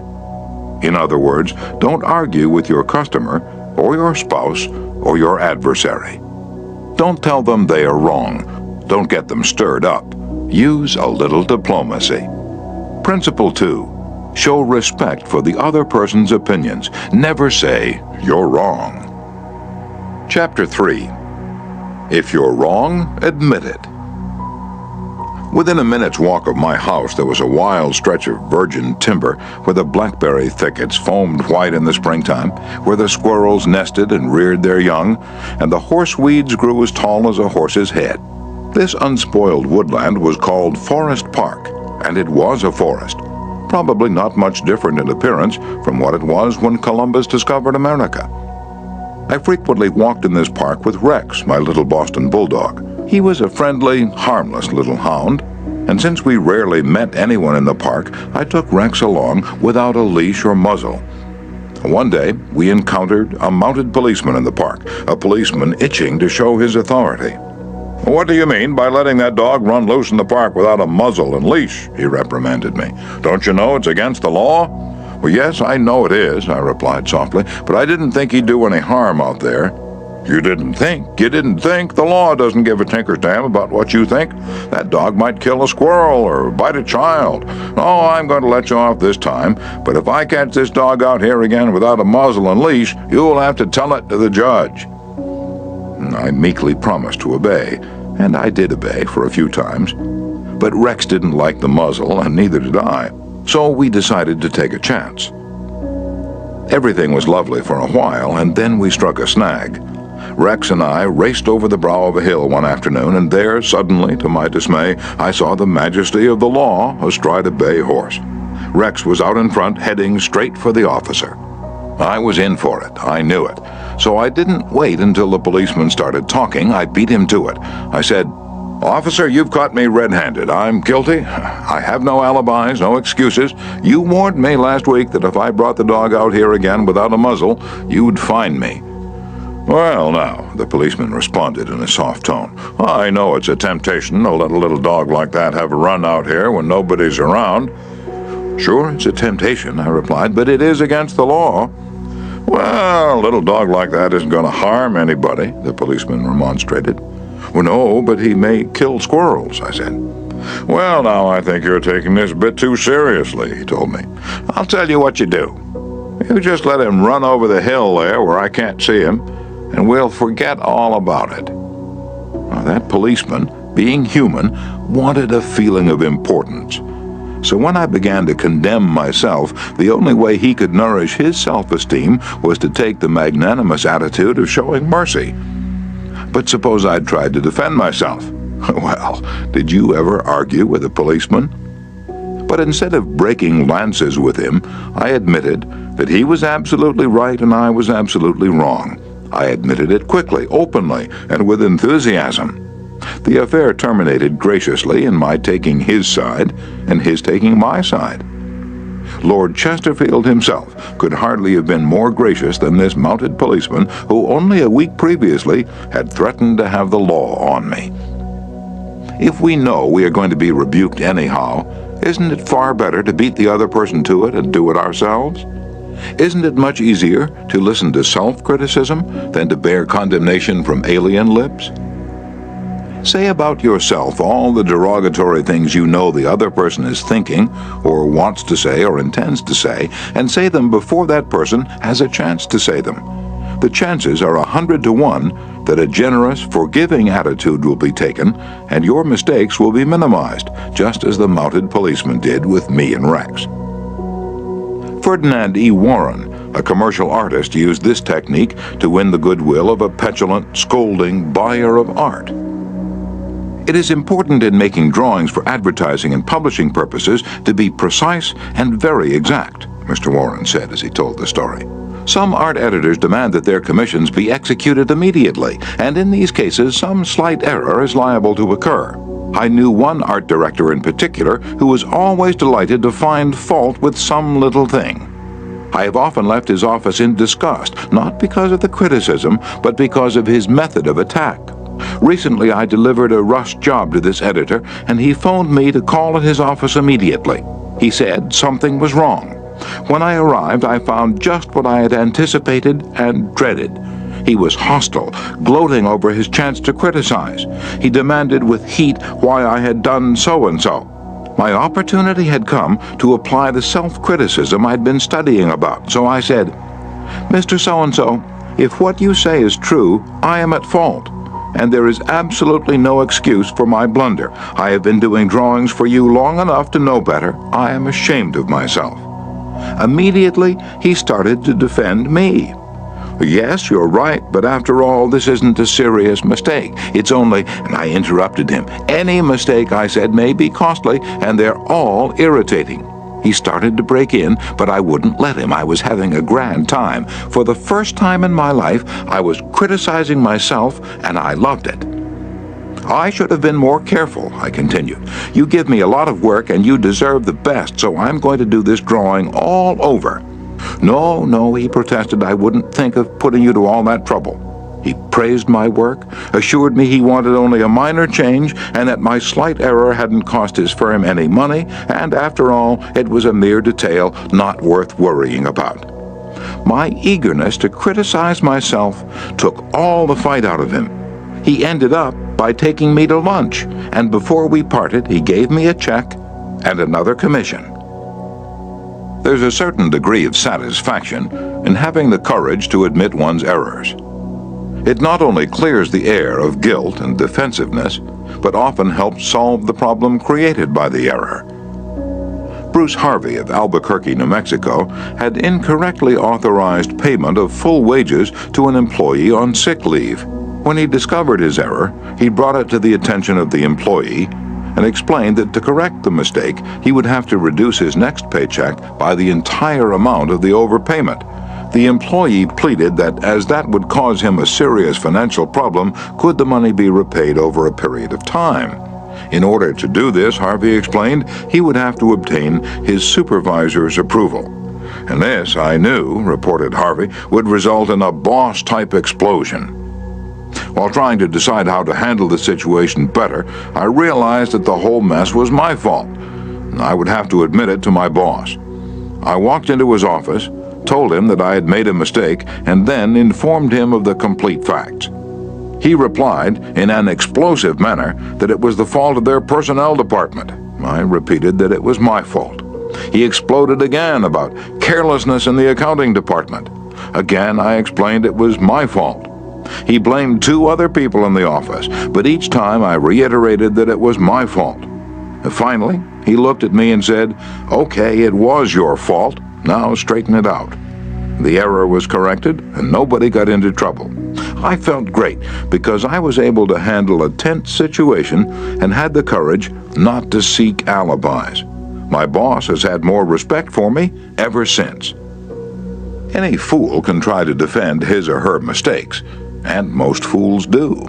But it raises one above the herd and gives one a feeling of nobility and exultation to admit one's mistakes. For example, one of the most beautiful things that history records about Robert E. Lee is the way he blamed himself and only himself for the failure of Pickett's charge at Gettysburg. Pickett's charge was undoubtedly the most brilliant and picturesque attack that ever occurred in the Western world. General George E. Pickett himself was picturesque. He wore his hair so long that his auburn locks almost touched his shoulders, and, like Napoleon in his Italian campaigns, he wrote ardent love letters almost daily while on the battlefield. His devoted troops cheered him that tragic July afternoon as he rode off jauntily toward the Union lines, his cap set at a rakish angle over his right ear. They cheered, and they followed him, man touching man, rank pressing rank, with banners flying and bayonets gleaming in the sun. It was a gallant sight, daring, magnificent. A murmur of admiration ran through the Union lines as they beheld it. Pickett's troops swept forward at an easy trot, through orchard and cornfield, across a meadow and over a ravine. All the time, the enemy's cannon was tearing ghastly holes in their ranks, but on they pressed, grim, irresistible. Suddenly, the Union infantry rose from behind the stone wall on Cemetery Ridge, where they had been hiding, and fired volley after volley into Pickett's onrushing troops. The crest of the hill was a sheet of flame, a slaughterhouse, a blazing volcano. In a few minutes, all of Pickett's brigade commanders except one were down, and 4/5 of his 5,000 men had fallen. General Lewis A. Armistead, leading the troops in the final plunge, ran forward, vaulted over the stone wall, and waving his cap on top of his sword, shouted, "Give 'em steel, boys!" They did. They leaped over the wall, bayoneted their enemies, smashed skulls with clubbed muskets, and planted the battle flags of the South on Cemetery Ridge. The banner waved there only for a moment, but that moment, brief as it was, recorded the high watermark of the Confederacy. Pickett's charge, brilliant, heroic, was nevertheless the beginning of the end. Lee had failed. He could not penetrate the North, and he knew it. The South was doomed. Lee was so saddened, so shocked, that he sent in his resignation and asked Jefferson Davis, the President of the Confederacy, to appoint a younger, abler man. If Lee had wanted to blame the disastrous failure of Pickett's charge on someone else, he could have found a score of alibis. Some of his division commanders had failed him. The cavalry hadn't arrived in time to support the infantry attack. This had gone wrong, and that had gone awry. But Lee was far too noble to blame others. As Pickett's beaten and bloody troops struggled back to the Confederate lines, Robert E. Lee rode out to meet them all alone and greeted them with a self-condemnation that was little short of sublime. "All this has been my fault," he confessed. "I, and I alone, have lost this battle." Few generals in all history had had the courage and character to admit that.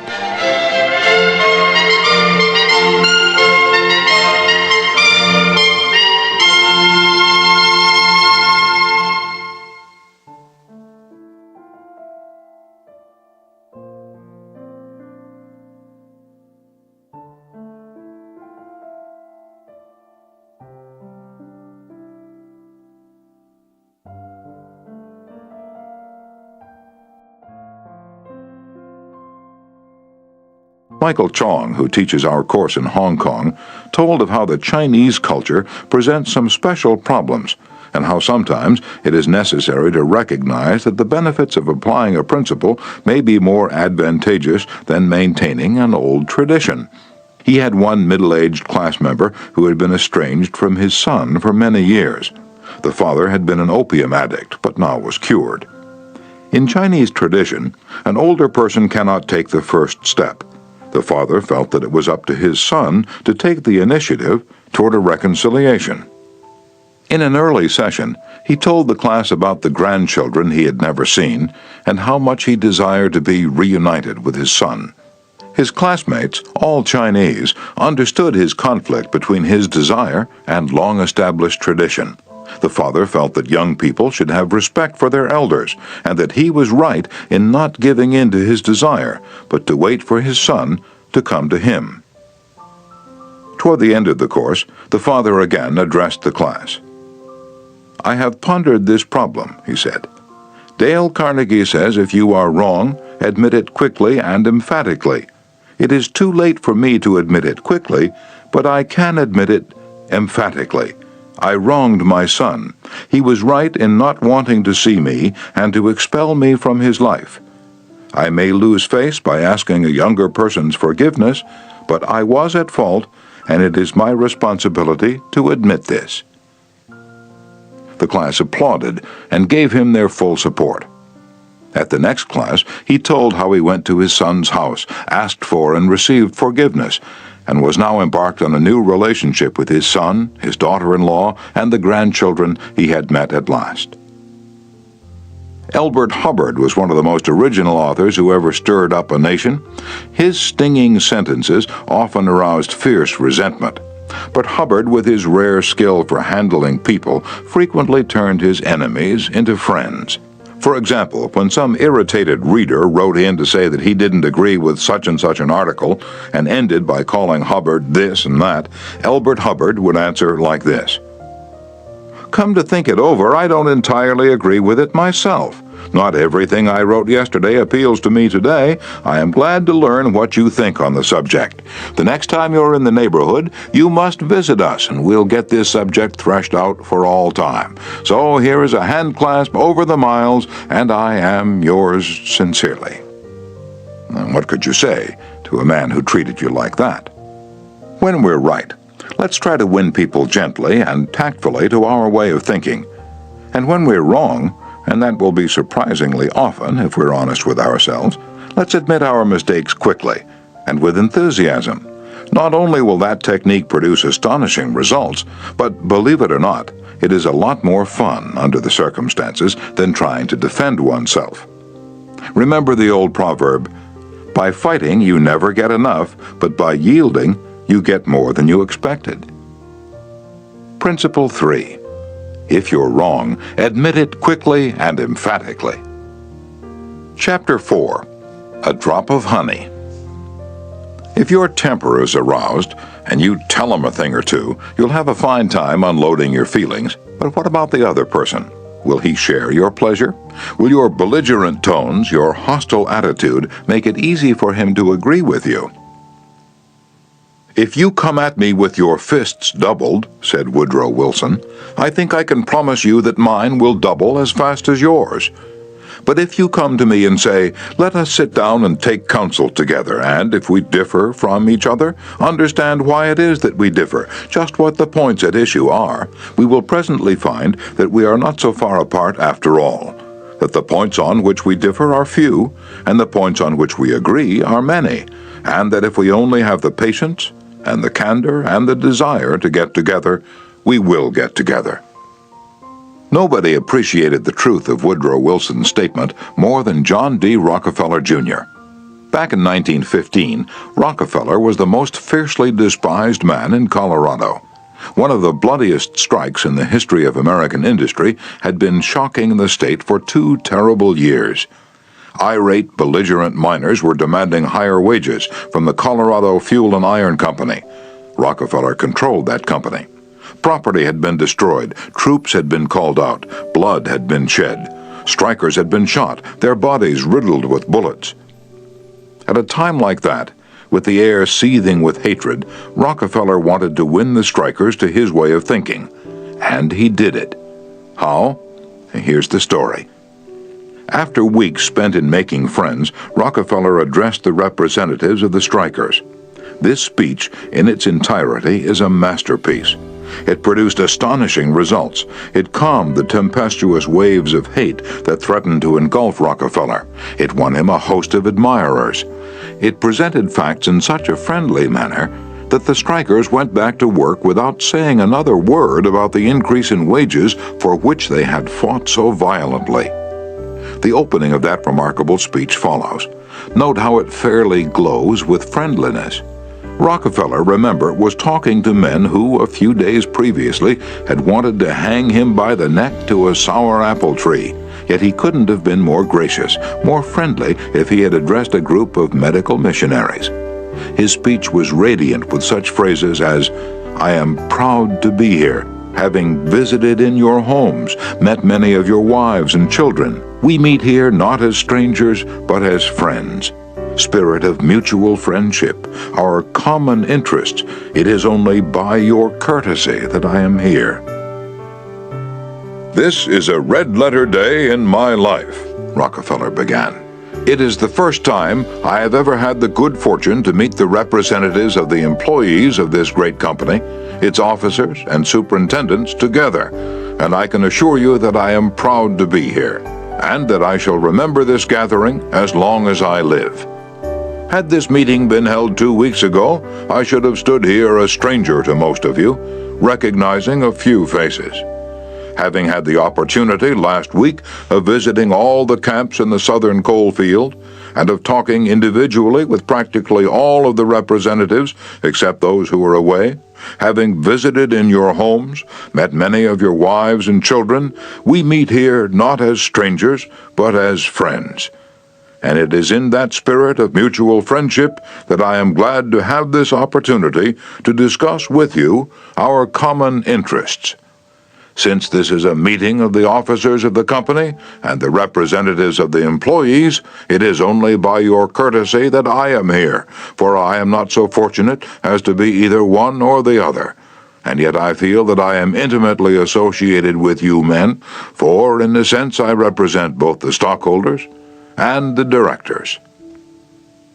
Isn't that a superb example of the fine art of making friends out of enemies? Suppose Rockefeller had taken a different tack. Suppose he had argued with those miners and hurled devastating facts in their faces. Suppose he had told them by his tones and insinuations that they were wrong. Suppose that by all the rules of logic he had proved that they were wrong. What would have happened? More anger would have been stirred up, more hatred, more revolt. If a man's heart is rankling with discord and ill feeling toward you, you can't win him to your way of thinking with all the logic in Christendom.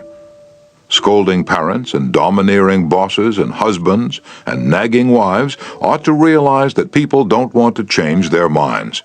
They can't be forced or driven to agree with you or me, but they may possibly be led to, if we are gentle and friendly, ever so gentle and ever so friendly. Lincoln said that, in effect, over 100 years ago. Here are his words. It is an old and true maxim that a drop of honey catches more flies than a gallon of gall. So with men, if you would win a man to your cause, first convince him that you are his sincere friend. Therein is a drop of honey that catches his heart, which, say what you will, is the great high road to his reason.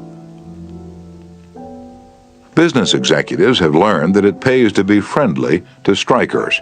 For example, when 2,500 employees in the White Motor Company's plant struck for higher wages and a union shop, Robert F. Black, then president of the company, didn't lose his temper and condemn and threaten and talk of tyranny and communists. He actually praised the strikers. He published an advertisement in the Cleveland papers, complimenting them on the peaceful way in which they laid down their tools. Finding the strike pickets idle, he bought them a couple of dozen baseball bats and gloves and invited them to play ball on vacant lots. For those who preferred bowling, he rented a bowling alley. This friendliness on Mr. Black's part did what friendliness always does. It begot friendliness. So the strikers borrowed brooms, shovels, and rubbish carts and began picking up matches, papers, cigarette stubs, and cigar butts around the factory. Imagine it. Imagine strikers tidying up the factory grounds while battling for higher wages and recognition of the union. Such an event had never been heard of before in the long tempestuous history of American labor wars. That strike ended with a compromise settlement within a week, ended without any ill feeling or rancor. Daniel Webster, who looked like a god and talked like Jehovah, was one of the most successful advocates who ever pleaded a case.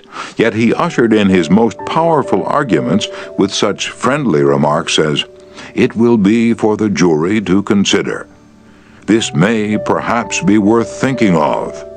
Here are some facts that I trust you will not lose sight of." Or, "You, with your knowledge of human nature, will easily see the significance of these facts." No bulldozing, no high-pressure methods, no attempt to force his opinions on others. Webster used the soft-spoken, quiet, friendly approach, and it helped to make him famous. You may never be called on to settle a strike or address a jury, but you may want to get your rent reduced. Will the friendly approach help you then? Let's see. O.L. Straub, an engineer, wanted to get his rent reduced, and he knew his landlord was hard-boiled. "I wrote him," Mr. Straub said in a speech before the class, "notifying him that I was vacating my apartment as soon as my lease expired. The truth was, I didn't want to move. I wanted to stay if I could get my rent reduced, but the situation seemed hopeless. Other tenants had tried and failed. Everyone told me that the landlord was extremely difficult to deal with, but I said to myself, I'm studying a course in how to deal with people, so I'll try it on him and see how it works. He and his secretary came to see me as soon as he got my letter. I met him at the door with a friendly greeting. I fairly bubbled with goodwill and enthusiasm. I didn't begin talking about how high the rent was. I began talking about how much I liked his apartment house. Believe me, I was hearty in my approbation and lavish in my praise. I complimented him on the way he ran the building, and I told him I should like so much to stay for another year, but I couldn't afford it. He evidently never had such a reception from a tenant. He hardly knew what to make of it. Then he started to tell me his troubles, complaining tenants. One had written him 14 letters, some of them positively insulting. Another threatened to break his lease unless the landlord kept the man on the floor above from snoring. What a relief it is, he said, to have a satisfied tenant like you. And then, without my even asking him to do it, he offered to reduce my rent a little. I wanted more, so I named the figure I could afford to pay, and he accepted without a word. As he was leaving, he turned to me and asked, "What decorating can I do for you?" If I'd tried to get the rent reduced by the methods the other tenants were using, I am positive I would have met with the same failure they encountered. It was the friendly, sympathetic, appreciative approach that won. Dean Woodcock of Pittsburgh, Pennsylvania, is the superintendent of a department of the local electric company. His staff was called upon to repair some equipment on top of a pole. This type of work had formerly been performed by a different department and had only recently been transferred to Woodcock's section. Although his people had been trained in the work, this was the first time they ever actually had been called upon to do it. Everybody in the organization was interested in seeing if and how they could handle it. Mr. Woodcock, several of his subordinate managers, and members of the other departments of the utility went to see the operation. Many cars and trucks were there, and a number of people were standing around watching the two lone men on top of the pole. Glancing around, Woodcock noticed a man up the street getting out of his car with a camera. He began taking pictures of the scene. Utility people are extremely conscious of public relations, and suddenly Woodcock realized what this setup looked like to the man with the camera. Overkill, dozens of people being called out to do a two-person job. He strolled up the street to the photographer. "I see you're interested in our operation."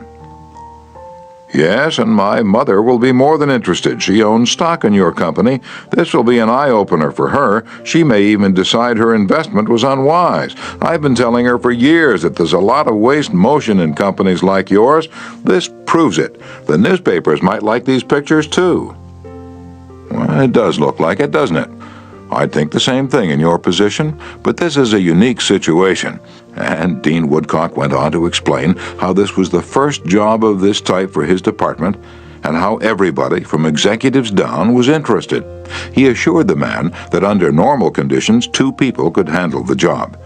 The photographer put away his camera, shook Woodcock's hand, and thanked him for taking the time to explain the situation to him. Dean Woodcock's friendly approach saved his company much embarrassment and bad publicity.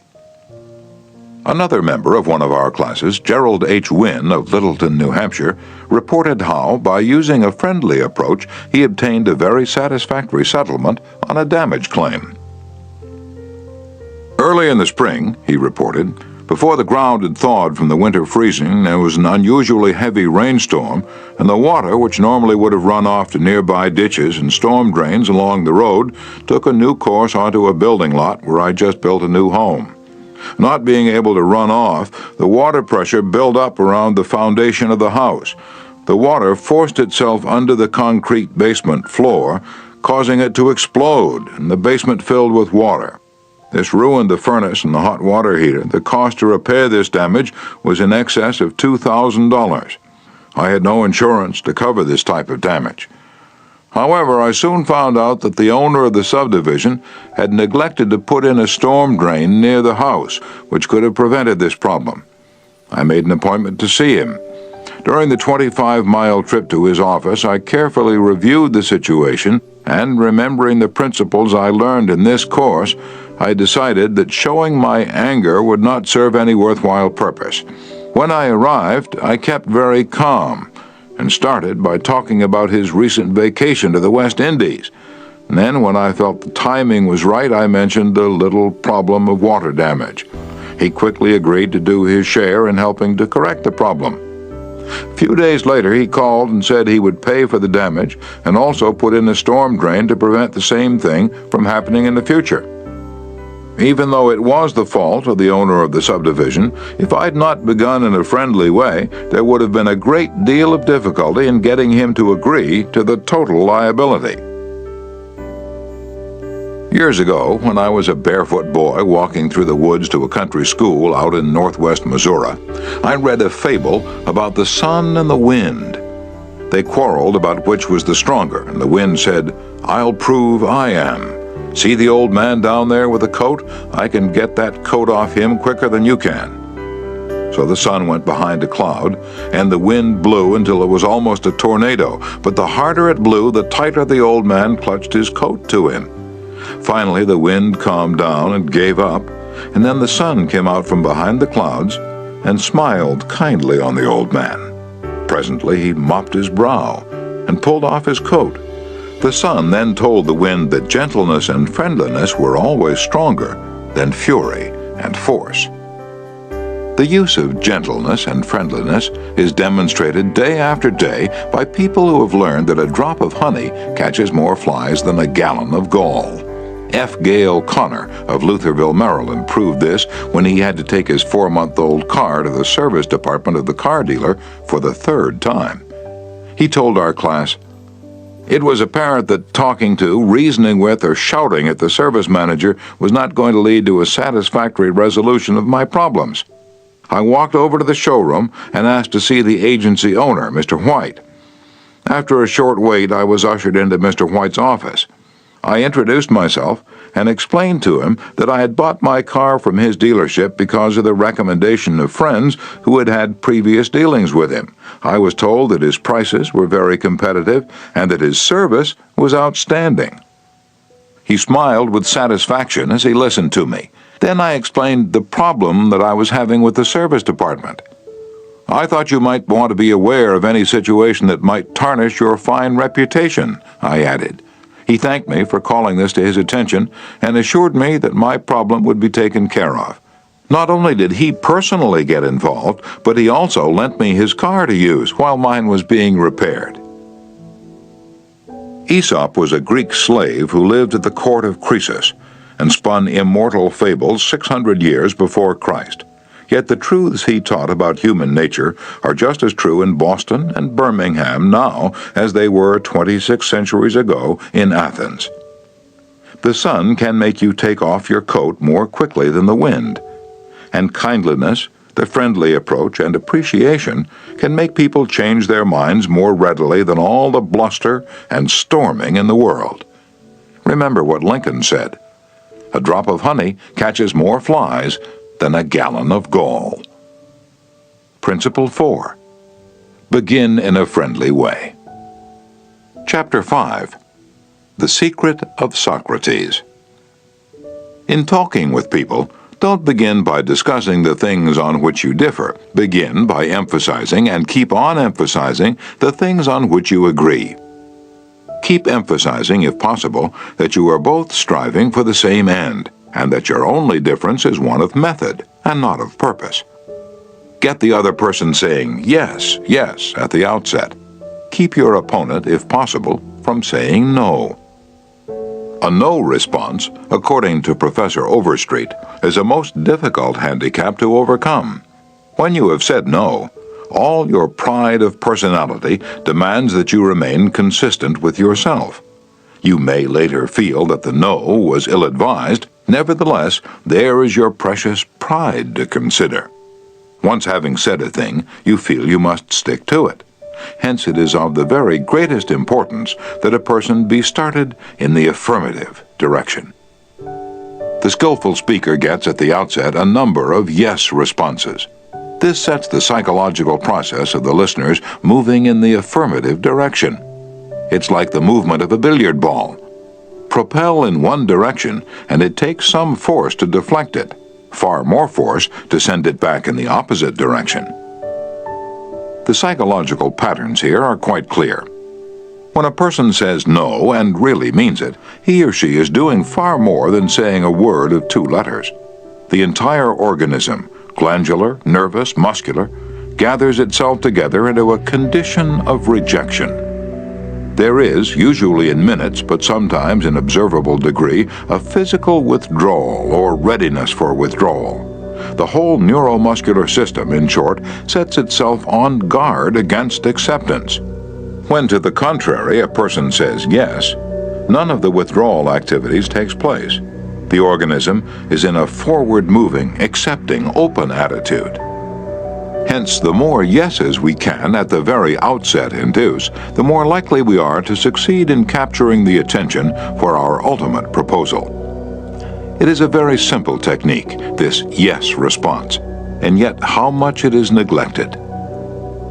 It often seems as if people get a sense of their own importance by antagonizing others at the outset.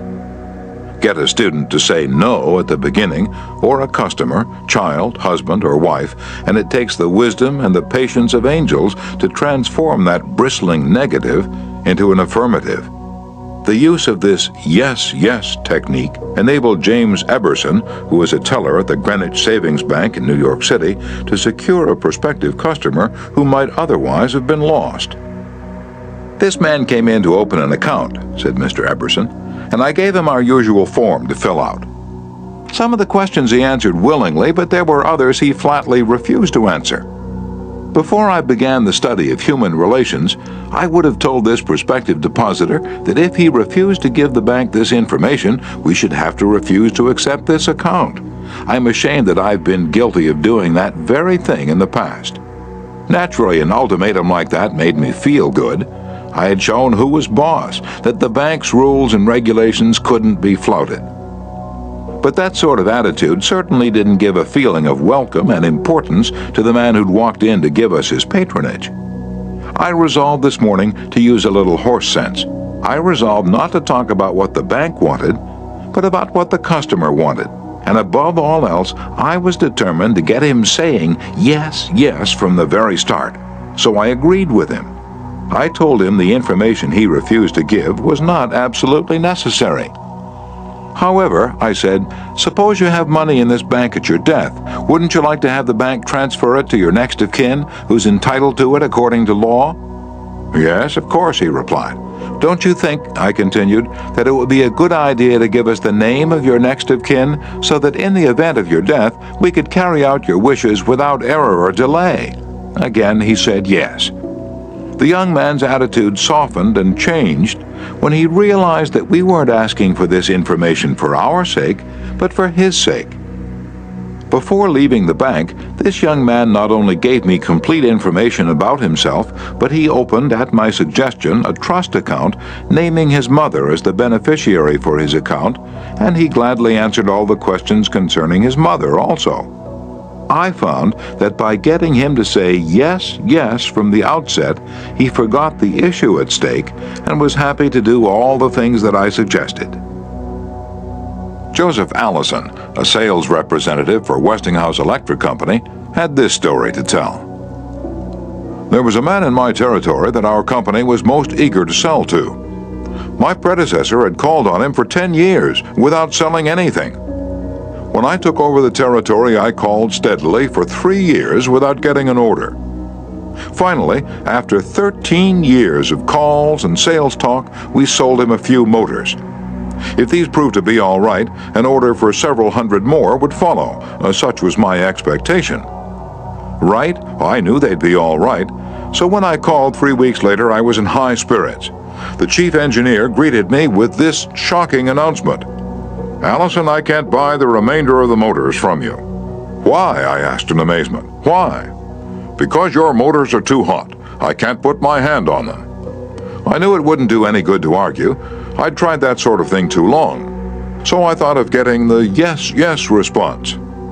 "Well, now look, Mr. Smith," I said.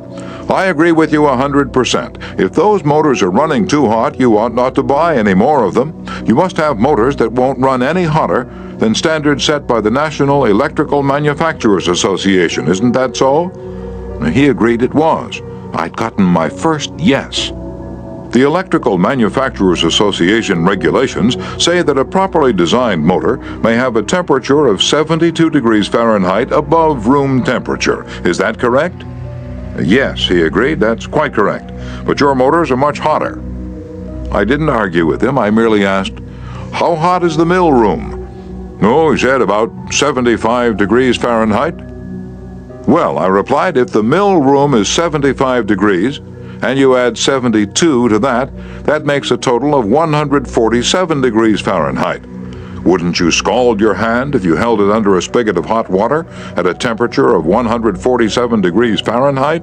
Again, he had to say yes. "Well," I suggested, "wouldn't it be a good idea to keep your hands off those motors?"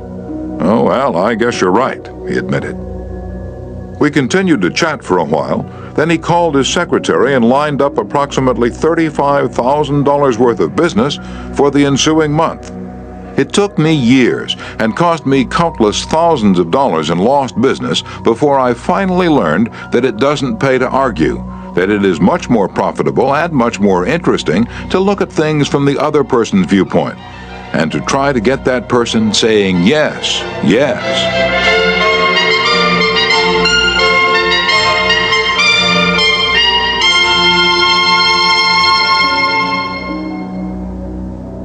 Eddie Snow, who sponsors our courses in Oakland, California, tells how he became a good customer of a shop because the proprietor got him to say yes, yes. Eddie had become interested in bow hunting and had spent considerable money in purchasing equipment and supplies from a local bow store. When his brother was visiting him, he wanted to rent a bow for him from this store.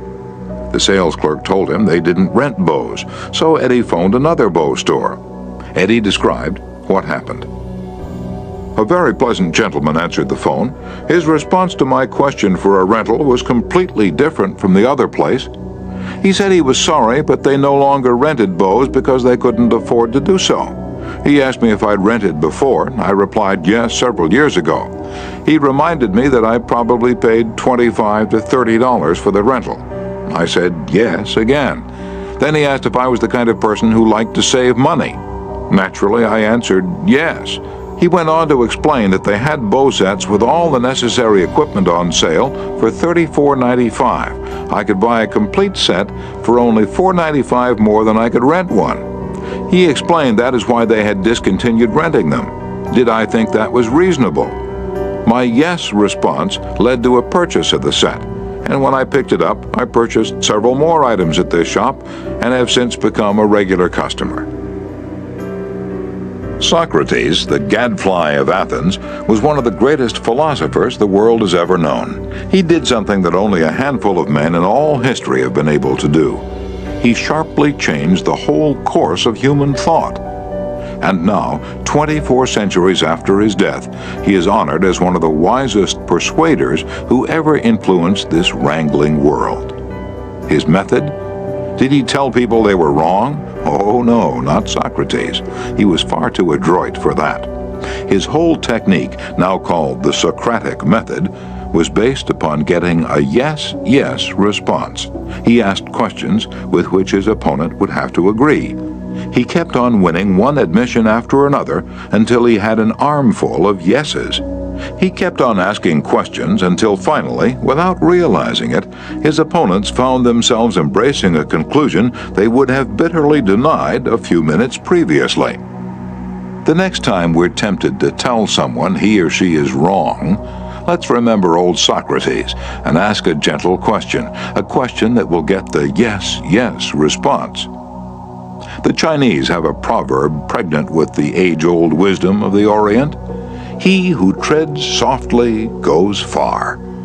They have spent 5,000 years studying human nature, those cultured Chinese, and they have garnered a lot of perspicacity. He who treads softly goes far. Principle 5. Get the other person saying yes, yes, immediately. Chapter 6. The Safety Valve in Handling Complaints. Most people trying to win others to their way of thinking do too much talking themselves. Let the other people talk themselves out. They know more about their business and problems than you do, so ask them questions. Let them tell you a few things. If you disagree with them, you may be tempted to interrupt, but don't. It's dangerous. They won't pay attention to you while they still have a lot of ideas of their own crying for expression, so listen patiently and with an open mind. Be sincere about it. Encourage them to express their ideas fully. Does this policy pay in business? Let's see. Here is the story of a sales representative who was forced to try it. One of the largest automobile manufacturers in the United States was negotiating for a year's requirements of upholstery fabrics. 3 important manufacturers had worked up fabrics in sample bodies. These had all been inspected by the executives of the motor company, and notice had been sent to each manufacturer saying that on a certain day a representative from each supplier would be given an opportunity to make a final plea for the contract. GBR, a representative of one manufacturer, arrived in town with a severe attack of laryngitis. When it came my turn to meet the executives in conference, Mr. R said, as he related the story before one of my classes, I had lost my voice. I could barely whisper. I was ushered into a room and found myself face to face with the textile engineer, the purchasing agent, the director of sales, and the president of the company. I stood up and made a valiant effort to speak, but I couldn't do anything more than squeak. They were all seated around a table, so I wrote on a pad of paper, "Gentlemen, I have lost my voice. I am speechless." "I'll do the talking for you," the president said. He did. He exhibited my samples and praised their good points. A lively discussion arose about the merits of my goods, and the president, since he was talking for me, took the position I would have had during the discussion. My sole participation consisted of smiles, nods, and a few gestures. As a result of this unique conference, I was awarded the contract, which called for over 500,000 yards of upholstery fabrics at an aggregate value of $1,600,000, the biggest order I had ever received. I know I would have lost the contract if I hadn't lost my voice, because I had the wrong idea about the whole proposition. I discovered, quite by accident, how richly it sometimes pays to let the other person do the talking. Letting the other person do the talking helps in family situations as well as in business. Barbara Wilson's relationship with her daughter, Lori, was deteriorating rapidly. Lori, who had been a quiet, complacent child, had grown into an uncooperative, sometimes belligerent teenager. Mrs. Wilson lectured her, threatened her, and punished her, but all to no avail. One day, Mrs. Wilson told one of our classes, I just gave up. Lori had disobeyed me and had left the house to visit her girlfriend before she had completed her chores. When she returned, I was about to scream at her for the 10,000th time, but I just didn't have the strength to do it. I just looked at her and said sadly, "Why, Lori, why?" Lori noted my condition and in a calm voice asked, "Do you really want to know?" I nodded, and Lori told me, first hesitantly, and then it all flowed out. I had never listened to her. I was always telling her to do this or that. When she wanted to tell me her thoughts, feelings, ideas, I interrupted with more orders. I began to realize that she needed me not as a bossy mother, but as a confidant, an outlet for all her confusion about growing up, and all I'd been doing was talking when I should have been listening. I had never heard her. From that time on, I let her do all the talking she wanted. She tells me what is on her mind, and our relationship has improved immeasurably. She is, again, a cooperative person. A large advertisement appeared on the financial page of a New York newspaper, calling for a person with unusual ability and experience. Charles T. Kubelis answered the advertisement, sending his reply to a box number. A few days later, he was invited by letter to call for an interview. Before he called, he spent hours in Wall Street finding out everything possible about the person who had founded the business. During the interview, he remarked, "I should be mighty proud to be associated with an organization with a record like yours. I understand you started 28 years ago with nothing but desk room and one stenographer. Is that true?" Almost every successful person likes to reminisce about his early struggles, and this man was no exception. He talked for a long time about how he'd started with $450 in cash and an original idea. He told how he'd fought against discouragement and battled against ridicule, working Sundays and holidays 12 to 16 hours a day, how he finally won against all odds, until now the most important executives on Wall Street were coming to him for information and guidance. He was proud of such a record. He had a right to be, and he had a splendid time telling about it. Finally, he questioned Mr. Cabellas briefly about his experience, then called in one of his vice presidents and said, "I think this is the person we're looking for." Mr. Cabellas had taken the trouble to find out about the accomplishments of his prospective employer. He showed an interest in the other person and his problems. He encouraged the other person to do most of the talking and made a favorable impression. Roy G. Bradley of Sacramento, California, had the opposite problem. He listened as a good prospect for a sales position talked himself into a job with Bradley's firm. Roy reported, "Being a small brokerage firm, we had no fringe benefits, such as hospitalization, medical insurance, and pension. Every representative is an independent agent. We don't even provide leads for prospects, as we cannot advertise for them as our larger competitors do. Richard Pryor had the type of experience we wanted for this position, and he was interviewed first by my assistant, who told him about all the negatives related to this job. He seemed slightly discouraged when he came into my office. I mentioned the one benefit of being associated with my firm, that of being an independent contractor and therefore virtually being self-employed. As he talked about these advantages to me, he talked himself out of each negative thought he had when he came in for the interview. Several times it seemed as though he was half talking to himself as he was thinking through each thought. At times I was tempted to add to his thoughts. However, as the interview came to a close, I felt he had convinced himself, very much on his own, that he would like to work for my firm. Because I had been a good listener and let Dick do most of the talking, he was able to weigh both sides fairly in his mind. And he came to the positive conclusion, which was a challenge he created for himself. We hired him, and he has been an outstanding representative for our firm. Even our friends would much rather talk to us about their achievements than listen to us boast about ours. La Rochefoucauld, the French philosopher, said, "If you want enemies, excel your friends. But if you want friends, let your friends excel you." Why is that true? Because when our friends excel us, they feel important. But when we excel them, they, or at least some of them, will feel inferior and envious. By far the best-liked placement counselor in the Midtown Personnel Agency in New York City was Henrietta G. It hadn't always been that way. During the first few months of her association with the agency, Henrietta didn't have a single friend among her colleagues. Why?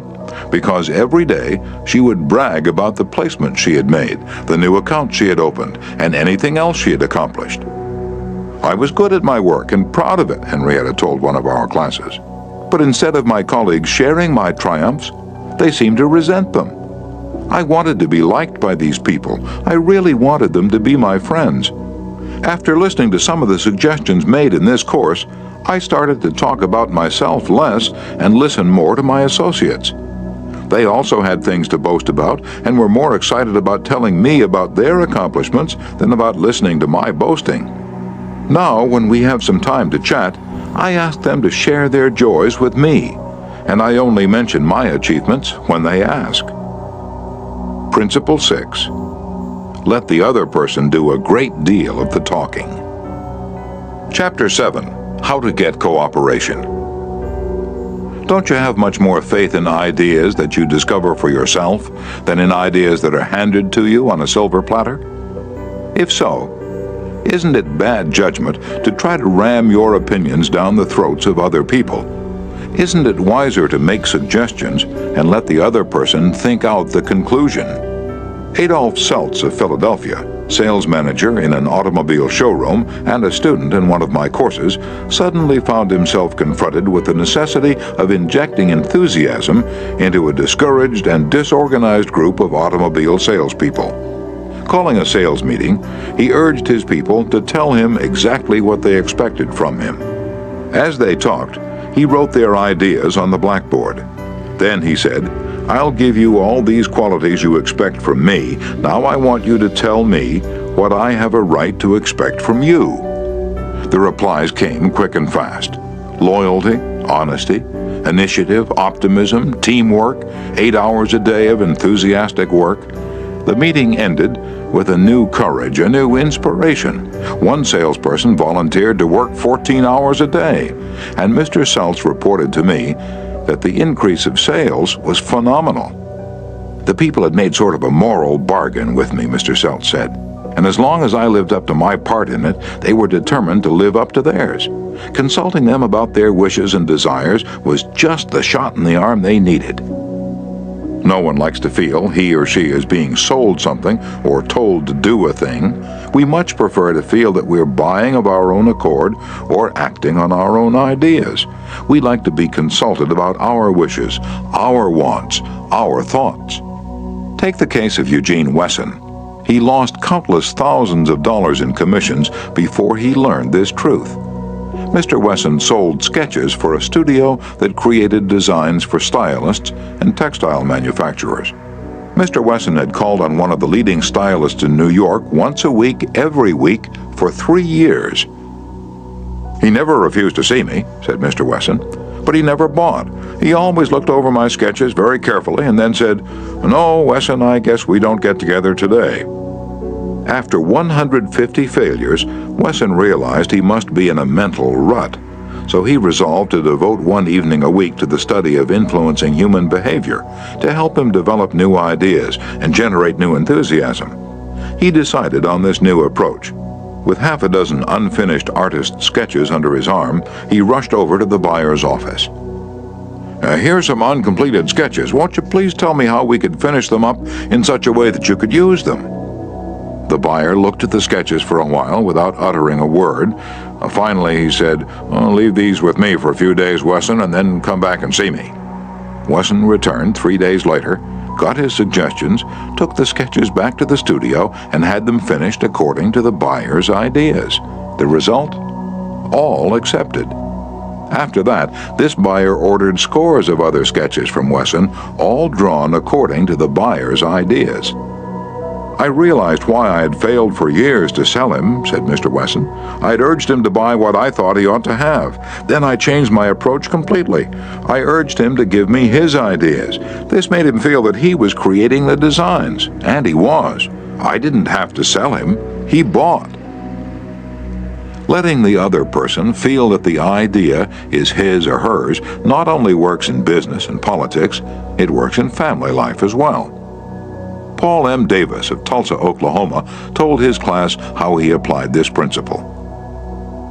"My family and I enjoyed one of the most interesting sightseeing vacation trips we'd ever taken. I'd long dreamed of visiting such historic sites as the Civil War battlefield in Gettysburg, Independence Hall in Philadelphia, and our nation's capital. Valley Forge, Jamestown, and the restored colonial village of Williamsburg were high on the list of things I wanted to see. In March, my wife Nancy mentioned that she had ideas for our summer vacation, which included a tour of the western states, visiting points of interest in New Mexico, Arizona, California, and Nevada. She'd wanted to make this trip for several years, but we couldn't obviously make both trips. Our daughter Anne had just completed a course in U.S. history in junior high school and had become very interested in the events that had shaped our country's growth. I asked her how she'd like to visit the places she'd learned about on our next vacation. She said she'd love to. 2 evenings later, as we sat around the dinner table, Nancy announced that if we all agreed, the summer's vacation would be to the eastern states, that it would be a great trip for Anne and thrilling for all of us. We all concurred. This same psychology was used by an X-ray manufacturer to sell his equipment to one of the largest hospitals in Brooklyn. This hospital was building an addition and preparing to equip it with the finest X-ray department in America. Dr. L, who was in charge of the X-ray department, was overwhelmed with sales representatives, each caroling the praises of his own company's equipment. One manufacturer, however, was more skillful. He knew far more about handling human nature than the others did. He wrote a letter, something like this: "Our factory has recently completed a new line of X-ray equipment. The first shipment of these machines has just arrived in our office. They are not perfect, we know that, and we want to improve them. So we should be deeply obligated to you if you could find time to look them over and give us your ideas about how they can be made more serviceable to your profession. Knowing how occupied you are, I shall be glad to send my car for you at any hour you specify." I was surprised to get that letter, Dr. L said, as he related the incident before the class. I was both surprised and complimented. I had never had an X-ray manufacturer seeking my advice before. It made me feel important. I was busy every night that week, but I canceled a dinner appointment in order to look over the equipment. The more I studied it, the more I discovered for myself how much I liked it. Nobody had tried to sell it to me. I felt that the idea of buying that equipment for the hospital was my own. I sold myself on its superior qualities and ordered it installed. Ralph Waldo Emerson, in his essay Self-Reliance, stated, "In every work of genius we recognize our own rejected thoughts. They come back to us with a certain alienated majesty." Colonel Edward M. House wielded an enormous influence in national and international affairs while Woodrow Wilson occupied the White House. Wilson leaned upon Colonel House for secret counsel and advice more than he did upon even members of his own cabinet. What method did the colonel use in influencing the president? Fortunately, we know, for House himself revealed it to Arthur D. Howden Smith, and Smith quoted House in an article in the Saturday Evening Post. "After I got to know the president," House said, "I learned the best way to convert him to an idea was to plant it in his mind casually, but so as to interest him in it, so as to get him thinking about it on his own account. The first time this worked, it was an accident. I had been visiting him at the White House and urged a policy on him when he appeared to disapprove. But several days later at the dinner table, I was amazed to hear him trot out my suggestion as his own." Did House interrupt him and say, "That's not your idea, that's mine"? Oh no, not House. He was too adroit for that. He didn't care about credit, he wanted results. So he let Wilson continue to feel that the idea was his. House did even more than that. He gave Wilson public credit for these ideas. Let's remember that everyone we come in contact with is just as human as Woodrow Wilson. So let's use Colonel House's technique. A man in the beautiful Canadian province of New Brunswick used this technique on me and won my patronage. I was planning at the time to do some fishing and canoeing in New Brunswick. So I wrote the Tourist Bureau for information. Evidently my name and address were put on a mailing list, for I was immediately overwhelmed with scores of letters and booklets and printed testimonials from camps and guides. I was bewildered. I didn't know which to choose. Then, one camp owner did a clever thing. He sent me the names and telephone numbers of several New York people who had stayed at his camp, and he invited me to telephone them and discover for myself what he had to offer. I found to my surprise that I knew one of the men on his list.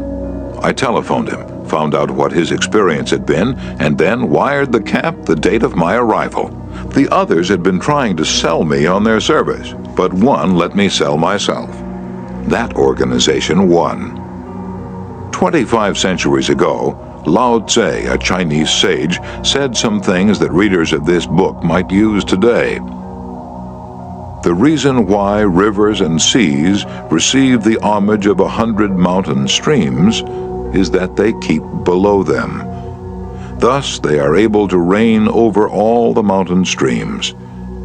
So the sage, wishing to be above men, putteth himself below them. Wishing to be before them, he putteth himself behind them.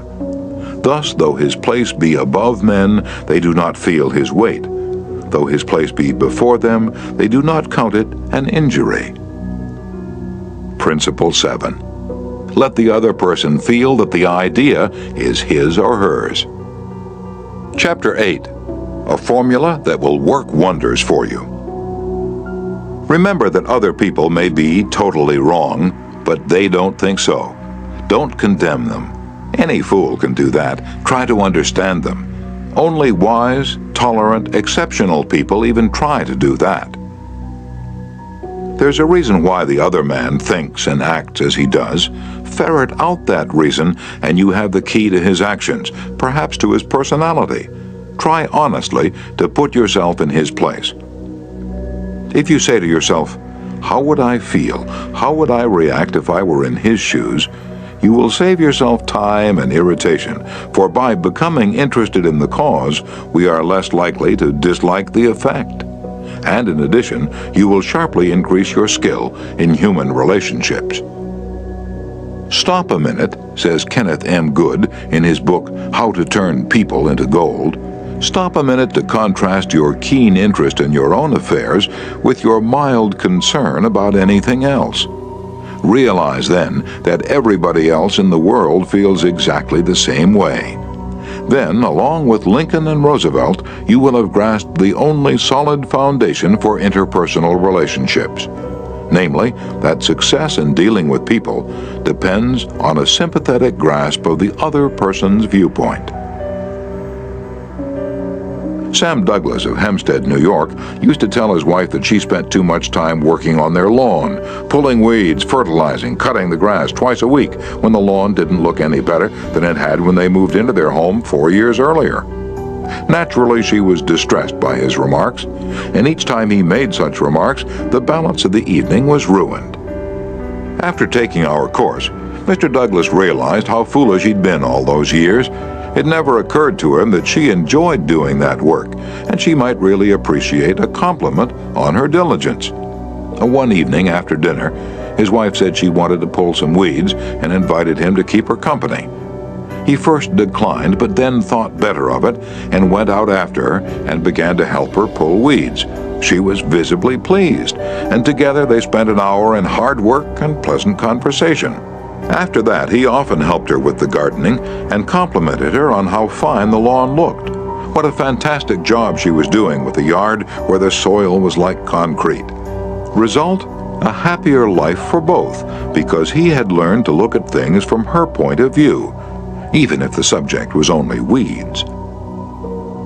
In his book, Getting Through to People, Dr. Gerald S. Nierenberg commented, "Cooperativeness in conversation is achieved when you show that you consider the other person's ideas and feelings as important as your own. Starting your conversation by giving the other person the purpose or direction of your conversation, governing what you say by what you would want to hear if you were the listener, and accepting his or her viewpoint will encourage the listener to have an open mind to your ideas."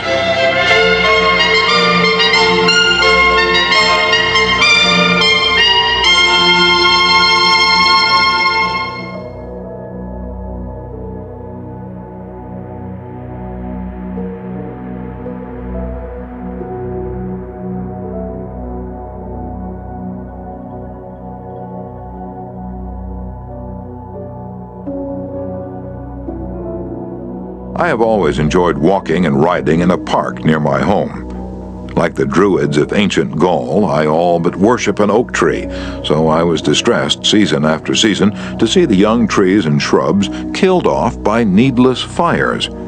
These fires weren't caused by careless smokers. They were almost all caused by youngsters who went out to the park to go native and cook a frankfurter or an egg under the trees. Sometimes these fires raged so fiercely that the fire department had to be called out to fight the conflagration. There was a sign on the edge of the park saying that anyone who started a fire was liable to fine and imprisonment, but the sign stood in an unfrequented part of the park, and few of the culprits ever saw it. A mounted policeman was supposed to look after the park, but he didn't take his duties too seriously, and the fires continued to spread season after season. On one occasion, I rushed up to a policeman and told him about a fire rapidly spreading through the park and wanted him to notify the fire department. And he nonchalantly replied that it was none of his business because it wasn't in his precinct. I was desperate. So after that, when I went riding, I acted as a self-appointed committee of one to protect the public domain. In the beginning, I'm afraid I didn't even attempt to see the other people's point of view. When I saw a fire blazing under the trees, I was so unhappy about it, so eager to do the right thing, that I did the wrong thing. I would ride up to the boys, warn them that they could be jailed for starting a fire, order with a tone of authority that it be put out, and if they refused, I would threaten to have them arrested. I was merely unloading my feelings without thinking of their point of view. The result? They obeyed sullenly and with resentment. After I rode on over the hill, they probably rebuilt the fire and longed to burn up the whole park. With the passing of the years, I acquired a trifle more knowledge of human relations, a little more tact, and a somewhat greater tendency to see things from the other person's standpoint. Then, instead of giving orders, I would ride up to a blazing fire and begin something like this. "Having a good time, boys? What are you going to cook for supper?" I loved to build fires myself when I was a boy, and I still love to. But you know, they're very dangerous here in the park. I know you boys don't mean to do any harm, but other boys aren't so careful. They come along and see that you've built a fire, so they build one. They don't put it out when they go home, and it spreads among the dry leaves and kills the trees. We won't have any trees here at all if we aren't more careful. You could be put in jail for building this fire, but I don't want to be bossy, interfere with your pleasure. I'd like to see you enjoy yourselves. But won't you please rake all the leaves away from the fire right now, and you'll be careful to cover it with dirt, a lot of dirt, before you leave, won't you? And the next time you want to have some fun, won't you please build your fire over the hill there in the sand pit? Can't do any harm there. Thanks so much, boys. Have a good time. What a difference that kind of talk made. It made the boys want to cooperate. No sullenness, no resentment. They hadn't been forced to obey orders. They had saved their faces.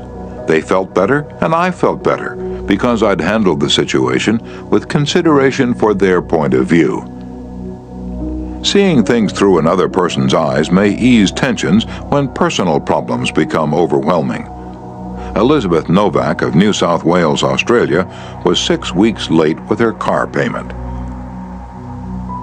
On a Friday, she reported, I received a nasty phone call from the man who was handling my account, informing me if I did not come up with $122 by Monday morning, I could anticipate further action from the company. I had no way of raising the money over the weekend, so when I received his phone call first thing on Monday morning, I expected the worst. Instead of becoming upset, I looked at the situation from his point of view. I apologized most sincerely for causing him so much inconvenience, and remarked that I must be his most troublesome customer, as this was not the first time I was behind in my payments. His tone of voice changed immediately, and he reassured me that I was far from being one of his really troublesome customers. He went on to tell me several examples of how rude his customers sometimes were, how they lied to him, and often tried to avoid talking to him at all. I said nothing. I listened and let him pour out his troubles to me. Then, without any suggestion from me, he said it did not matter if I couldn't pay all the money immediately. It would be all right if I paid him $20 by the end of the month and made up the balance whenever it was convenient for me to do so. Tomorrow, before asking anyone to put out a fire or buy your product or contribute to your favorite charity, why not pause and close your eyes and try to think the whole thing through from another person's point of view. Ask yourself, why should he or she want to do it? True, this will take time, but it will avoid making enemies, and will get better results, and with less friction and less shoe leather. I would rather walk the sidewalk in front of a person's office for 2 hours before an interview, said Dean Dunham of the Harvard Business School, than step into that office without a perfectly clear idea of what I was going to say and what that person, from my knowledge of his or her interests and motives, was likely to answer. That is so important that I'm going to repeat it for the sake of emphasis. I would rather walk the sidewalk in front of a person's office for 2 hours before an interview than to step into that office without a perfectly clear idea of what I was going to say and what that person, from my knowledge of his or her interests and motives, was likely to answer. If, as a result of listening to this book, you get only one thing, an increased tendency to think always in terms of the other person's point of view, and see things from that person's angle as well as your own, if you get only that one thing from this book, it may easily prove to be one of the stepping stones of your career. Principle 8. Try honestly to see things from the other person's point of view. Chapter 9. What everybody wants. Wouldn't you like to have a magic phrase that would stop arguments, eliminate ill feeling, create goodwill, and make the other person listen attentively? Yes? All right, here it is. I don't blame you one iota for feeling as you do. If I were you, I would undoubtedly feel just as you do. An answer like that will soften the most cantankerous old cuss alive. And you can say that and be 100% sincere, because if you were the other person, you, of course, would feel just as he does. Take Al Capone, for example. Suppose you had inherited the same body and temperament and mind that Al Capone had. Suppose you had had his environment and experiences. You would then be precisely what he was and where he was, for it is those things and only those things that made him what he was. The only reason, for example, that you were not a rattlesnake is that your mother and father weren't rattlesnakes. You deserve very little credit for being what you are, and remember the people who come to you irritated, bigoted, unreasoning deserve very little discredit for being what they are. Feel sorry for the poor devils, pity them, sympathize with them. Say to yourself, there, but for the grace of God, go I. 3/4 of the people you will ever meet are hungering and thirsting for sympathy. Give it to them, and they will love you. I once gave a broadcast about the author of Little Women, Louisa May Alcott. Naturally, I knew she'd lived and written her immortal books in Concord, Massachusetts. But without thinking about what I was saying, I spoke of visiting her old home in Concord, New Hampshire. If I had said New Hampshire only once, it might have been forgiven, but alas and alack, I said it twice. I was deluged with letters and telegrams, stinging messages that swirled around my defenseless head like a swarm of hornets. Many were indignant, a few insulting. One colonial dame who had been reared in Concord, Massachusetts, and who was then living in Philadelphia, vented her scorching wrath upon me. She couldn't have been much more bitter if I had accused Miss Alcott of being a cannibal from New Guinea. As I read the letter, I said to myself, thank God I'm not married to that woman. I felt like writing and telling her that although I had made a mistake in geography, she had made a far greater mistake in common courtesy. That was to be just my opening sentence. Then I was going to roll up my sleeves and tell her what I really thought, but I didn't. I controlled myself. I realized that any hot-headed fool could do that, and that most fools would do just that. I wanted to be above fools, so I resolved to try to turn her hostility into friendliness. It would be a challenge, a sort of game I could play. I said to myself, after all, if I were she, I would probably feel just as she does. So I determined to sympathize with her viewpoint. The next time I was in Philadelphia, I called her on the telephone. The conversation went something like this. Mrs. So-and-so, you wrote me a letter a few weeks ago, and I want to thank you for it. To whom have I the honor of speaking? Well, I'm a stranger to you. My name is Dale Carnegie. You listened to a broadcast I gave about Louisa May Alcott a few Sundays ago, and I made the unforgivable blunder of saying that she had lived in Concord, New Hampshire. It was a stupid blunder, and I want to apologize for it. It was so nice of you to take the time to write me.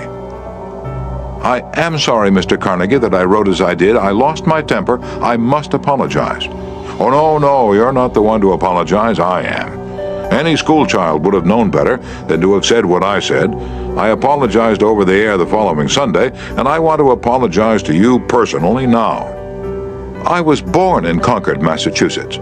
My family has been prominent in Massachusetts affairs for 2 centuries, and I am very proud of my native state. I was really quite distressed to hear you say that Miss Alcott had lived in New Hampshire, but I'm really ashamed of that letter.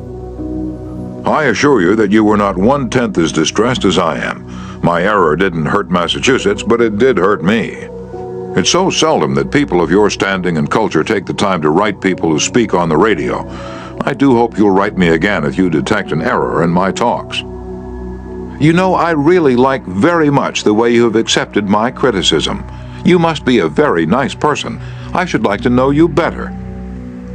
So, because I'd apologized and sympathized with her point of view, she began apologizing and sympathizing with my point of view.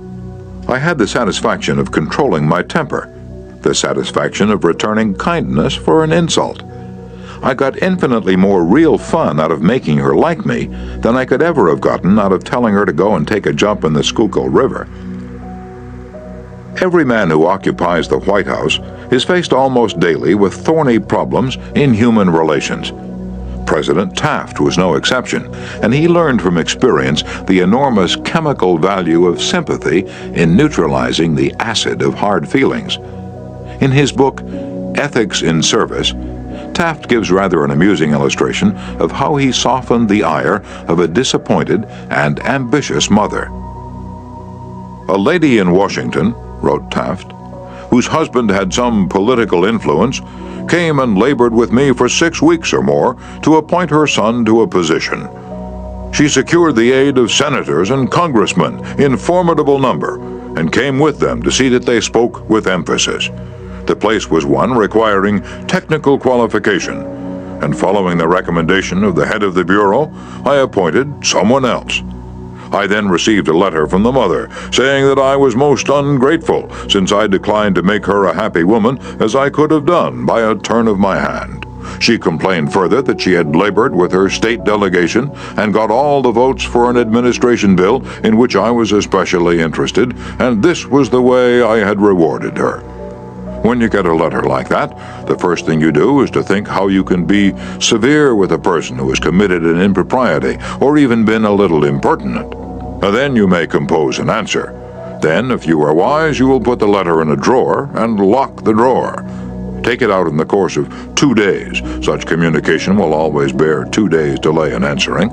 And when you take it out after that interval, you will not send it. This is just the course I took.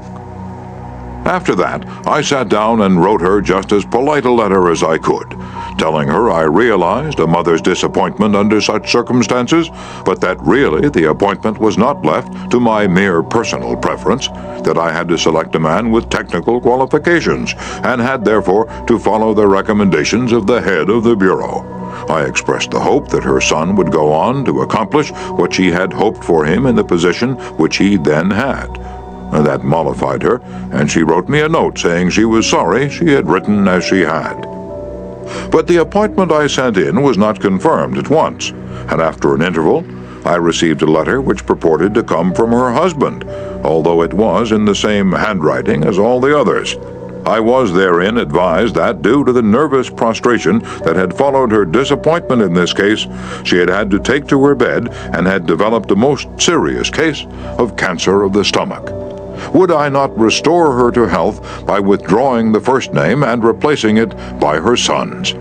I had to write another letter, this one to the husband, to say that I hoped the diagnosis would prove to be inaccurate, that I sympathized with him in the sorrow he must have in the serious illness of his wife, but that it was impossible to withdraw the name sent in. The man whom I appointed was confirmed, and within 2 days after I received that letter, we gave a musicale at the White House. The first 2 people to greet Mrs. Taft and me were this husband and wife, though the wife had so recently been in articulo mortis. J. Mangum represented an elevator-escalator maintenance company in Tulsa, Oklahoma, which had the maintenance contract for the escalators in one of Tulsa's leading hotels. The hotel manager did not want to shut down the escalator for more than 2 hours at a time because he did not want to inconvenience the hotel's guests. The repair that had to be made would take at least 8 hours, and this company did not always have a specially qualified mechanic available at the convenience of the hotel. When Mr. Mangum was able to schedule a top-flight mechanic for this job, he telephoned the hotel manager, and instead of arguing with him to give him the necessary time, he said, "Rick, I know your hotel is quite busy, and you'd like to keep the escalator shutdown time to a minimum. I understand your concern about this, and we want to do everything possible to accommodate you. However, our diagnosis of the situation shows that if we do not do a complete job now, your escalator may suffer more serious damage, and that would cause a much longer shutdown. I know you would not want to inconvenience your guests for several days." The manager had to agree that an 8-hour shutdown was more desirable than several days.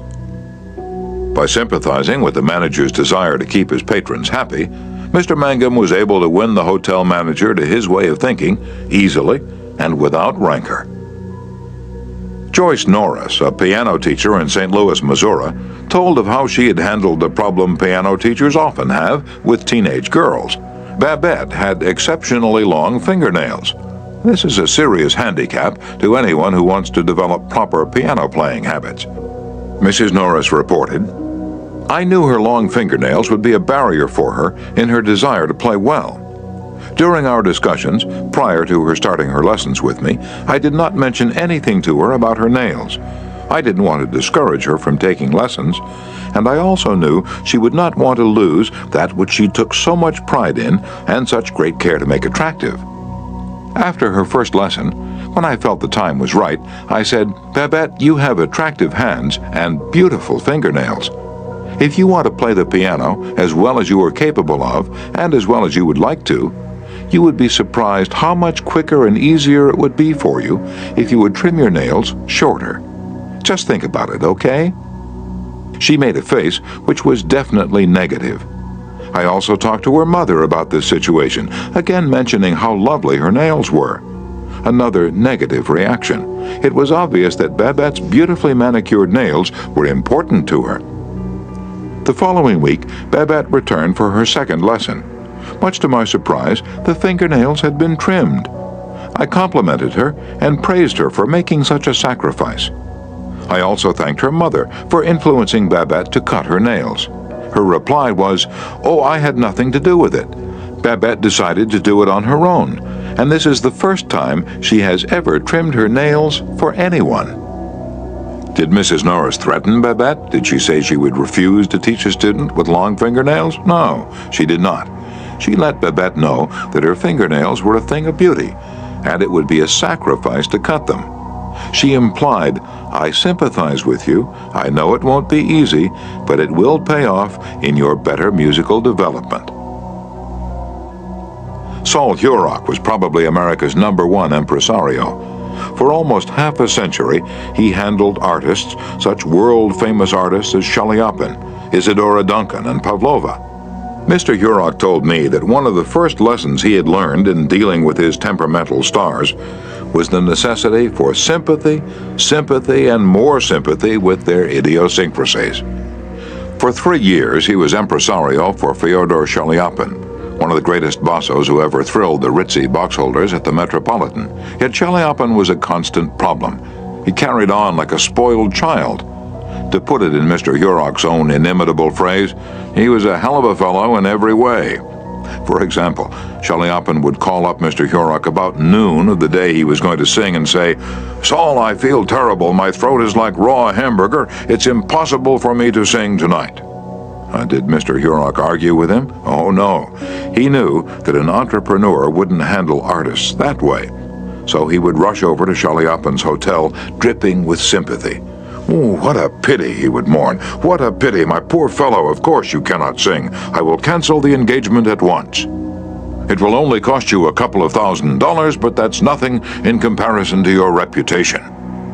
And then Chaliapin would sigh and say, "Perhaps you'd better come over later in the day. Come at 5. See how I feel then." At 5 o'clock, Mr. Hurok would again rush to his hotel, dripping with sympathy. Again, he would insist on canceling the engagement, and again Chaliapin would sigh and say, "Well, maybe you'd better come see me later. I may be better by then." At 7:30, the great basso would consent to sing, only with the understanding that Mr. Hurok would walk out on the stage of the Metropolitan and announce that Chaliapin had a very bad cold and was not in good voice. Mr. Hurok would lie and say that he would do it, for he knew that that was the only way to get the basso out on stage. Dr. Arthur I. Gates, in his splendid book, Educational Psychology, says, sympathy the human species universally craves. The child eagerly displays his injury or even inflicts a cut or bruise in order to reap abundant sympathy. For the same purpose, adults show their bruises, relate their accidents, illness, especially details of surgical operations.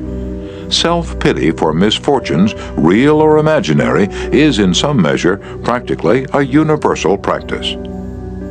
So, if you want to win people to your way of thinking, put in practice Principle 9. Be sympathetic with the other person's ideas and desires. Chapter 10. An appeal that everybody likes. I was reared on the edge of the Jesse James country, out in Missouri, and I visited the James farm at Carnegie, Missouri, where the son of Jesse James was then living. His wife told me stories of how Jesse robbed trains and held up banks and then gave money to the neighboring farmers to pay off their mortgages. Jesse James probably regarded himself as an idealist at heart, just as Dutch Schultz, Two-Gun Crowley, Al Capone, and many other organized crime godfathers did generations later. The fact is, all people you meet have a high regard for themselves and like to be fine and unselfish in their own estimation. J. Pierpont Morgan observed in one of his analytical interludes that a person usually has two reasons for doing a thing, one that sounds good and a real one. The person himself will think of the real reason. You don't need to emphasize that. But all of us, being idealists at heart, like to think of motives that sound good. So in order to change people, appeal to the nobler motives. Is that too idealistic to work in business? Let's see. Let's take the case of Hamilton J. Farrell of the Farrell-Mitchell Company of Glen Olden, Pennsylvania. Mr. Farrell had a disgruntled tenant who threatened to move. The tenant's lease still had 4 months to run, and nevertheless he served notice that he was vacating immediately, regardless of the lease. These people had lived in my house all winter, the most expensive part of the year, Mr. Farrell said as he told the story to the class. I knew it would be difficult to rent the apartment again before fall. I could see all that rent income going over the hill. Believe me, I saw red. And now, ordinarily, I would have waded into that tenant and advised him to read his lease again. I would have pointed out that if he moved, the full balance of his rent would fall due at once, and that I could and would move to collect. However, instead of flying off the handle and making a scene, I decided to try other tactics, so I started like this. Mr. Doe, I said, I have listened to your story, and I still don't believe you intend to move. Years in the renting business have taught me something about human nature. I sized you up in the first place as being a man of your word. In fact, I'm so sure of it, I'm willing to take a gamble. Now, here's my proposition. Lay your decision on the table for a few days and think it over. If you come back to me between now and the first of the month, when your rent is due, and tell me you still intend to move, I give you my word I will accept your decision as final. I will privilege you to move and admit to myself that I've been wrong in my judgment. But I still believe you're a man of your word and will live up to your contract. For after all, we're either men or monkeys, and the choice usually lies with ourselves. Well, when the new month came around, this gentleman came to see me and paid his rent in person. He and his wife had talked it over, he said, and decided to stay. They had concluded that the only honorable thing to do was to live up to their lease. When the late Lord Northcliffe found a newspaper using a picture of him which he didn't want published, he wrote the editor a letter. But did he say, please do not publish that picture of me anymore, I don't like it? No, he appealed to a nobler motive. He appealed to the respect and love that all of us have for motherhood. He wrote, please do not publish that picture of me anymore, my mother doesn't like it. When John D. Rockefeller Jr. wished to stop newspaper photographers from snapping pictures of his children, he too appealed to the nobler motives. He didn't say, I don't want their pictures published. No, he appealed to the desire, deep in all of us, to refrain from harming children. He said, you know how it is, boys. You've got children yourselves, some of you, and you know it's not good for youngsters to get too much publicity. When Cyrus H.K. Curtis, the poor boy from Maine, was starting on his meteoric career, which was destined to make him millions as owner of the Saturday Evening Post and the Ladies' Home Journal, he couldn't afford to pay his contributors the prices that other magazines paid. He couldn't afford to hire first-class authors to write for money alone, so he appealed to their nobler motives. For example, he persuaded even Louisa May Alcott, the immortal author of Little Women, to write for him when she was at the flood tide of her fame, and he did it by offering to send a check for $100, not to her, but to her favorite charity. Now, right here, the skeptic may say, "Oh, that stuff is all right for Northcliffe or Rockefeller or a sentimental novelist, but I'd like to see you make it work with the tough babies I have to collect bills from." You may be right. Nothing will work in all cases, and nothing will work with all people. If you are satisfied with the results you're now getting, why change? If you're not satisfied, why not experiment? At any rate, I think you'll enjoy hearing this true story told by James L. Thomas, a former student of mine. 6 customers of a certain automobile company refused to pay their bills for servicing. None of the customers protested the entire bill, but each claimed that some one charge was wrong. In each case, the customer had signed for the work done, so the company knew it was right and said so. That was the first mistake. Here are the steps the men in the credit department took to collect these overdue bills. Do you suppose they succeeded? First, they called on each customer and told him bluntly that they had come to collect a bill that was long past due. Second, they made it very plain that the company was absolutely and unconditionally right. Therefore, he, the customer, was absolutely and unconditionally wrong. Third, they intimated that they, the company, knew more about automobiles than he could ever hope to know. So what was the argument about? Result? They argued.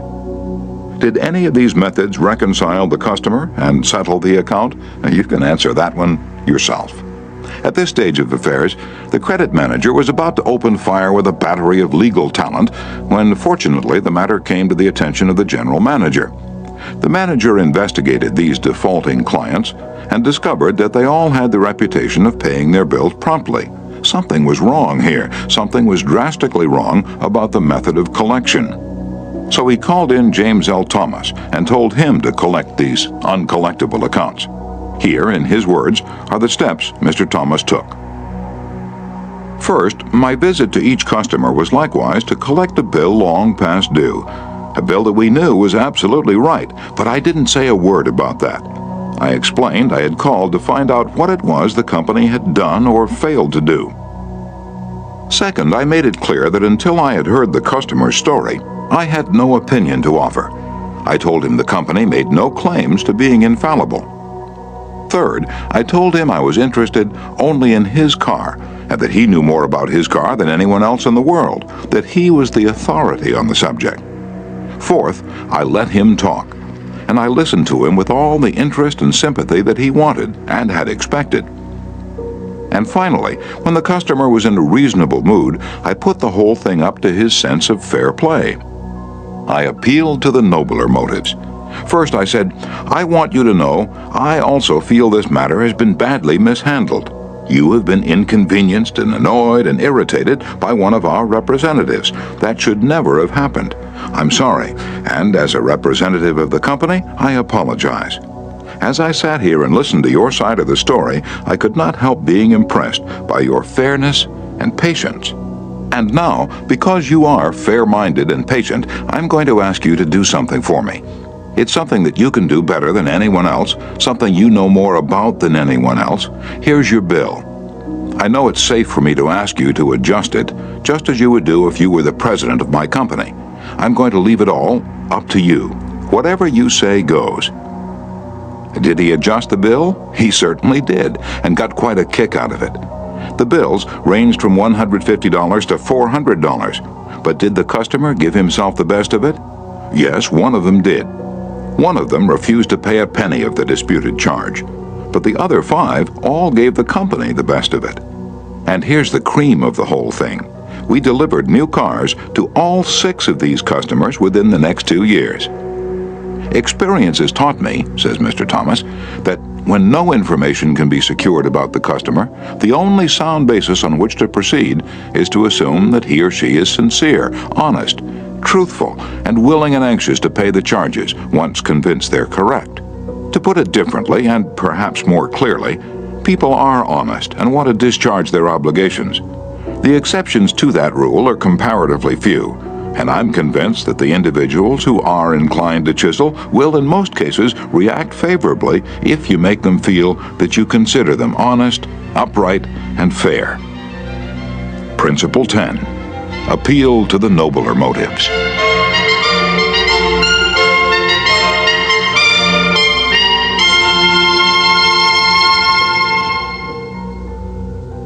Chapter 11. The movies do it, TV does it, why don't you do it? Many years ago, the Philadelphia Evening Bulletin was being maligned by a dangerous whispering campaign. A malicious rumor was being circulated. Advertisers were being told that the newspaper was no longer attractive to readers because it carried too much advertising and too little news. Immediate action was necessary. The gossip had to be squelched. But how? This is the way it was done. The Bulletin clipped from its regular edition all reading matter of all kinds on one average day, classified it, and published it as a book. The book was called One Day. It contained 307 pages, as many as a hard-covered book, yet the Bulletin had printed all this news and feature material on one day and sold it not for several dollars, but for a few cents. The printing of that book dramatized the fact that the Bulletin carried an enormous amount of interesting reading matter. It conveyed the facts more vividly, more interestingly, more impressively than pages of figures and mere talk could have done. This is the day of dramatization. Merely stating a truth isn't enough. The truth has to be made vivid, interesting, dramatic. You have to use showmanship. The movies do it, television does it, and you will have to do it if you want attention. Experts in window display know the power of dramatization. For example, the manufacturers of a new rat poison gave dealers a window display that included 2 live rats. The week the rats were shown, sales zoomed to 5 times their normal rate. Television commercials abound with examples of the use of dramatic techniques in selling products. Sit down one evening in front of your television set and analyze what the advertisers do in each of their presentations. You will note how an antacid medicine changes the color of the acid in a test tube, while its competitor doesn't. How one brand of soap or detergent gets a greasy shirt clean, when the other brand leaves it gray. You'll see a car maneuver around a series of turns and curves, far better than just being told about it. Happy faces will show contentment with a variety of products. All of these dramatize for the viewer the advantages offered by whatever is being sold, and they do get people to buy them. You can dramatize your ideas in business or in any other aspect of your life. It's easy. Jim Yeamans, who sells for the National Cash Register Company in Richmond, Virginia, told how he made a sale by a dramatic demonstration. Last week, I called on the neighborhood grocer and saw the cash registers he was using at his checkout counters were very old-fashioned. I approached the owner and told him, "You're literally throwing away pennies every time a customer goes through your line." With that, I threw a handful of pennies on the floor, and he quickly became more attentive. The mere word should have been of interest to him, but the sound of pennies hitting the floor really stopped him. I was able to get an order from him to replace all of his old machines. It works in home life as well. When the old-time lover proposed to his sweetheart, did he just use words of love? No, he went down on his knees. That really showed he meant what he said. We don't propose on our knees anymore, but many suitors still set up a romantic atmosphere before they pop the question. Dramatizing what you want works with children as well. Joe B. Fant, Jr. of Birmingham, Alabama, was having difficulty getting his 5-year-old boy and 3-year-old daughter to pick up their toys, so he invented a train. Joey was the engineer, Captain Casey Jones, on his tricycle. Janet's wagon was attached, and in the evening, she loaded all the coal on the caboose, her wagon, and then jumped in while her brother drove her around the room. In this way, the room was cleaned up without lectures, arguments, or threats. Mary Catherine Wolfe of Mishawaka, Indiana, was having some problems at work and decided that she had to discuss them with the boss. On Monday morning, she requested an appointment with him, but was told he was very busy and she should arrange with his secretary for an appointment later in the week. The secretary indicated that his schedule was very tight, but she would try to fit her in. Miss Wolfe described what happened. I did not get a reply from her all week long. Whenever I questioned her, she would give me a reason why the boss could not see me. Friday morning came and I'd heard nothing definite. I really wanted to see him and discuss my problems before the weekend, so I asked myself, how could I get him to see me? What I finally did was this. I wrote him a formal letter. I indicated in the letter that I fully understood how extremely busy he was all week, but it was important that I speak with him. I enclosed a form letter and a self-addressed envelope and asked him to please fill it out or ask his secretary to do it and return it to me. The form letter read as follows. Ms. Wolfe, I will be able to see you on blank at blank a.m. or p.m. I will give you blank minutes of my time. I put this letter in his in-basket at 11 a.m. At 2 p.m. I checked my mailbox. There was my self-addressed envelope. He had answered my form letter himself and indicated he could see me that afternoon and could give me 10 minutes of his time. I met with him, and we talked for over an hour and resolved my problems. If I had not dramatized to him the fact that I really wanted to see him, I would probably still be waiting for an appointment. James B. Boynton had to present a lengthy market report. His firm had just finished an exhaustive study for a leading brand of cold cream. Data were needed immediately about the competition in this market. The prospective customer was one of the biggest and most formidable men in the advertising business, and his first approach failed almost before he began. The first time I went in, Mr. Boynton explains, I found myself sidetracked into a futile discussion of the methods used in the investigation. He argued and I argued. He told me I was wrong, and I tried to prove that I was right. I finally won my point to my own satisfaction, but my time was up, the interview was over, and I still hadn't produced results. The second time, I didn't bother with tabulations of figures and data. I went to see this man. I dramatized my facts. As I entered his office, he was busy on the phone. While he finished his conversation, I opened a suitcase and dumped 32 jars of cold cream on top of his desk, all products he knew, all competitors of his cream. On each jar, I had a tag itemizing the results of the trade investigation, and each tag told its story briefly, dramatically. And what happened? There was no longer an argument. Here was something new, something different. He picked up first one and then another of the jars of cold cream and read the information on the tag. A friendly conversation developed. He asked additional questions. He was intensely interested. He had originally given me only 10 minutes to present my facts, but 10 minutes passed, 20 minutes, 40 minutes, and at the end of an hour we were still talking. I was presenting the same facts this time that I had presented previously, but this time I was using dramatization, showmanship, and what a difference it made. Principle 11. Dramatize your ideas. Chapter 12. When nothing else works, try this. Charles Schwab had a mill manager whose people weren't producing their quota of work. How is it, Schwab asked him, that a manager as capable as you can't make this mill turn out what it should? I don't know, the manager replied. I've coaxed the men, I've pushed them, I've sworn and cussed. I've threatened them with damnation and being fired, but nothing works. They just won't produce. This conversation took place at the end of the day, just before the night shift came on. Schwab asked the manager for a piece of chalk, then turning to the nearest man asked, "How many heats did your shift make today?" "6. Without another word, Schwab chalked a big figure 6 on the floor and walked away. When the night shift came in, they saw the 6 and asked what it meant. "The big boss was in here today," the day people said. "He asked us how many heats we made and we told him 6. He chalked it down on the floor." The next morning, Schwab walked through the mill again. The night shift had rubbed out 6 and replaced it with a big 7. When the day shift reported for work the next morning, they saw a big 7 chalked on the floor. So the night shift thought they were better than the day shift, did they? Well, they'd show the night shift a thing or two. The crew pitched in with enthusiasm, and when they quit that night, they left behind an enormous, swaggering 10. Things were stepping up.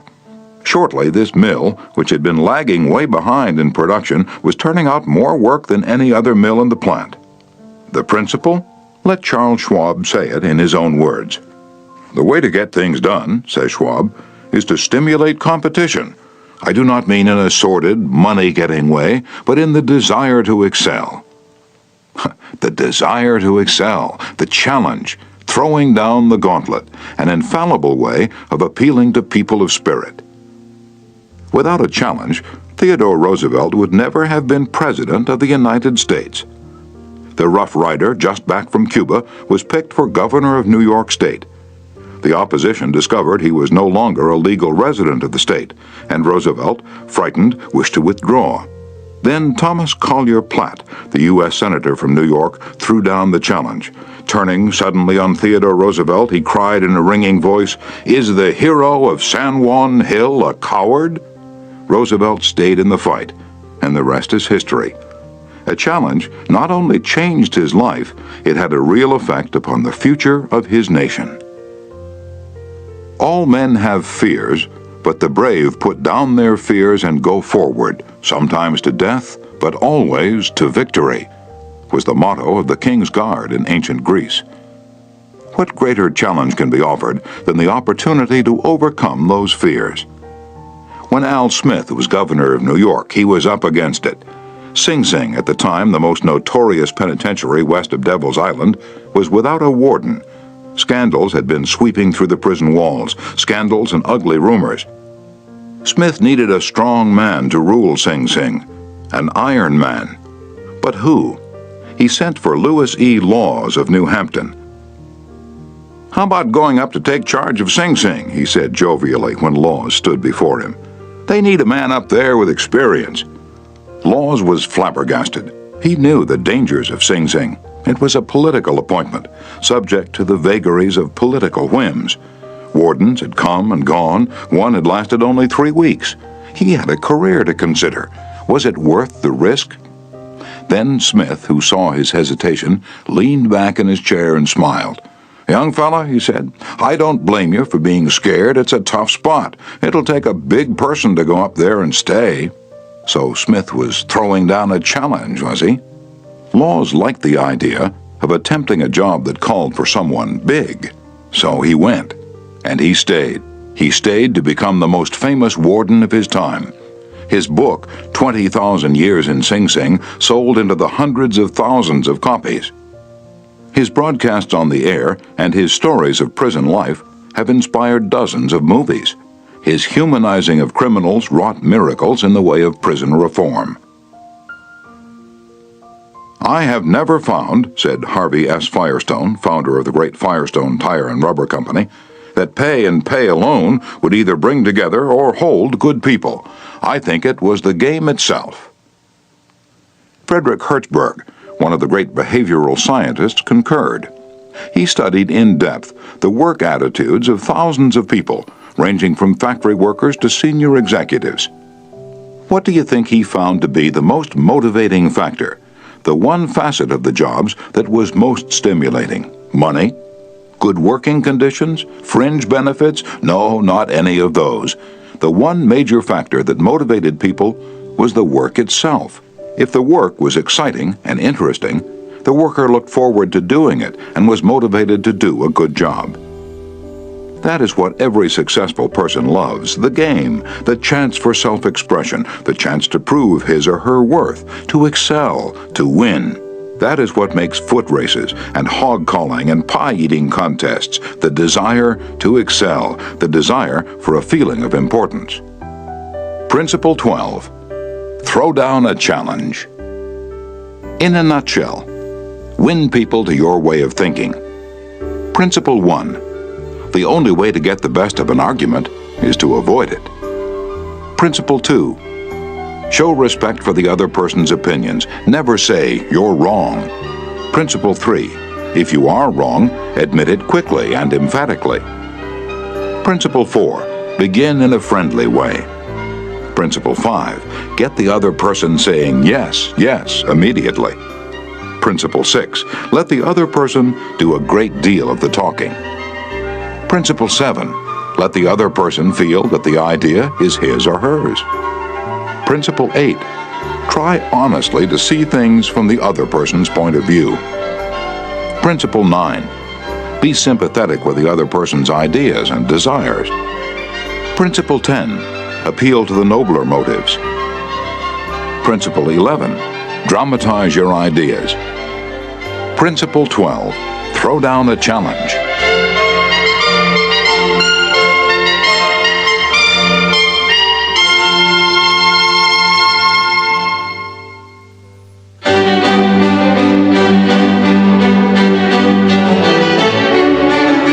Part 4. Be a leader. How to change people without giving offense or arousing resentment. Chapter 1. If you must find fault, this is the way to begin. A friend of mine was a guest at the White House for a weekend during the administration of Calvin Coolidge. Drifting into the president's private office, he heard Coolidge say to one of his secretaries, "That's a pretty dress you're wearing this morning, and you're a very attractive young woman." That was probably the most effusive praise Silent Cal had ever bestowed upon a secretary in his life. It was so unusual, so unexpected, that the secretary blushed in confusion. And then Coolidge said, "Now don't get stuck up. I just said that to make you feel good. From now on, I wish you would be a little bit more careful with your punctuation." His method was probably a bit obvious, but the psychology was superb. It's always easier to listen to unpleasant things after we have heard some praise of our good points. A barber lathers a man before he shaves him, and that is precisely what McKinley did back in 1896 when he was running for president. One of the prominent Republicans of that day had written a campaign speech that he felt was just a trifle better than Cicero and Patrick Henry and Daniel Webster all rolled into one. With great glee, this chap read his immortal speech aloud to McKinley. The speech had its fine points, but it just wouldn't do. It would have raised a tornado of criticism. McKinley didn't want to hurt the man's feelings. He must not kill the man's splendid enthusiasm, and yet he had to say no. Note how adroitly he did it. "My friend, that is a splendid speech, a magnificent speech," McKinley said. "No one could have prepared a better one. There are many occasions on which it would be precisely the right thing to say. But is it quite suitable to this particular occasion? Sound and sober as it is from your standpoint, I must consider its effect from the party's standpoint.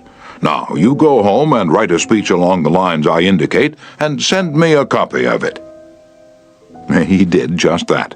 McKinley blue-penciled and helped him rewrite his second speech, and he became one of the effective speakers of the campaign. Here is the second most famous letter that Abraham Lincoln ever wrote. His most famous one was written to Mrs. Bixby, expressing his sorrow for the death of the 5 sons she had lost in battle. Lincoln probably dashed this letter off in 5 minutes, yet it sold at public auction in 1926 for $12,000, and that, by the way, was more money than Lincoln was able to save during half a century of hard work.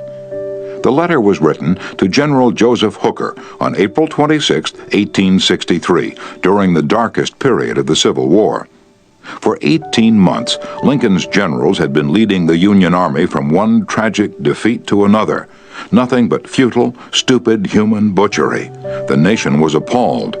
Thousands of soldiers had deserted from the army, and even the Republican members of the Senate had revolted and wanted to force Lincoln out of the White House. "We are now on the brink of destruction," Lincoln said. "It appears to me that even the Almighty is against us. I can hardly see a ray of hope." Such was the period of black sorrow and chaos out of which this letter came. I am including the letter here because it shows how Lincoln tried to change an obstreperous general when the very fate of the nation could have depended upon the general's action. This is perhaps the sharpest letter Abe Lincoln wrote after he became president, yet you will note that he praised General Hooker before he spoke of his grave faults. Yes, they were grave faults, but Lincoln didn't call them that. Lincoln was more conservative, more diplomatic. Lincoln wrote, "There are some things in regard to which I am not quite satisfied with you." Talk about tact and diplomacy. Here is the letter addressed to General Hooker. I have placed you at the head of the Army of the Potomac. Of course, I have done this upon what appears to me to be sufficient reasons, and yet I think it best for you to know that there are some things in regard to which I am not quite satisfied with you. I believe you to be a brave and skillful soldier, which of course I like. I also believe you do not mix politics with your profession, in which you are right. You have confidence in yourself, which is a valuable if not an indispensable quality. You are ambitious, which within reasonable bounds does good rather than harm. But I think that during General Burnside's command of the Army, you have taken counsel of your ambition and thwarted him as much as you could, in which you did a great wrong to the country and to a most meritorious and honorable brother officer. I have heard in such a way as to believe it of your recently saying that both the Army and the government needed a dictator. Of course, it was not for this, but in spite of it, that I have given you command. Only those generals who gain successes can set up as dictators. What I now ask of you is military success, and I will risk the dictatorship. The government will support you to the utmost of its ability, which is neither more nor less than it has done and will do for all commanders. I much fear that the spirit which you have aided to infuse into the Army, of criticizing their commander and withholding confidence from him, will now turn upon you. I shall assist you, as far as I can, to put it down. Neither you nor Napoleon, if he were alive again, could get any good out of an army while such spirit prevails in it. And now beware of rashness, but with energy and sleepless vigilance, go forward and give us victories. You are not a Coolidge, a McKinley, or a Lincoln. You want to know whether this philosophy will operate for you in everyday business contacts. Will it? Let's see. Let's take the case of W.P. Gaw of the Wark Company of Philadelphia. The Wark Company had contracted to build and complete a large office building in Philadelphia by a certain specified date. Everything was going along well. The building was almost finished when suddenly the subcontractor making the ornamental bronze work to go on the exterior of this building declared that he couldn't make delivery on schedule. What? An entire building held up? Heavy penalties, distressing losses, all because of one man. Long-distance telephone calls, arguments, heated conversations, all in vain. Then Mr. Gaw was sent to New York to beard the bronze lion in his den. "Do you know you're the only person in Brooklyn with your name?" Mr. Gaw asked the president of the subcontracting firm shortly after they were introduced. The president was surprised. "Oh, no, I didn't know that." "Well," Mr. Gaw said, "when I got off the train this morning, I looked in the telephone book to get your address, and you're the only person in the Brooklyn phone book with your name." I never knew that," the subcontractor said. He checked the phone book with interest. "Well, it's an unusual name," he said proudly. "My family came from Holland and settled in New York almost 200 years ago." He continued to talk about his family and his ancestors for several minutes. When he finished that, Mr. Gaw complimented him on how large a plant he had and compared it favorably with a number of similar plants he'd visited. "It's one of the cleanest and neatest bronze factories I ever saw," said Gaw. "I've spent a lifetime building up this business," the subcontractor said, "and I'm rather proud of it. Would you like to take a look around the factory?" During this tour of inspection, Mr. Gaw complimented the other man on his system of fabrication and told him how and why it seemed superior to those of some of his competitors. Gaw commented on some unusual machines, and the subcontractor announced that he himself had invented those machines. He spent considerable time showing Gaw how they operated and the superior work they turned out. He insisted on taking his visitor to lunch. So far, mind you, not a word had been said about the real purpose of Gaw's visit. After lunch, the subcontractor said, "Now to get down to business. Naturally, I know why you're here. I didn't expect that our meeting would be so enjoyable. You can go back to Philadelphia with my promise that your materials will be fabricated and shipped, even if other orders have to be delayed."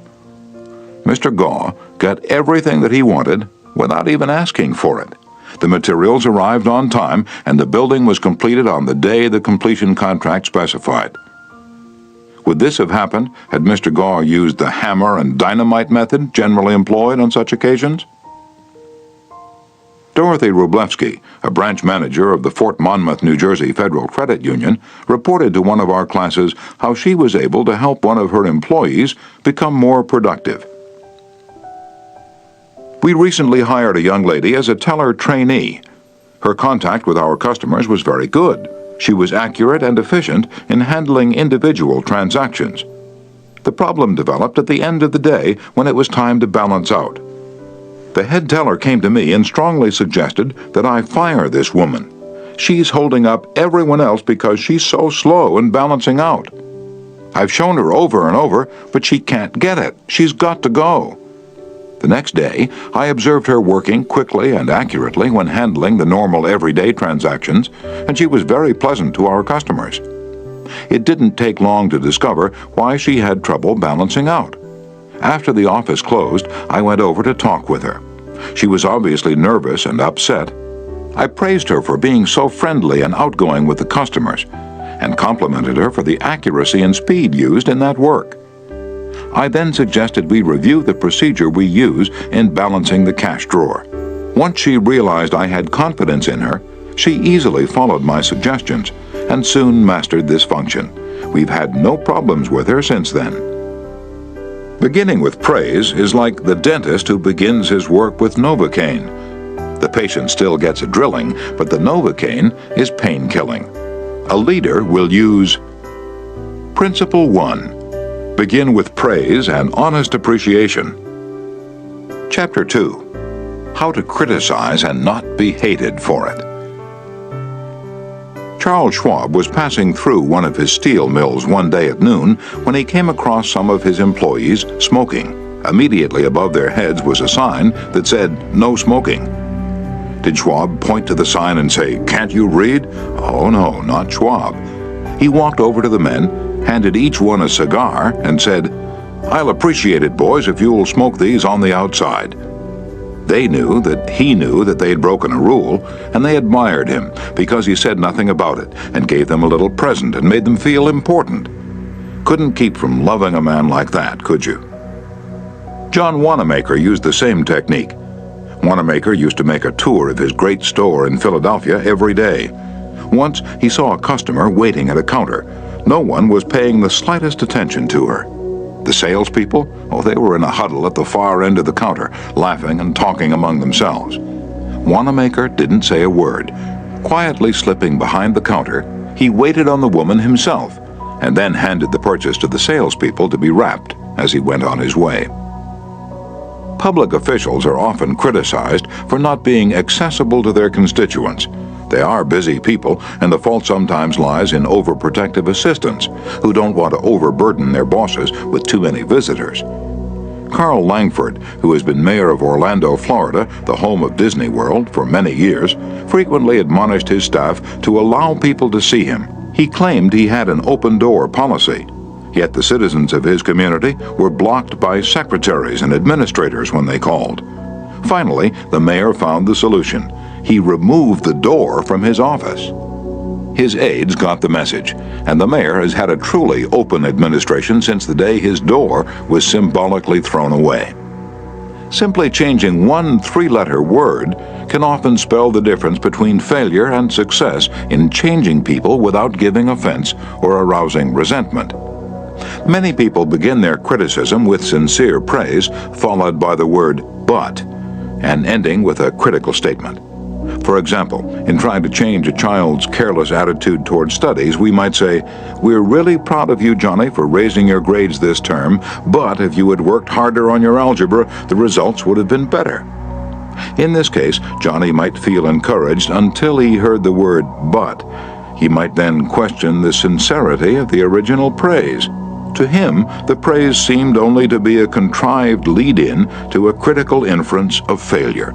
Credibility would be strained, and we probably would not achieve our objectives of changing Johnny's attitude toward his studies. This could be easily overcome by changing the word "but" to "and."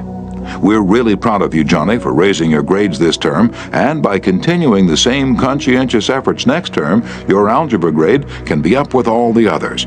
Now Johnny would accept the praise, because there was no follow-up of an inference of failure. We have called his attention to the behavior we wished to change indirectly, and the chances are he will try to live up to our expectations. Calling attention to one's mistakes indirectly works wonders with sensitive people who may resent bitterly any direct criticism. Marge Jacob of Woonsocket, Rhode Island, told one of our classes how she convinced some sloppy construction workers to clean up after themselves when they were building additions to her house. For the first few days of the work, when Mrs. Jacob returned from her job, she noticed that the yard was strewn with the cut ends of lumber. She didn't want to antagonize the builders because they did excellent work, so after the workers had gone home, she and her children picked up and neatly piled all the lumber debris in a corner. The following morning, she called the foreman to one side and said, "I'm really pleased with the way the front lawn was left last night. It's nice and clean and doesn't offend the neighbors." From that day forward, the workers picked up and piled the debris to one side, and the foreman came in each day seeking approval of the condition the lawn was left in after a day's work.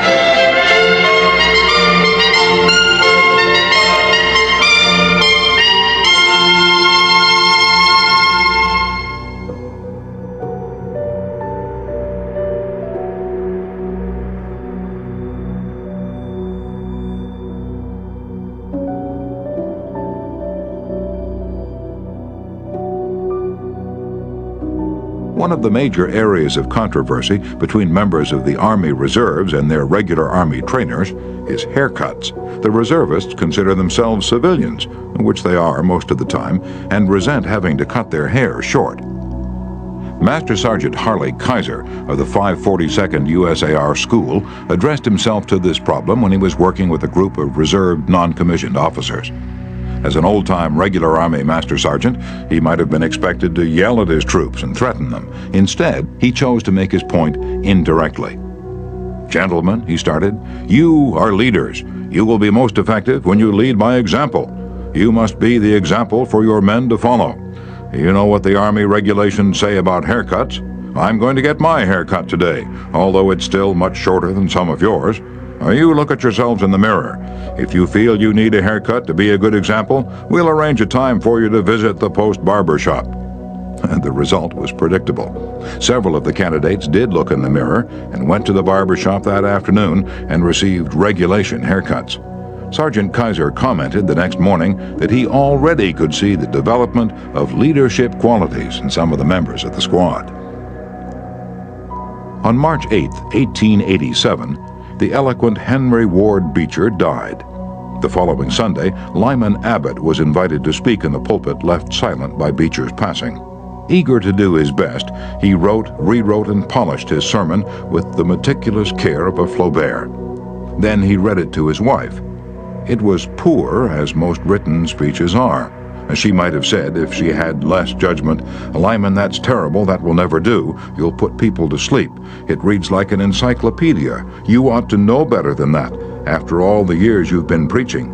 For heaven's sake, why don't you talk like a human being? Why don't you act natural? You'll disgrace yourself if you ever read that stuff."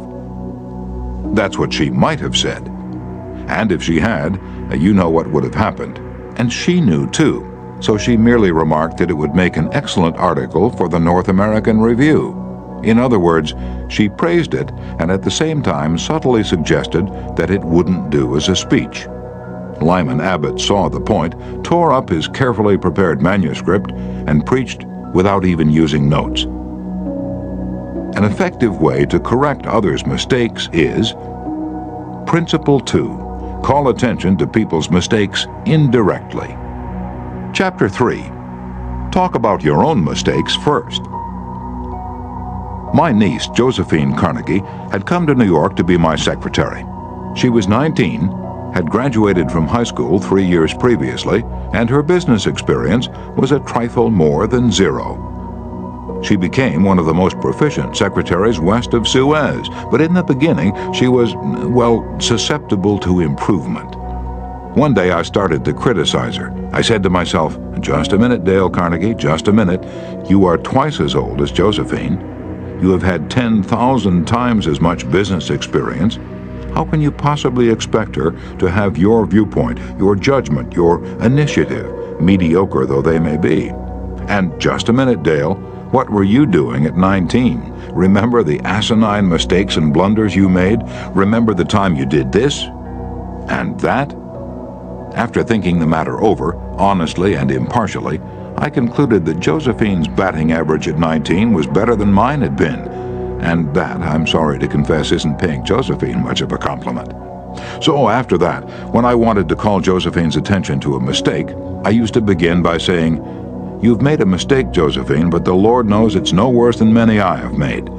You were not born with judgment, that comes only with experience, and you are better than I was at your age. I've been guilty of so many stupid, silly things myself. I have very little inclination to criticize you or anyone, but don't you think it would have been wise if you had done so-and-so?" It isn't nearly so difficult to listen to a recital of your faults if the person criticizing begins by humbly admitting that he, too, is far from impeccable. E.G. Dillistone, an engineer in Brandon, Manitoba, Canada, was having problems with his new secretary. Letters he dictated were coming to his desk for signature with 2 or 3 spelling mistakes per page. Mr. Dillistone reported how he handled this. "Like many engineers, I've not been noted for my excellent English or spelling. For years I've kept a little black thumb-indexed book for words I had trouble spelling. When it became apparent that merely pointing out the errors was not going to cause my secretary to do more proofreading and dictionary work, I resolved to take another approach. When the next letter came to my attention that had errors in it, I sat down with the typist and I said, 'Somehow this word doesn't look right. It's one of the words I've always had trouble with. That's the reason I started this little spelling book of mine.' I opened the book to the appropriate page. Yes, here it is. I'm very conscious of my spelling now because people do judge us by our letters, and misspelling makes us look less professional." I don't know whether she copied my system or not, but since that conversation, her frequency of spelling errors has been significantly reduced. The polished Prince Bernhard von Bülow learned the sharp necessity of doing this back in 1909. Von Bülow was then the Imperial Chancellor of Germany, and on the throne sat Wilhelm II. Wilhelm the Haughty, Wilhelm the Arrogant, Wilhelm the last of the German Kaisers, building an army and navy that he boasted could whip their weight in wildcats. Then an astonishing thing happened. The Kaiser said things, incredible things, things that rocked the continent and started a series of explosions heard around the world. To make matters infinitely worse, the Kaiser made silly, egotistical, absurd announcements in public. He made them while he was a guest in England, and he gave his royal permission to have them printed in the Daily Telegraph. For example, he declared that he was the only German who felt friendly toward the English, that he was constructing a navy against the menace of Japan, that he and he alone had saved England from being humbled in the dust by Russia and France, that it had been his campaign plan that enabled England's Lord Roberts to defeat the Boers in South Africa, and so on. No other such amazing words had ever fallen from the lips of a European king in peacetime within 100 years. The entire continent buzzed with the fury of a hornet's nest. England was incensed. German statesmen were aghast. And in the midst of all this consternation, the Kaiser became panicky and suggested to Prince von Bülow, the Imperial Chancellor, that he take the blame. Yes, he wanted von Bülow to announce that it was all his responsibility, that he had advised his monarch to say these incredible things. "But, Your Majesty," von Bülow protested, "it seems to me utterly impossible that anybody, either in Germany or England, could suppose me capable of having advised Your Majesty to say such things." The moment those words were out of von Bülow's mouth, he realized he had made a grave mistake. The Kaiser blew up. "You consider me a donkey," he shouted, "capable of blunders you yourself could never have committed." Von Bülow knew that he ought to have praised before he condemned, but since that was too late, he did the next best thing. He praised after he had criticized, and it worked a miracle. "I am far from suggesting that," he answered respectfully. Your Majesty surpasses me in many respects, not only, of course, in naval and military knowledge, but above all in natural science. I have often listened in admiration when Your Majesty explained the barometer, or wireless telegraphy, or the Röntgen rays. I am shamefully ignorant of all branches of natural science, have no notion of chemistry, of physics, and am quite incapable of explaining the simplest of natural phenomena. But, von Bülow continued, in compensation, I possess some historical knowledge and perhaps certain qualities useful in politics, especially diplomacy. The Kaiser beamed. Von Bülow had praised him. Von Bülow had exalted him and humbled himself. The Kaiser could forgive anything after that. "Haven't I always told you," he exclaimed with enthusiasm, "that we complete one another famously? We should stick together, and we will." He shook hands with von Bülow, not once but several times. And later in the day, he waxed so enthusiastic that he exclaimed with doubled fists, "If anyone says anything to me against Prince von Bülow, I shall punch him in the nose." Von Bülow saved himself in time, but, canny diplomat that he was, he nevertheless had made one error. He should have begun by talking about his own shortcomings and Wilhelm's superiority, not by intimating that the Kaiser was a half-wit in need of a guardian. If a few sentences, humbling oneself and praising the other party, can turn a haughty, insulted Kaiser into a staunch friend, imagine what humility and praise can do for you and me in our daily contacts. Rightfully used, they will work veritable miracles in human relations. Admitting one's own mistakes, even when one hasn't corrected them, can help convince somebody to change his behavior. This was illustrated more recently by Clarence Zerhusen of Timonia, Maryland, when he discovered his 15-year-old son was experimenting with cigarettes. Naturally, I didn't want David to smoke, Mr. Zerhusen told us, but his mother and I smoked cigarettes. We were giving him a bad example all the time. I explained to Dave how I started smoking at about his age and how the nicotine had gotten the best of me, and now it was nearly impossible for me to stop. I reminded him how irritating my cough was, and how he had been after me to give up cigarettes not many years before. I didn't exhort him to stop, or make threats or warn him about their dangers. All I did was point out how I was hooked on cigarettes and what it had meant to me. He thought about it for a while and decided he wouldn't smoke until he had graduated from high school. As the years went by, David never did start smoking and has no intention of ever doing so. As a result of that conversation, I made the decision to stop smoking cigarettes myself, and with the support of my family, I have succeeded. A good leader follows this principle. Principle 3. Talk about your own mistakes before criticizing the other person. Chapter 4. No one likes to take orders. I once had the pleasure of dining with Miss Ida Tarbell, the Dean of American Biographers. When I told her I was writing this book, we began discussing this all-important subject of getting along with people, and she told me that while she was writing her biography of Owen D. Young, she interviewed a man who had sat for 3 years in the same office with Mr. Young. This man declared that during all that time he had never heard Owen D. Young give a direct order to anyone. He always gave suggestions, not orders. Owen D. Young never said, for example, "Do this or do that," or "Don't do this, don't do that." He would say, "You might consider this," or "Do you think that would work?" Frequently he would say, after he had dictated a letter, "What do you think of this?" In looking over a letter of one of his assistants, he would say, "Maybe if we were to phrase it this way, it would be better." He always gave people the opportunity to do things themselves. He never told his assistants to do things. He let them do them, let them learn from their mistakes. A technique like that makes it easy for a person to correct errors. A technique like that saves a person's pride and gives him or her a feeling of importance. It encourages cooperation instead of rebellion. Resentment caused by a brash order may last a long time, even if the order was given to correct an obviously bad situation. Dan Santarelli, a teacher at a vocational school in Wyoming, Pennsylvania, told one of our classes how one of his students had blocked the entranceway to one of the school's shops by illegally parking his car in it. one of the other instructors stormed into the classroom and asked in an arrogant tone, "Whose car is blocking the driveway?" When the student who owned the car responded, the instructor screamed, "Move that car and move it right now, or I'll wrap a chain around it and drag it out of there." Now, that student was wrong. The car should not have been parked there.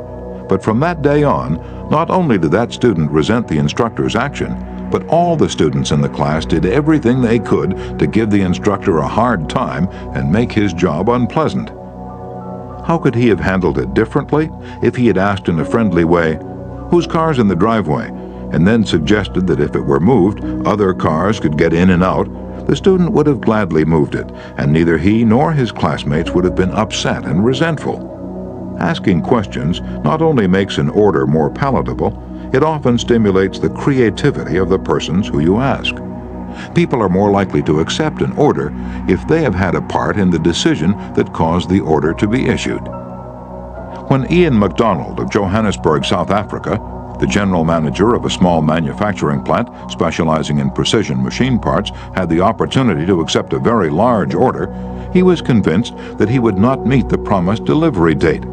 The work already scheduled in the shop and the short completion time needed for this order made it seem impossible for him to accept the order. Instead of pushing his people to accelerate their work and rush the order through, he called everybody together, explained the situation to them, and told them how much it would mean to the company and to them if they could make it possible to produce the order on time. Then he started asking questions. Is there anything we can do to handle this order?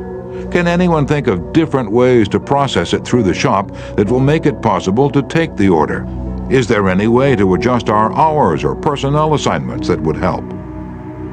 The employees came up with many ideas and insisted that he take the order. They approached it with a "we can do it" attitude, and the order was accepted, produced, and delivered on time.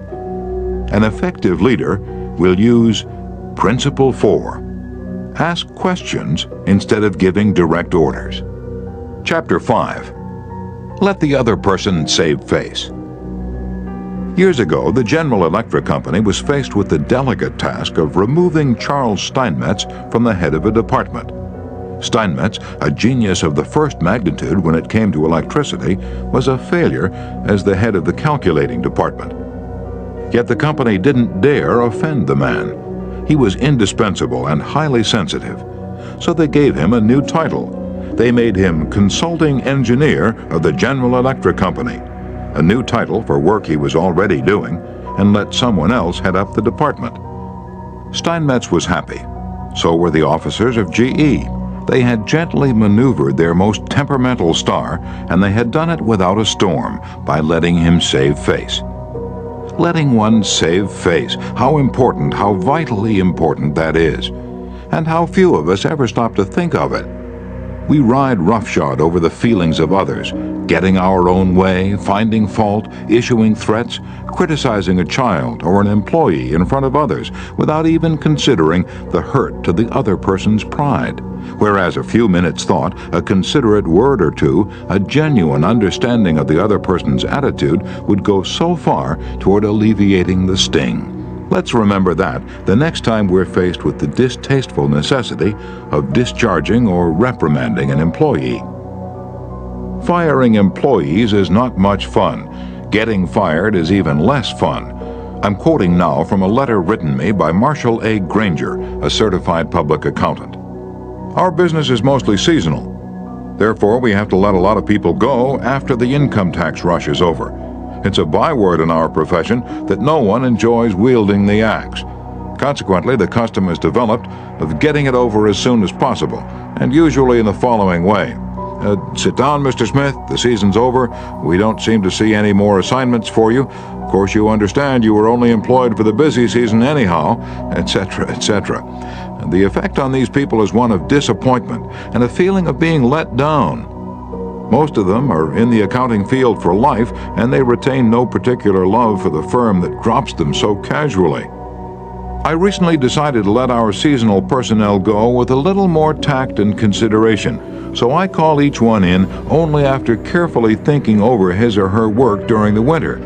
And I've said something like this: "Mr. Smith, you've done a fine job," if he has.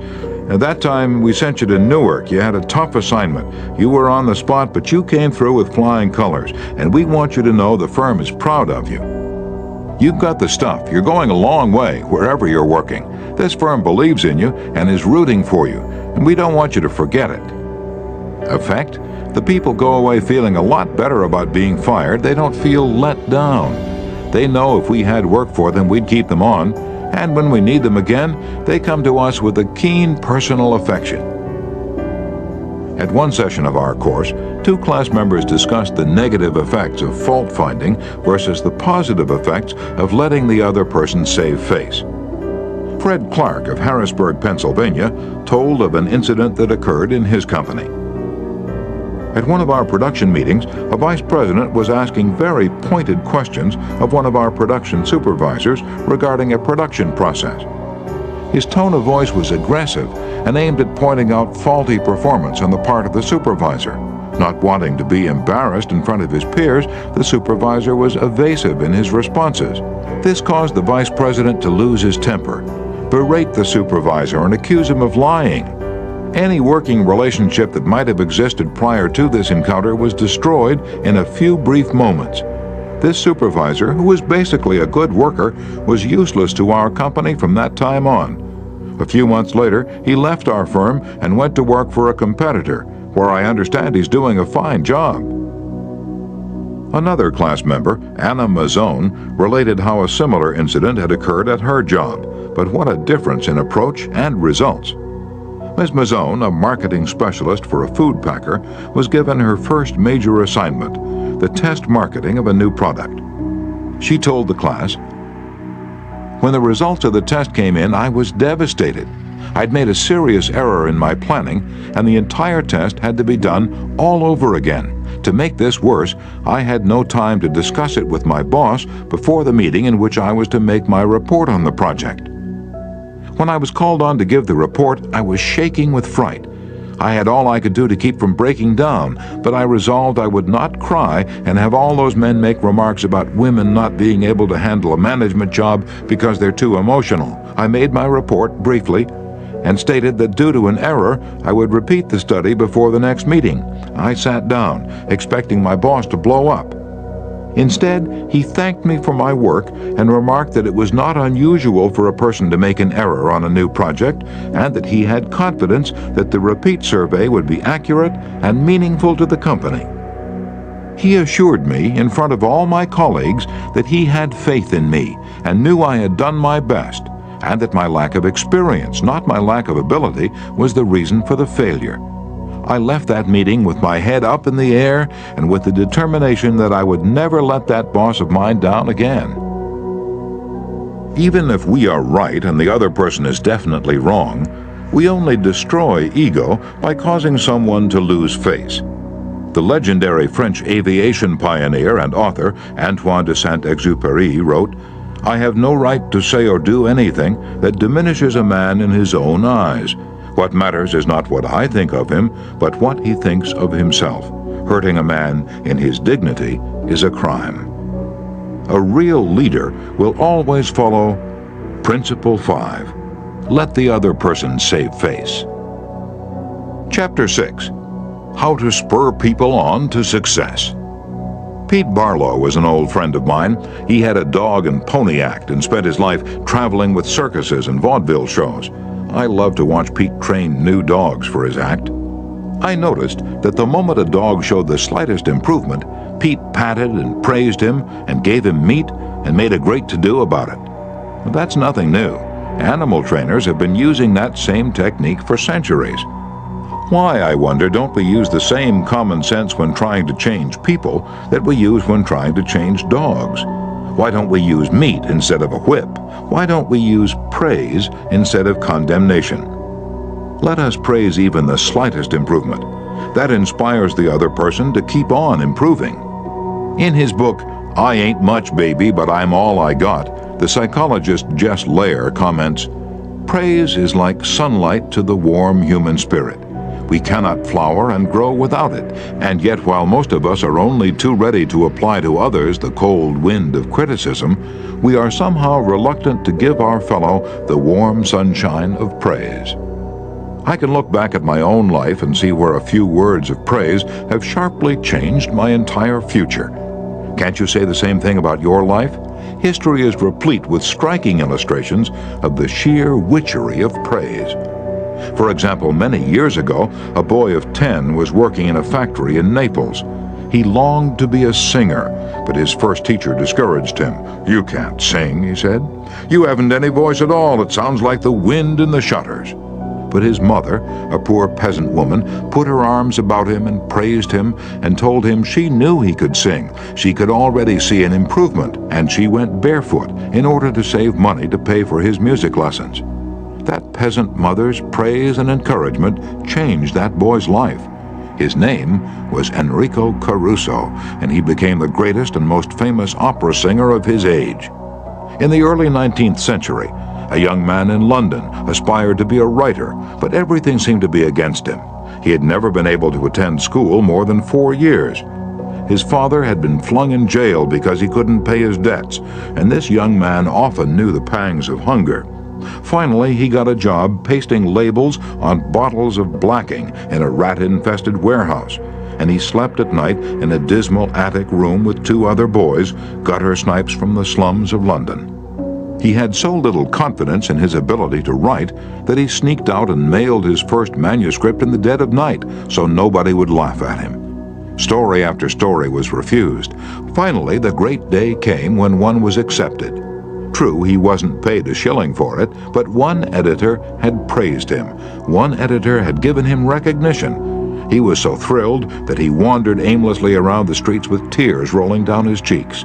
The praise, the recognition that he'd received through getting one story in print changed his whole life. For if it hadn't been for that encouragement, he might have spent his entire life working in rat-infested factories. You may have heard of that boy. His name was Charles Dickens. Another boy in London made his living as a clerk in a dry goods store. He had to get up at 5 o'clock, sweep out the store, and slave for 14 hours a day. It was sheer drudgery, and he despised it. After 2 years, he could stand it no longer. So he got up one morning and, without waiting for breakfast, tramped 15 miles to talk to his mother, who was working as a housekeeper. He was frantic. He pleaded with her. He wept. He swore he would kill himself if he had to remain in the shop any longer. Then he wrote a long, pathetic letter to his old schoolmaster, declaring that he was heartbroken, that he no longer wanted to live.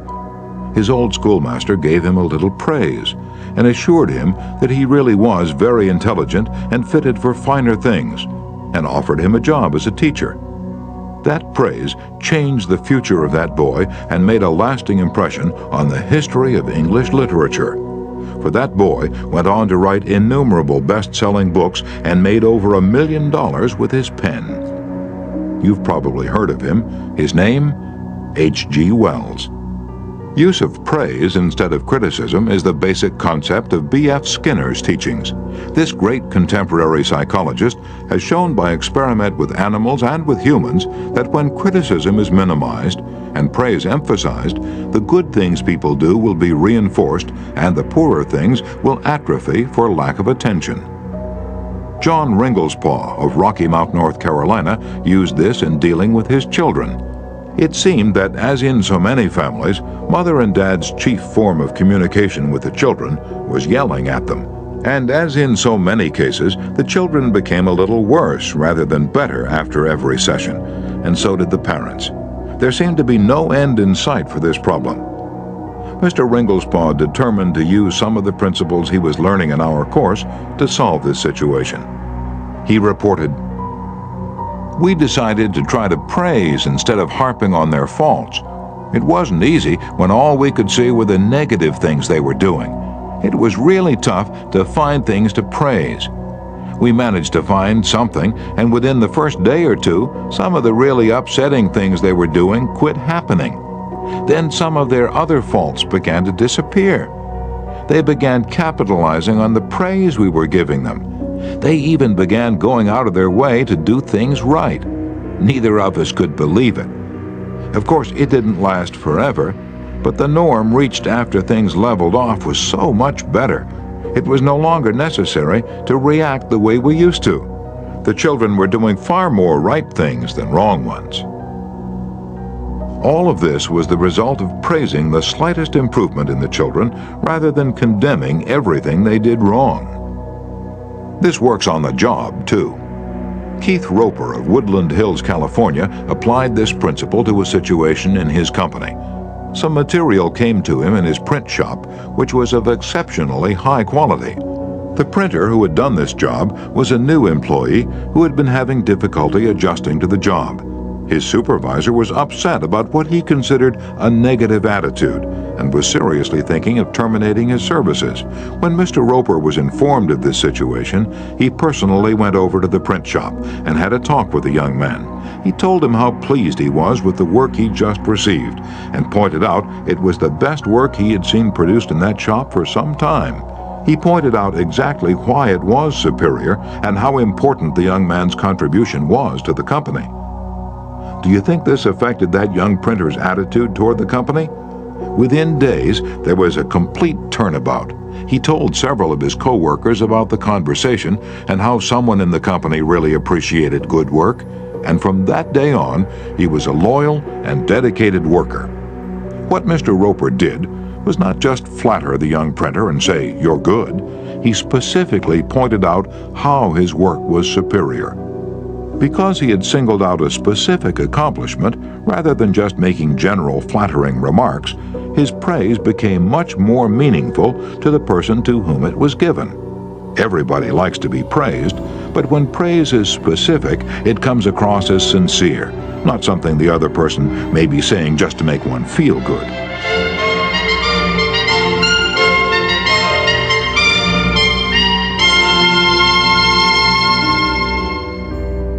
Remember, we all crave appreciation and recognition and will do almost anything to get it. But nobody wants insincerity. Nobody wants flattery. Let me repeat. The principles taught in this book will work only when they come from the heart. I'm not advocating a bag of tricks. I'm talking about a new way of life. Talk about changing people. If you and I will inspire the people with whom we come in contact to a realization of the hidden treasures they possess, we can do far more than change people. We can literally transform them. Exaggeration? Then listen to these sage words from William James, one of the most distinguished psychologists and philosophers America has ever produced. Compared with what we ought to be, we are only half awake. We are making use of only a small part of our physical and mental resources. Stating the thing broadly, the human individual thus lives far within his limits. He possesses powers of various sorts which he habitually fails to use. Yes, you possess powers of various sorts which you habitually fail to use. And one of these powers you are probably not using to the fullest extent is your magic ability to praise people and inspire them with a realization of their latent possibilities. Abilities wither under criticism, they blossom under encouragement. To become a more effective leader of people, apply Principle 6. Praise the slightest improvement and praise every improvement. Be hearty in your approbation and lavish in your praise. Chapter 7. Give a dog a good name. What do you do when a person who's been a good worker begins to turn in shoddy work? You can fire him or her, but that really doesn't solve anything. You can berate the worker, but this usually causes resentment. Henry Henke, a service manager for a large truck dealership in Lowell, Indiana, had a mechanic whose work had become less than satisfactory. Instead of bawling him out or threatening him, Mr. Henke called him into his office and had a heart-to-heart talk with him. "Bill," he said, "you're a fine mechanic. You've been in this line of work for a good number of years. You've repaired many vehicles to the customer's satisfaction. In fact, we've had a number of compliments about the good work you've done. Yet of late the time you take to complete each job has been increasing, and your work has not been up to your own old standards. And because you've been such an outstanding mechanic in the past, I felt sure you'd want to know that I'm not happy with the situation. Perhaps jointly we could find some way to correct the problem." Bill responded that he hadn't realized he'd been falling down in his duties and assured his boss that the work he was getting was not out of his range of expertise and that he would try to improve in the future. Did he do it? You can be sure he did. He once again became a fast and thorough mechanic. With that reputation Mr. Henke had given him to live up to, how could he do anything else but turn out work comparable to that which he had done in the past? "The average person," said Samuel Vauclain, then president of the Baldwin Locomotive Works, "can be led readily if you have his or her respect, and if you show that you respect that person for some kind of ability.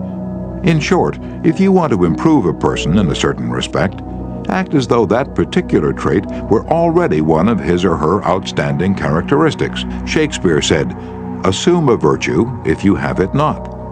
And it might be well to assume and state openly that other people have the virtue you want them to develop. Give them a fine reputation to live up to, and they will make prodigious efforts rather than see you disillusioned." Georgette LeBlanc, in her book Souvenirs, My Life with Maeterlinck, describes the startling transformation of a humble Belgian Cinderella. "A servant girl from a neighboring hotel brought my meals," she wrote. She was called Marie the dishwasher because she had started her career as a scullery assistant. She was a kind of monster, cross-eyed, bandy-legged, poor in flesh and spirit. One day, while she was holding my plate of macaroni in her red hand, I said to her point blank, "Marie, you do not know what treasures are within you." Accustomed to holding back her emotion, Marie waited a few moments, not daring to risk the slightest gesture for fear of a catastrophe. Then she put the dish on the table, sighed, and said ingenuously, "Madame, I would never have believed it." She did not doubt, she did not ask a question, she simply went back to the kitchen and repeated what I had said. And such is the force of faith that no one made fun of her. From that day on, she was even given a certain consideration. But the most curious change of all occurred in the humble Marie herself. Believing she was the tabernacle of unseen marvels, she began taking care of her face and body so carefully that her starved youth seemed to bloom and modestly hide her plainness. 2 months later, she announced her coming marriage with the nephew of the chef. "I'm going to be a lady," she said, and thanked me. A small phrase had changed her entire life. Georgette LeBlanc had given Marie the dishwasher a reputation to live up to, and that reputation had transformed her. Bill Parker, a sales representative for a food company in Daytona Beach, Florida, was very excited about the new line of products his company was introducing and was upset when the manager of a large independent food market turned down the opportunity to carry it in his store. Bill brooded all day over this rejection and decided to return to the store before he went home that evening and try again. "Jack," he said, "since I left this morning I realized I hadn't given you the entire picture of our new line, and I'd appreciate some of your time to tell you about the points I omitted. I've respected the fact that you're always willing to listen and are big enough to change your mind when the facts warrant a change." Could Jack refuse to give him another hearing? And not with that reputation to live up to. One morning, Dr. Martin Fitzhugh, a dentist in Dublin, Ireland, was shocked when one of his patients pointed out to him that the metal cup holder which she was using to rinse her mouth was not very clean. True, the patient drank from the paper cup, not the holder, but it certainly was not professional to use tarnished equipment. When the patient left, Dr. Fitzhugh retreated to his private office to write a note to Bridget, the charwoman, who came twice a week to clean his office. He wrote, "My dear Bridget, I see you so seldom, I thought I'd take the time to thank you for the fine job of cleaning you've been doing. By the way, I thought I'd mention that since 2 hours twice a week is a very limited amount of time, please feel free to work an extra half hour from time to time if you feel the need to do those once-in-a-while things like polishing the cup holders and the like. I, of course, will pay you for the extra time." The next day, when I walked into my office, Dr. Fitzhugh reported, my desk had been polished to a mirror-like finish, as had my chair, which I nearly slid out of. When I went into the treatment room, I found the shiniest, cleanest, chrome-plated cup holder I had ever seen nestled in its receptacle. I had given my charwoman a fine reputation to live up to, and because of this small gesture, she outperformed all her past efforts. How much additional time did she spend on this? That's right, none at all. There's an old saying, give a dog a bad name and you may as well hang him, but give him a good name and see what happens. When Mrs. Ruth Hopkins, a fourth-grade teacher in Brooklyn, New York, looked at her class roster the first day of school, her excitement and joy of starting a new term was tinged with anxiety. In her class this year, she would have Tommy T., the school's most notorious bad boy. He was not just mischievous, he caused serious discipline problems in the class, picked fights with the boys, teased the girls, was fresh to the teacher, and seemed to get worse as he grew older. His only redeeming feature was his ability to learn rapidly and master the schoolwork easily. Mrs. Hopkins decided to face the Tommy problem immediately. When she greeted her new students, she made little comments to each of them. Rose, that's a pretty dress you're wearing. Alicia, I hear you draw beautifully. When she came to Tommy, she looked him straight in the eyes and said, Tommy, I understand you're a natural leader. I'm going to depend on you to help me make this class the best class in the fourth grade this year. She reinforced this over the first few days by complimenting Tommy on everything he did and commenting on how this showed what a good student he was. With that reputation to live up to, even a 9-year-old couldn't let her down, and he didn't. If you want to excel in that difficult leadership role of changing the attitude or behavior of others, use Principle 7. Give the other person a fine reputation to live up to. Chapter 8. Make the fault seem easy to correct. A bachelor friend of mine, about 40 years old, became engaged, and his fiancée persuaded him to take some belated dancing lessons. The Lord knows I needed dancing lessons, he confessed as he told me the story, for I danced just as I did when I first started 20 years ago. The first teacher I engaged probably told me the truth. She said I was all wrong. I would just have to forget everything and begin all over again. But that took the heart out of me. I had no incentive to go on, so I quit her. The next teacher may have been lying, but I liked it.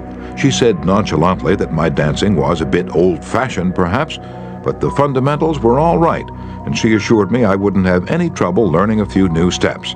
The first teacher had discouraged me by emphasizing my mistakes. This new teacher did the opposite. She kept praising the things I did right and minimizing my errors. You have a natural sense of rhythm, she assured me. You really are a natural-born dancer. And now my common sense tells me that I always have been and always will be a fourth-rate dancer, yet deep in my heart I still like to think that maybe she meant it. To be sure, I was paying her to say it, but why bring that up? At any rate, I know I'm a better dancer than I would have been if she hadn't told me I had a natural sense of rhythm. That encouraged me. That gave me hope. That made me want to improve. Tell your child, your spouse, or your employee that he or she is stupid or dumb at a certain thing, has no gift for it, and is doing it all wrong, and you have destroyed almost every incentive to try to improve. But use the opposite technique. Be liberal with your encouragement. Make the thing seem easy to do. Let the other person know that you have faith in his ability to do it, that he has an undeveloped flair for it, and he will practice until the dawn comes in the window in order to excel. Lowell Thomas, a superb artist in human relations, used this technique. He gave you confidence, inspired you with courage and faith. For example, I spent a weekend with Mr. and Mrs. Thomas, and on Saturday night I was asked to sit in on a friendly bridge game before a roaring fire.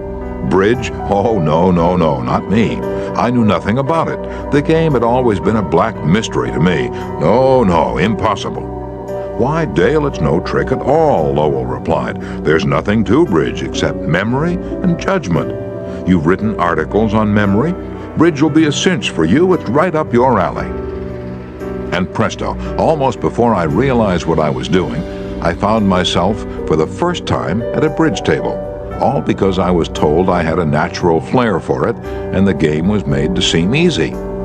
Speaking of bridge reminds me of Eli Culbertson, whose books on bridge have been translated into a dozen languages and have sold more than 1 million copies. Yet he told me he never would have made a profession out of the game if a certain young woman hadn't assured him that he had a flair for it.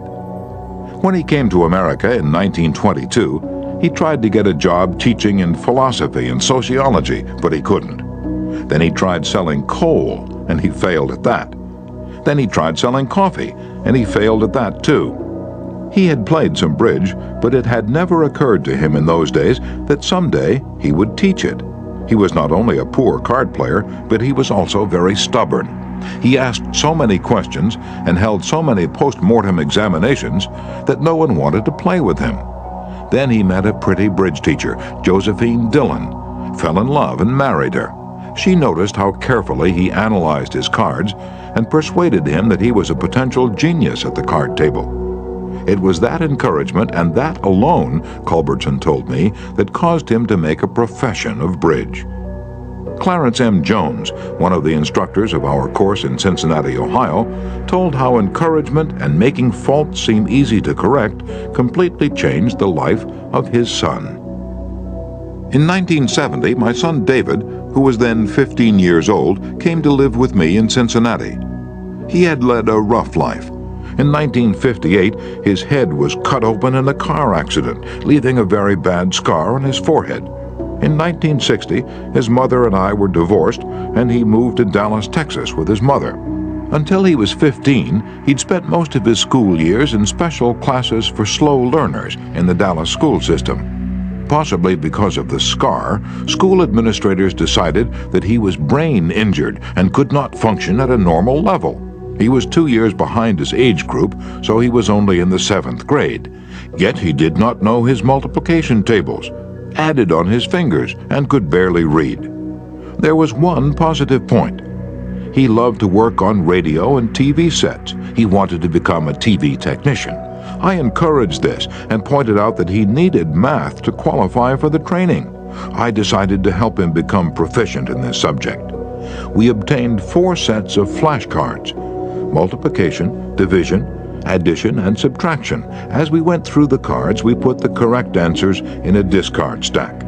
When David missed one, I gave him the correct answer and then put the card in the repeat stack until there were no cards left. I made a big deal out of each card he got right, particularly if he had missed it previously. Each night, we would go through the repeat stack until there were no cards left. Each night, we timed the exercise with a stopwatch. I promised him that when he could get all the cards correct in 8 minutes with no incorrect answers, we would quit doing it every night. Now, this seemed an impossible goal to David. The first night it took 52 minutes. The second night 48, then 45, 44, 41, then under 40 minutes. We celebrated each reduction. I'd call in my wife and we would both hug him and we'd dance a jig. At the end of the month, he was doing all the cards perfectly in less than 8 minutes. When he made a small improvement, he would ask to do it again. He had made the fantastic discovery that learning was easy and fun. Naturally, his grades in algebra took a jump. It is amazing how much easier algebra is when you can multiply. He astonished himself by bringing home a B in math. That had never happened before. Other changes came with almost unbelievable rapidity. His reading improved rapidly, and he began to use his natural talents in drawing. Later in the school year, his science teacher assigned him to develop an exhibit. He chose to develop a highly complex series of models to demonstrate the effect of levers. It required skill not only in drawing and model making, but in applied mathematics. The exhibit took first prize in his school science fair and was entered in the city competition and won 3rd prize for the entire city of Cincinnati. That did it. Here was a kid who had flunked 2 grades, who had been told he was brain damaged, who'd been called Frankenstein by his classmates, and told his brains must have leaked out of the cut on his head. Suddenly he discovered he could really learn and accomplish things. The result? From the last quarter of the 8th grade all the way through high school, he never failed to make the honor roll. In high school, he was elected to the National Honor Society. Once he found learning was easy, his whole life changed. If you want to help others to improve, remember Principle 8. Use encouragement. Make the fault seem easy to correct. Chapter 9. Making people glad to do what you want. Back in 1915, America was aghast. For more than a year, the nations of Europe had been slaughtering one another on a scale never before dreamed of in all the bloody annals of mankind. Could peace be brought about? No one knew. But Woodrow Wilson was determined to try. He would send a personal representative, a peace emissary, to counsel with the warlords of Europe. William Jennings Bryan, Secretary of State, Bryan, the peace advocate, longed to go. He saw a chance to perform a great service and make his name immortal. But Wilson appointed another man, his intimate friend and advisor, Colonel Edward M. House, and it was House's thorny task to break the unwelcome news to Bryan without giving him offense. Bryan was distinctly disappointed when he heard I was to go to Europe as the peace emissary, Colonel House records in his diary. He said he had planned to do this himself. I replied that the president thought it would be unwise for anyone to do this officially, and that his going would attract a great deal of attention, and people would wonder why he was there. You see the intimation? House practically told Bryan that he was too important for the job, and Bryan was satisfied. Colonel House, adroit, experienced in the ways of the world, was following one of the important rules of human relations. Always make the other person happy about doing the thing you suggest. Woodrow Wilson followed that policy even when inviting William Gibbs McAdoo to become a member of his cabinet. That was the highest honor he could confer upon anyone, and yet Wilson extended the invitation in such a way as to make McAdoo feel doubly important. Here's the story in McAdoo's own words. Wilson said that he was making up his cabinet and that he would be very glad if I would accept a place in it as Secretary of the Treasury. He had a delightful way of putting things. He created the impression that by accepting this great honor, I would be doing him a favor. Unfortunately, Wilson didn't always employ such tact. If he had, history might have been different. For example, Wilson didn't make the Senate and the Republican Party happy by entering the United States in the League of Nations. Wilson refused to take such prominent Republican leaders as Elihu Root or Charles Evans Hughes or Henry Cabot Lodge to the peace conference with him. Instead, he took along unknown men from his own party. He snubbed the Republicans, refused to let them feel that the League was their idea as well as his, refused to let them have a finger in the pie, and as a result of this crude handling of human relations, wrecked his own career, ruined his health, shortened his life, caused America to stay out of the League, and altered the history of the world. Statesmen and diplomats aren't the only ones who use this make a person happy to do the things you want them to do approach. Dale O. Ferrier of Fort Wayne, Indiana, told how he encouraged one of his young children to willingly do the chore he was assigned. One of Jeff's chores was to pick up pears from under the pear tree so the person who was mowing underneath wouldn't have to stop and pick them up. He didn't like this chore, and frequently it was either not done at all or it was done so poorly that the mower had to stop and pick up several pears that he'd missed. Rather than have an eyeball-to-eyeball confrontation about it, one day I said to him, "Jeff, I'll make a deal with you. For every bushel basket full of pears you pick up, I'll pay you $1. But after you're finished, for every pear I find left in the yard, I'll take away $1. How does that sound?" As you'd expect, he not only picked up all of the pears, but I had to keep an eye on him to see that he didn't pull a few off the trees to fill up some of the baskets. I knew a man who had to refuse many invitations to speak. Invitations extended by friends, invitations coming from people to whom he was obligated, and yet he did it so adroitly that the other person was at least contented with his refusal. How did he do it? Not by merely talking about the fact that he was too busy and too this and too that. No, after expressing his appreciation of the invitation and regretting his inability to accept it, he suggested a substitute speaker. In other words, he didn't give the other person any time to feel unhappy about the refusal. He immediately changed the other person's thoughts to some other speaker who could accept the invitation. Gunther Schmidt, who took our course in West Germany, told of an employee in the food store he managed who was negligent about putting the proper price tags on the shelves where the items were displayed. This caused confusion and customer complaints. Reminders, admonitions, confrontations with her about this did not do much good. Finally, Mr. Schmidt called her into his office and told her he was appointing her supervisor of price tag posting for the entire store, and she would be responsible for keeping all of the shelves properly tagged. This new responsibility and title changed her attitude completely, and she fulfilled her duties satisfactorily from then on. Childish? Perhaps. But that is what they said to Napoleon when he created the Legion of Honor and distributed 15,000 crosses to his soldiers and made 18 of his generals marshals of France and called his troops the Grand Army. Napoleon was criticized for giving toys to war-hardened veterans, and Napoleon replied, "Men are ruled by toys." This technique of giving titles and authority worked for Napoleon, and it will work for you. For example, a friend of mine, Mrs. Ernest Gent of Scarsdale, New York, was troubled by boys running across and destroying her lawn. She tried criticism, she tried coaxing, neither worked. Then she tried giving the worst sinner in the gang a title and a feeling of authority. She made him her detective and put him in charge of keeping all trespassers off her lawn. That solved her problem. Her detective built a bonfire in the backyard, heated an iron red hot, and threatened to brand any boy who stepped on the lawn. The effective leader should keep the following guidelines in mind when it's necessary to change attitudes or behavior. 1. Be sincere. Do not promise anything that you cannot deliver. Forget about the benefits to yourself and concentrate on the benefits to the other person. 2. Know exactly what it is you want the other person to do. 3. Be empathetic. Ask yourself what it is the other person really wants. 4. Consider the benefits that person will receive from doing what you suggest. 5. Match those benefits to the other person's wants.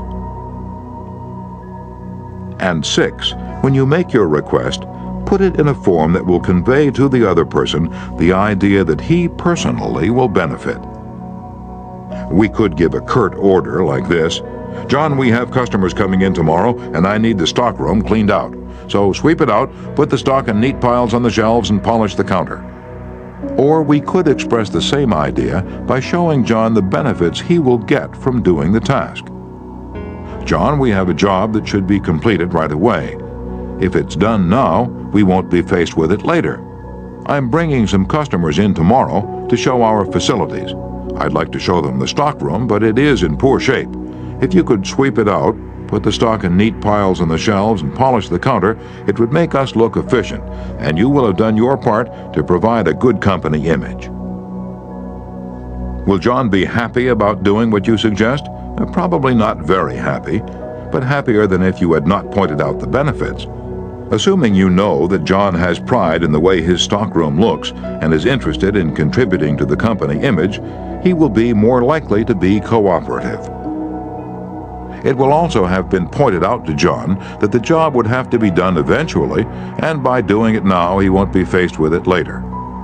It is naive to believe you will always get a favorable reaction from other persons when you use these approaches, but the experience of most people shows that you are more likely to change attitudes this way than by not using these principles.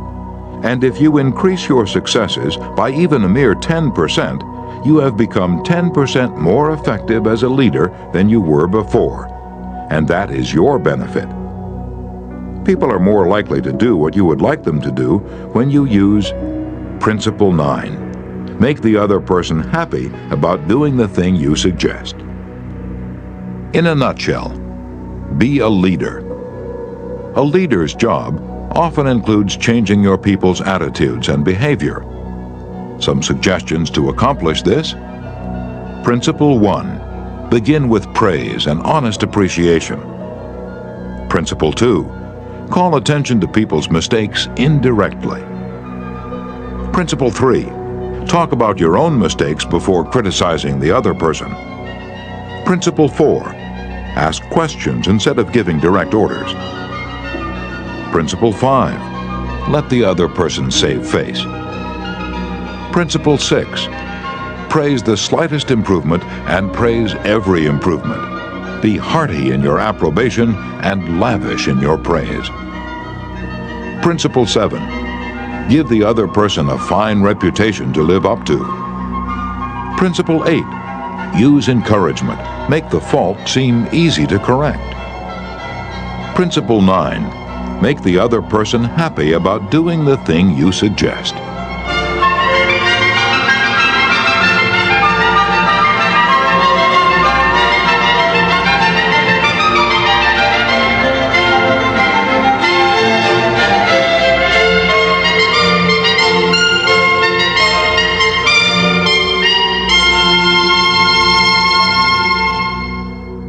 This has been a presentation of Simon & Schuster Audio.